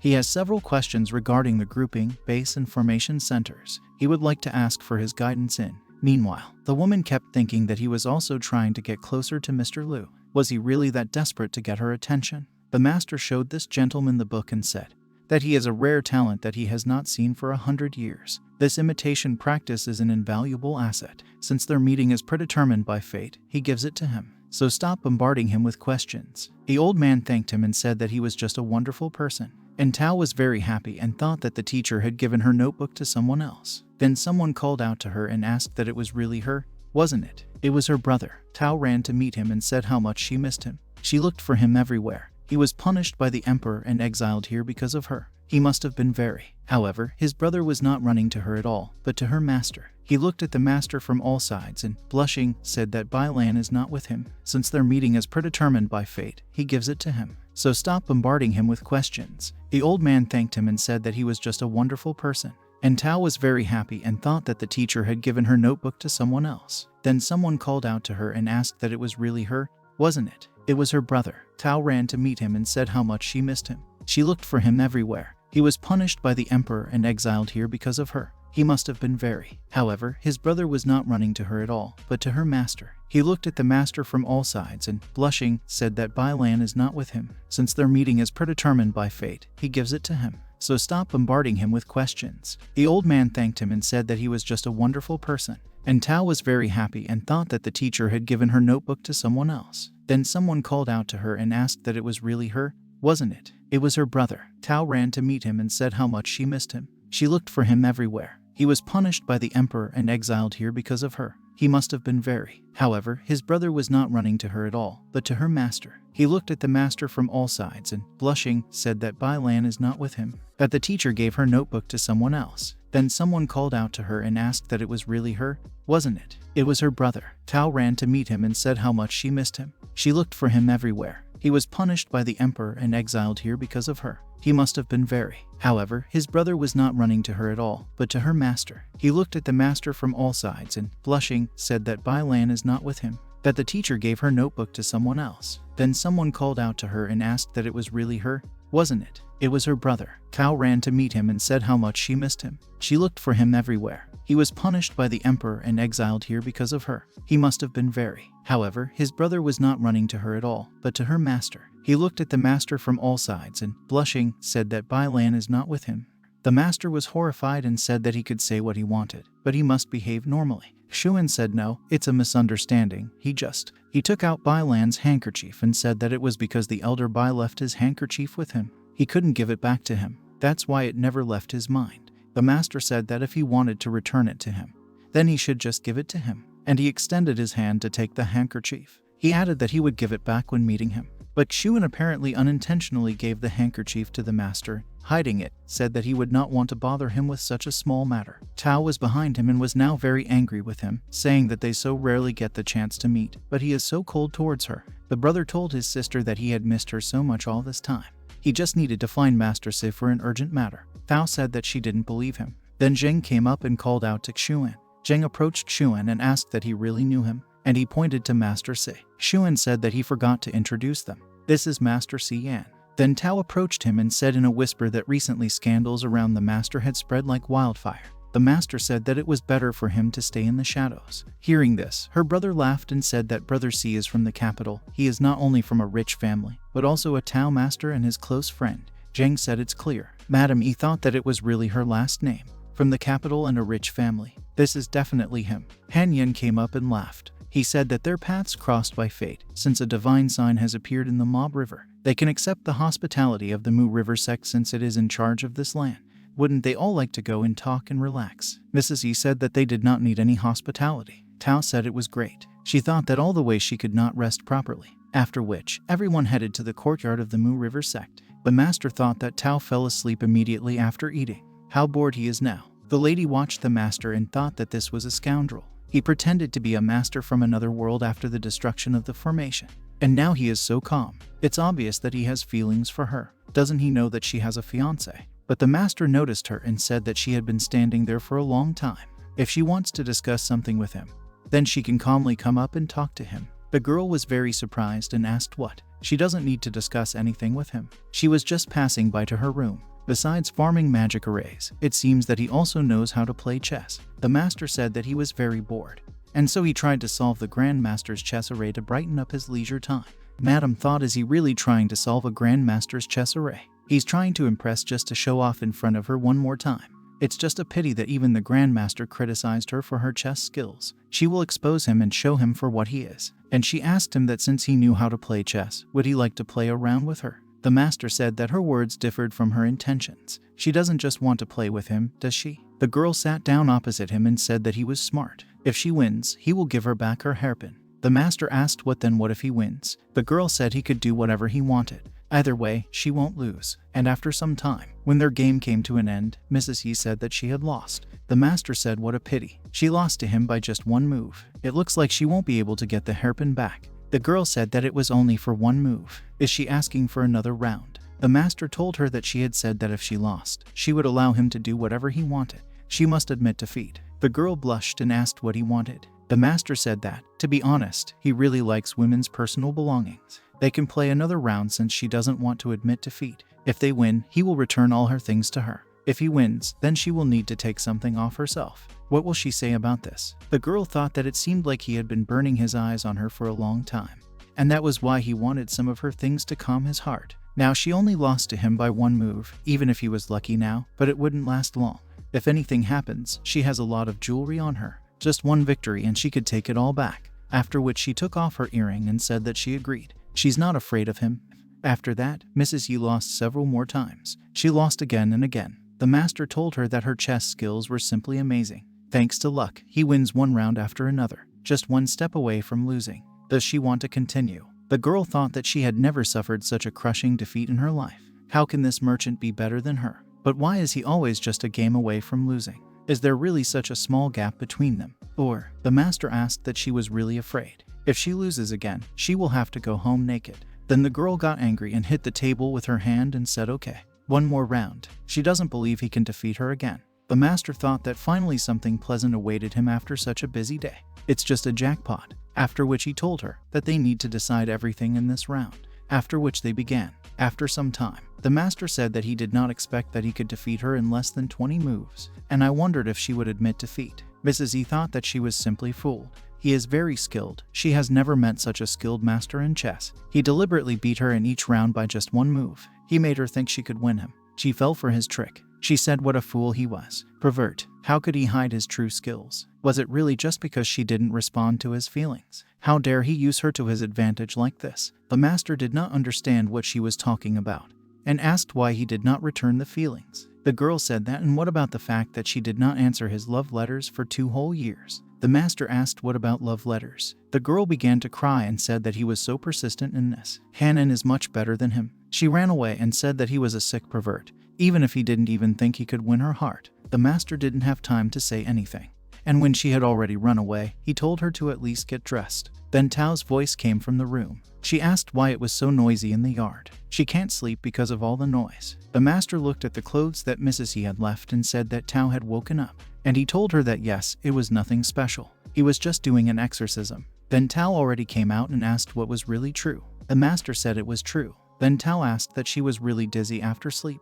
Why did she think she heard a woman's voice? When she finally woke up, she asked what the master was hiding. Master said that, to be honest, does she want to become powerful? Tao said yes. Then the master took out 3 books and said that this is the study material he had prepared for her. They will help her in cultivation. One book was called The First 18 Movements of the People of the God of the Heavenly Sky. Book 2 was called From 0 to 1, 7 Spirits. And the 3rd book was called The Rules for Cultivating 3 Observing Spirits. The master gave all these books to her and told her that she had better study them properly. And he himself collected Mrs. E's clothes and threw them over the fence. Tao opened the first book and asked the master that there aren't 36 techniques in the Ash Sky Sword technique. Why are there only 18 of you leading God's people? The master said that because this guide is not the final step for their cultivators. These people remain people, they are not gods. He patted her on the head and told her that if she worked hard, she could become a deity through cultivation, or maybe even surpass them. And he himself thought that. However, he did not know why there was not a single living deity here,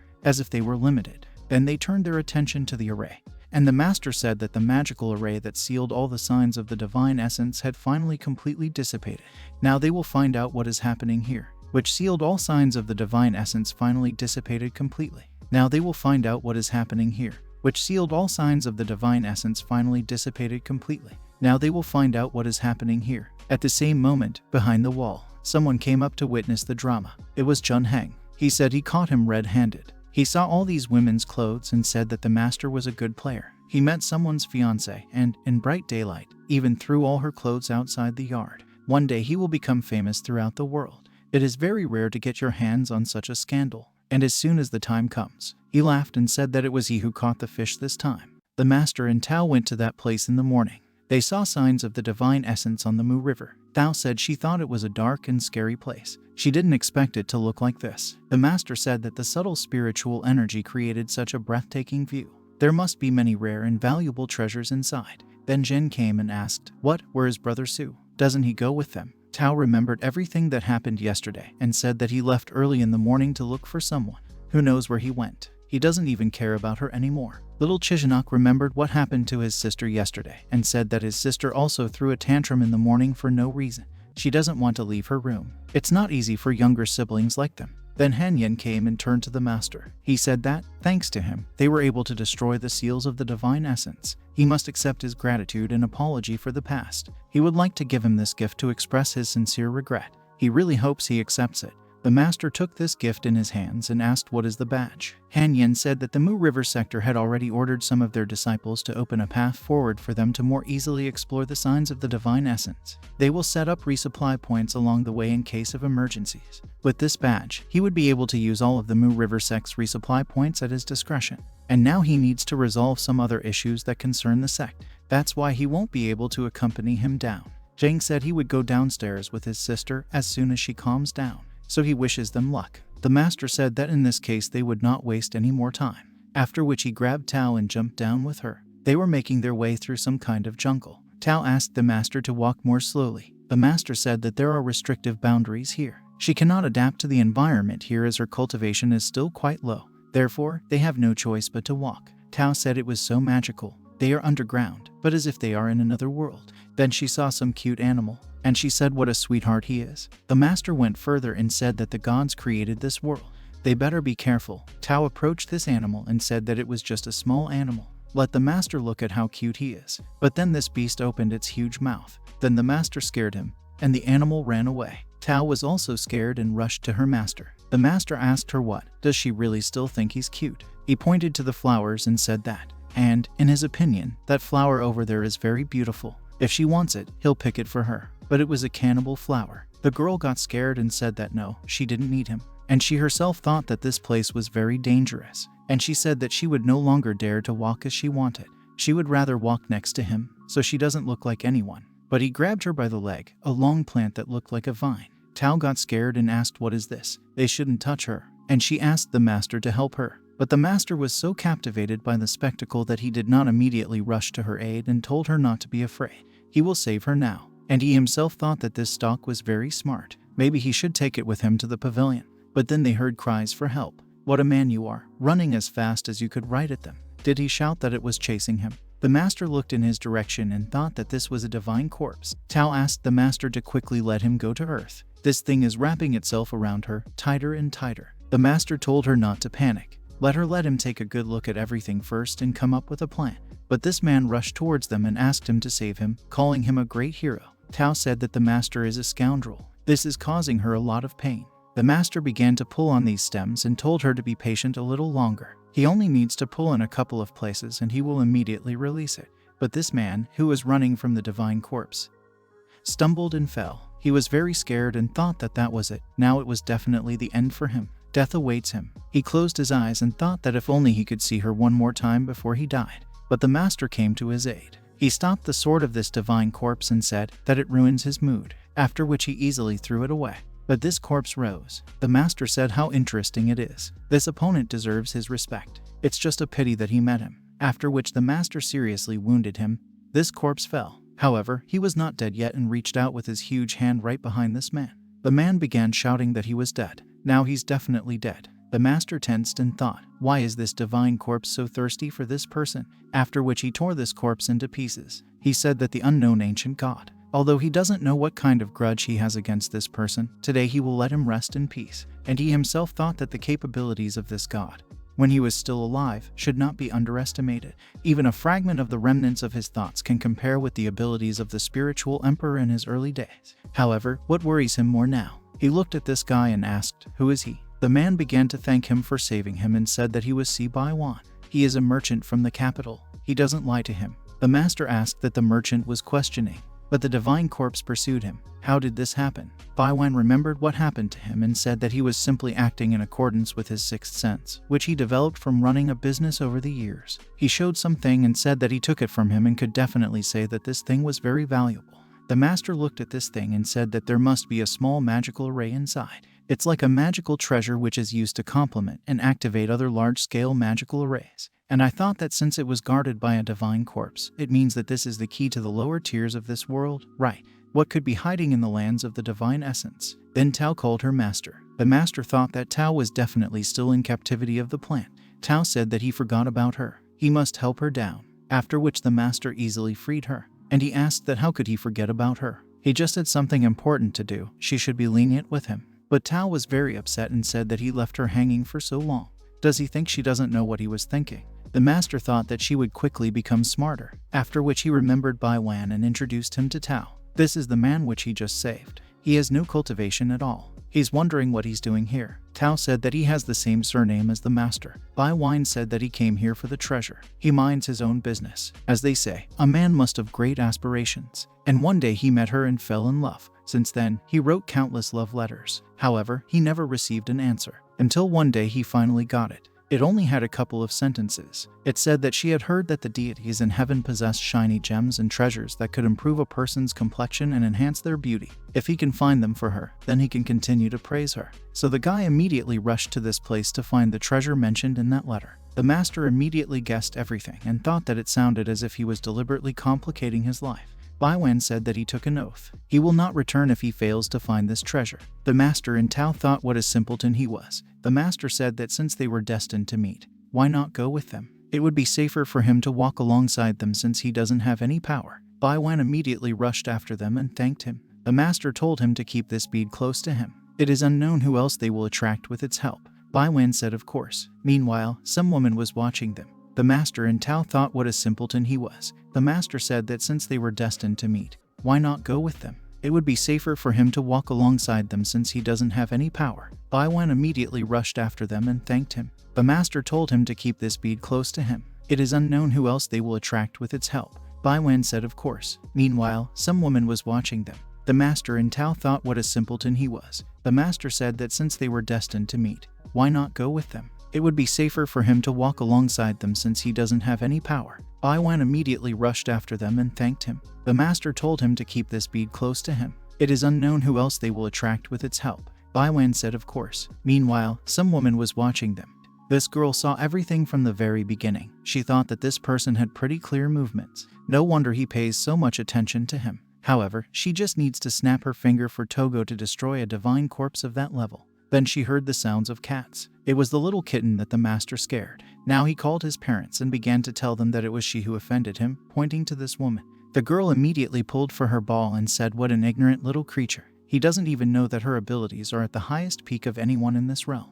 He should be worshipped as a deity." But those stems grabbed her. Meanwhile, the master and his two companions continued their journey. They discovered a giant golden egg. Tao said it looked delicious. Bai Wan said that it must be very valuable, but the master kicked him and said that he should not eat what he found lying on the ground. Meanwhile, this girl finally got out. She said that as she researched to expect from a spiritual being and from the lands of the divine essence. How dare they take it to such an extent? But then that golden egg flew into her hands. She caught him and asked why the egg fell straight from the sky. But then a huge white snake appeared behind her. Those three heard some sounds in that direction.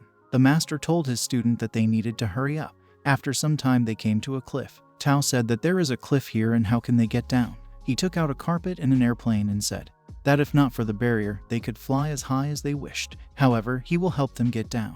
Bai Wan told him that he has such a valuable magical treasure, how envious he is of it. Tao asked what? Why didn't they use it from the very beginning? Meanwhile, this woman followed them. She barely made it down. She asked what and why they chose this particular path. She's not afraid of heights. Not afraid. In fact, she is very afraid of her. Then some small stone fell on her head, after which she fell down, and by this time the team of 3 people had already reached the bottom. Tao asked that they had already reached the depths of this place, hadn't they? Then why do they still see the moon? The master said that the gods used to live here, and this place became an independent world. It's just a cosmic magic array. If she studies well, she can too. Then someone shouted very loudly, "Is everyone turning this way?" Tao asked if there was someone there. The master said that he remembers this place. There's quicksand everywhere. They went there and saw the woman who was following them. Tao thought, is it really a girl? The woman was in despair and asked what are they looking at? They must help her quickly. The master was not very pleased with this treatment and said that she was so hasty. First of all, his name isn't Hei. And secondly, after that she will go with them. He cannot even understand her essence because of her shameful appearance. The girl said that they were just joking. How can they? Then the master turned around and said that the gravel here is under the influence of the power of the magical array all year round. Creatures with the abilities of gods will sink deeper and deeper if they try to get out on their own. She can then stay here and begin to take root. The girl was very scared and began to beg for them to save her. The master stopped and said that he could still speak politely, and he asked his student to pull her out. After some time, Tao finally pulled her out. The girl said that she finally got out. The master said that, and now she can tell them who she is. The girl immediately jumped up and said that this was a very good question. Do they know who is the pinnacle of the cultivation realm? The head of the Heavenly Bone sect is questioning. A dashing and powerful cultivator from the outside world is questioning. Or a powerful emperor who rules the country? Of course not. Authority and prestige are just things that come and go. Only with unrivaled dominance, crazy plans, and ruthless violence can a person stand at the pinnacle of the cultivation realm. And she is Chuk Shuaniang, and she is the one, and therefore. But the master had already turned around and told his companions that they needed to go. She clearly doesn't look like she's smart. Lady Chu ran after them and asked them to stop, asking where did they go. Lady Chu followed them and said that her left eye felt a strong sense of danger. There is a powerful evil force nearby. However, they should not panic. They are not afraid of any evil as long as she is next to them. The master thought, what is this familiar feeling of embarrassment? Then Tao turned to her, calling her sister and asking why she agreed and now wants to follow them so much. Miss Chu was angry and asked, what is it, sister? She is an ignorant and arrogant girl. She has more dead souls in her power than the number of people she has seen in her entire life. Tao said that no matter how much she looked at her, she was much smaller than her. Miss Chu asked that yes, how dare she? Then the master intervened and said that was enough. He will repeat Tao's question. Because she calls herself a deity, then why does she suddenly stoop to such a level and follow them? Miss Chu said that their meeting was predetermined by fate, and since they met, how can she leave them here? The ghosts of the divine essence are very dangerous. They do not know what dangers lie ahead, but she will protect them from them. Then Bai Wan shouted at her to stop. There is a cliff there, but it was too late because Miss Chu fell. All three wondered what was wrong with her vision. Miss Chu almost cried and thought how embarrassing this was, how she wants to reboot her life. But then at the top she saw some kind of monster. It was a demonic wolf. He was level 30. Master pushed Miss Chu, and he told her that she had to fight him. She said that she would protect them, so she had to prove herself. Miss Chu immediately stood up and said that they should be grateful. What is under her protection? And asked this demon, how dare he bare his fangs in front of her? Today is his death day. After which this demon jumped straight at her. Miss Chu grinned and asked if that was all he could do. She just needs to move a little to the left for Togo to dodge him. However, the monster simply jumped over it. Miss Chu was at a loss and thought, how is this possible? He managed to hurt her, but he is not injured at all. After which she pulled herself together and said that she was simply careless, so she'll do it again. But she didn't hit it. After which there were several more unsuccessful attempts. She asked that yes, why couldn't she hit it? The master couldn't even look at it and closed his eyes. Tao said that this demonic beast is very strong. All her movements are very sharp, but she never hit him. The master said that sometimes it is not because of a strong opponent. In this case, their team member is simply too stupid. So now it's time for a little lesson along with the Pavilion of Fate. The master asked Tao if she knew why they needed two eyes. Tao asked why. The master said binocular vision. The point is the difference in vision between both eyes when they look at a three-dimensional object. This results in parallax and stereoscopic perception. If someone wants to cover one of the eyes with hair, then their sense of space will be greatly affected, and eventually it will lead to this, which is what is happening now. Miss Chu thought that how dare he belong to her to such an extent. As a result, the beast becomes even more powerful than the deity. Then the master told her that if she did not need the eye, then she could donate it to those in need. Miss Chu snapped and asked that yes, how dare he? Does he know nothing about power? After which she gathered up her hair and said that how dare he force her to remove the seal from her eye of the ancient god of evil. Now this beast can rest in peace. After which he again took up the weapon and said that in the name of the ancient god of evil, she was taking his life. After which the monster was dead. The girl grabbed her eye and said that the eye of the ancient god was trying to break out and destroy the seal. It was possible that she could squeeze it out for a while with her remaining strength. They must run while she... But then the master interrupted her and said that he was sure that there was nothing wrong with her eye. Stop acting like a super cool fool, because they need to go already. Then Tao called them all and told them to look at what she found. Bai Wan said that it fell from the demon as soon as he died. This is exactly the same as the one they found before. The master said that perhaps these monsters are some kind of test for them, and these beads could be the keys to the next floor, right? Meanwhile, some kind of battle was going on. An elder from the Willow Leaf sect was present there, and also the elder of the White Mountain sect, and the elder of the Heavenly Sword sect. This elder actually said that in order for Togo to pass through the magical seal array and move to the next stage, everyone needs to donate 5 beads. An elder from the White Mountain sect said that it was a pity that so many people were fighting for such a small amount of resources. The White Mountain sect must destroy all of them and take the beads and enter this temple. The woman said that, and he is quite self-confident. If they fight each other to the death, there is no telling who will ultimately win. Their abilities will also weaken. Perhaps this is what the Mu River sect is waiting for. And she herself thought that fortunately, that master stopped them just in time. He even provided them with a great strategy that they could all benefit from.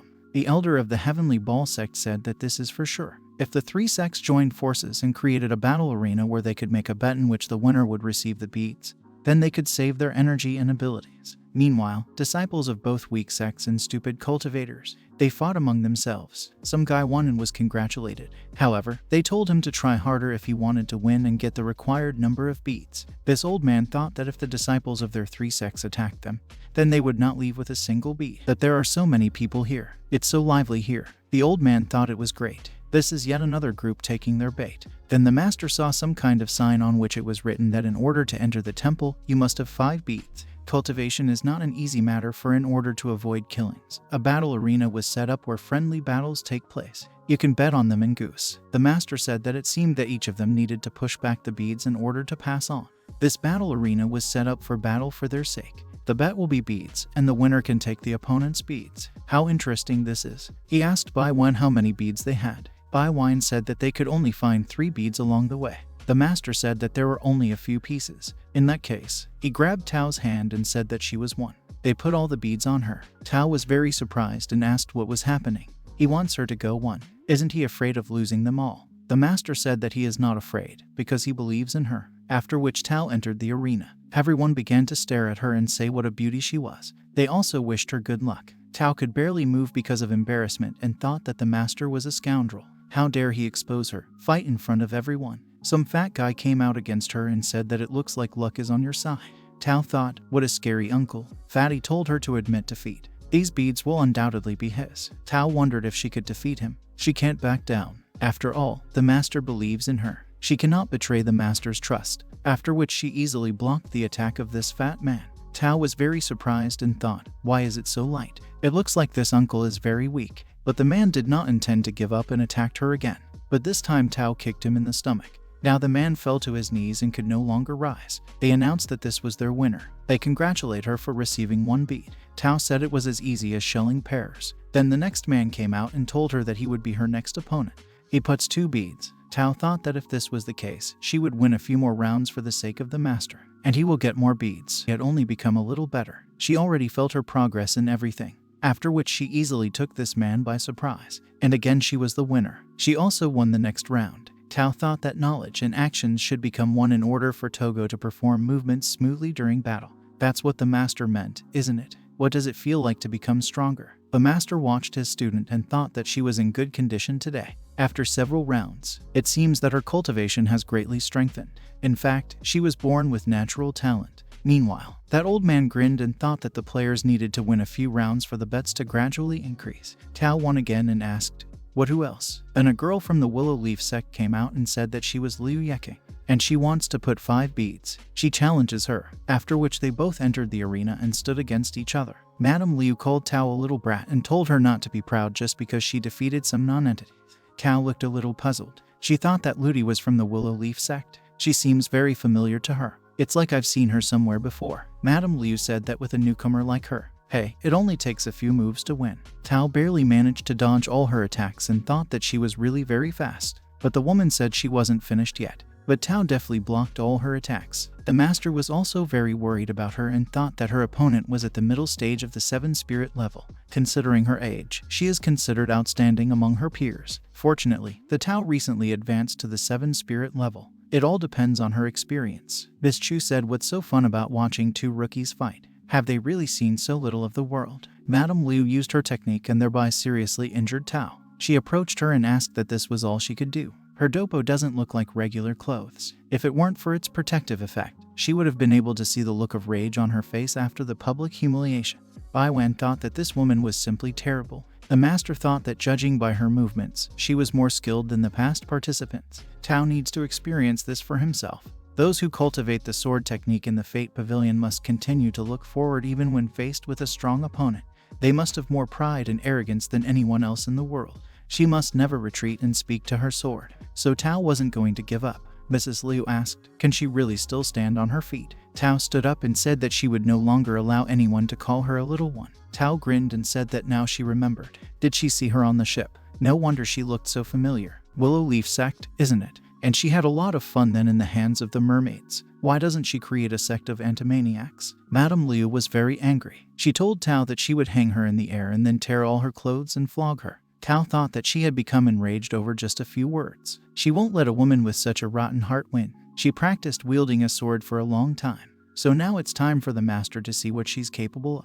She remembered 36 movements of the Ashen Sky, and I decided to use one technique. It was a technique of the skillful sky. Afterwards, she immediately applied the second technique. Mrs. Liu barely defended herself and thought that this was simply impossible. Tao used a technique called the dominant sky technique, but Mrs. Liu was still able to hold on. She thought that where did she get such powerful sword techniques? The master was delighted and said that it looked like Tao had really put a lot of effort into practicing swordsmanship. He had already taught her 5 sword techniques. Bai Wan closed his eyes and said that it would be impolite for him to look at such a thing. Tao chuckled and said that it looked like her clothes would be torn to shreds first, and she called her an old woman. The master thought that she just needed to use move 3 and she would definitely win.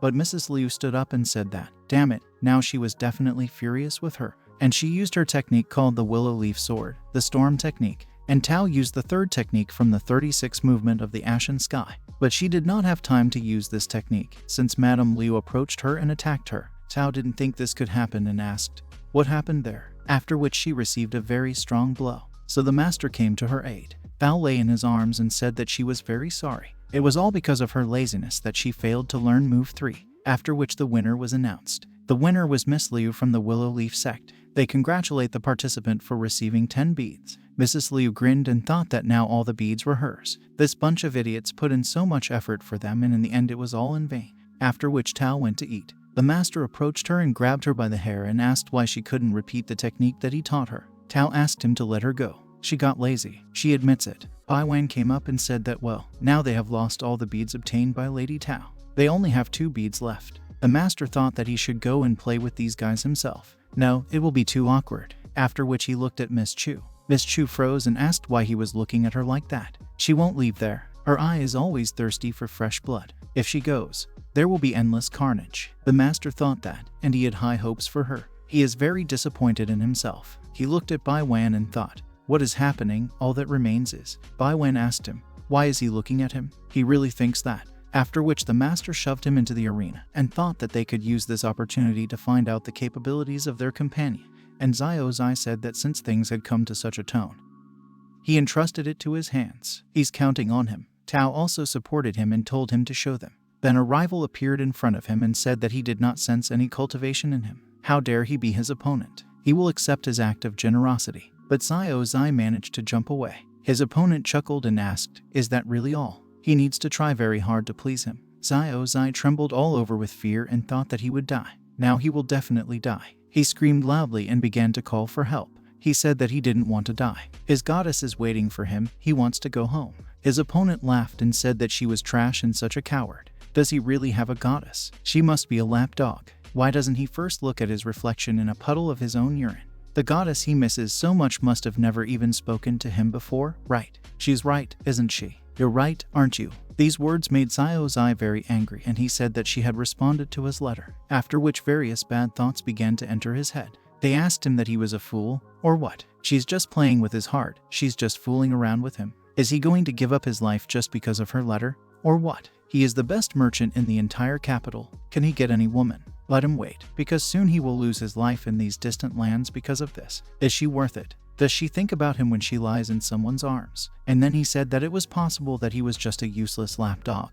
But he came to these lands only to prove his courage and sincerity. So what if he can't win her heart in the end? Even if they don't dare to make any effort, what gives him the right to say that he loves her? He came here to solve this once and for all. He prepared for countless years before embarking on this adventure. He spent a lot of money to get his hands on this backpack filled with treasures, heaven and earth. Do they sense how determined he is to pursue love? His opponent told him to shut up. He's already annoying. Will he fight or run away? Xiao Zai put his hand into his backpack and said that everything will be done now. One magic item from the backpack of heaven and earth. But he pulled out the wrong thing. He blushed and apologized to everyone. The master also closed Tao's eyes and told her to close her eyes, after which Xiao Zai took out a bow and arrow from his backpack and said that it was just in time. An arrow that always hits the target. Now let her see his power. And he shot at his enemy. However, the arrow was very weak. The woman laughed and said that this arrow was devoid of any aura. But the arrow turned out to be unusual. It passed through the woman's sword and went straight into her chest. Xiao Zai said that it would not be possible to block it. She can turn physical objects into nothingness, causing them to hit any of her targets, although it only causes the target to lose consciousness. Master, Miss Chu and Tao froze in surprise. They said that Bai Wan won. Bai Wan grinned and said that he still has plenty of interesting magical items. Now let them all swoop in. After which he was attacked from all sides. They told him that now he would dance with them, and they called him reckless and an idiot. Bai Wan thought that even though he does not have cultivation, he still has money, after which he scattered all his enemies. Mrs. Liu said that he took all their beads. The elder of the White Mountain sect said that he did not expect that an ordinary person could do such a thing. The elder of the Heavenly Sword sect couldn't even say anything, after which he finally pulled himself together and said that this was also not bad. They will take these magical items as compensation. And they called him reckless and an idiot. Bai Wan thought that even though he does not have cultivation, he still has money, after which he scattered all his enemies. Mrs. Liu said that he took all their beads. The elder of the White Mountain sect said that he did not expect that an ordinary person could do such a thing. The elder of the Heavenly Sword sect couldn't even say anything, after which he finally pulled himself together and said that this was also not bad. They will take these magical items as compensation. And they called him reckless and an idiot. Bai Wan thought that even though he does not have cultivation, he still has money, after which he scattered all his enemies. Mrs. Liu said that he took all their beads. The elder of the White Mountain sect said that he did not expect that an ordinary person could do such a thing. The elder of the Heavenly Sword sect couldn't even say anything, after which he finally pulled himself together and said that this was also not bad. They will take these magical items as compensation. After which he finally pulled himself together and said that this was also not bad. They will take these magical items as compensation. After which he finally pulled himself together and said that this was also not bad. They will take these magical items as compensation. Bai Wan turned to the master and said that they had nothing to worry about. He had plenty of magical items. Then the master told him that he had better turn around. When he turned around, he saw a lot of dissatisfied men. The elder of the Heavenly Sword sector shouted that all disciples of the three sects should deal with him.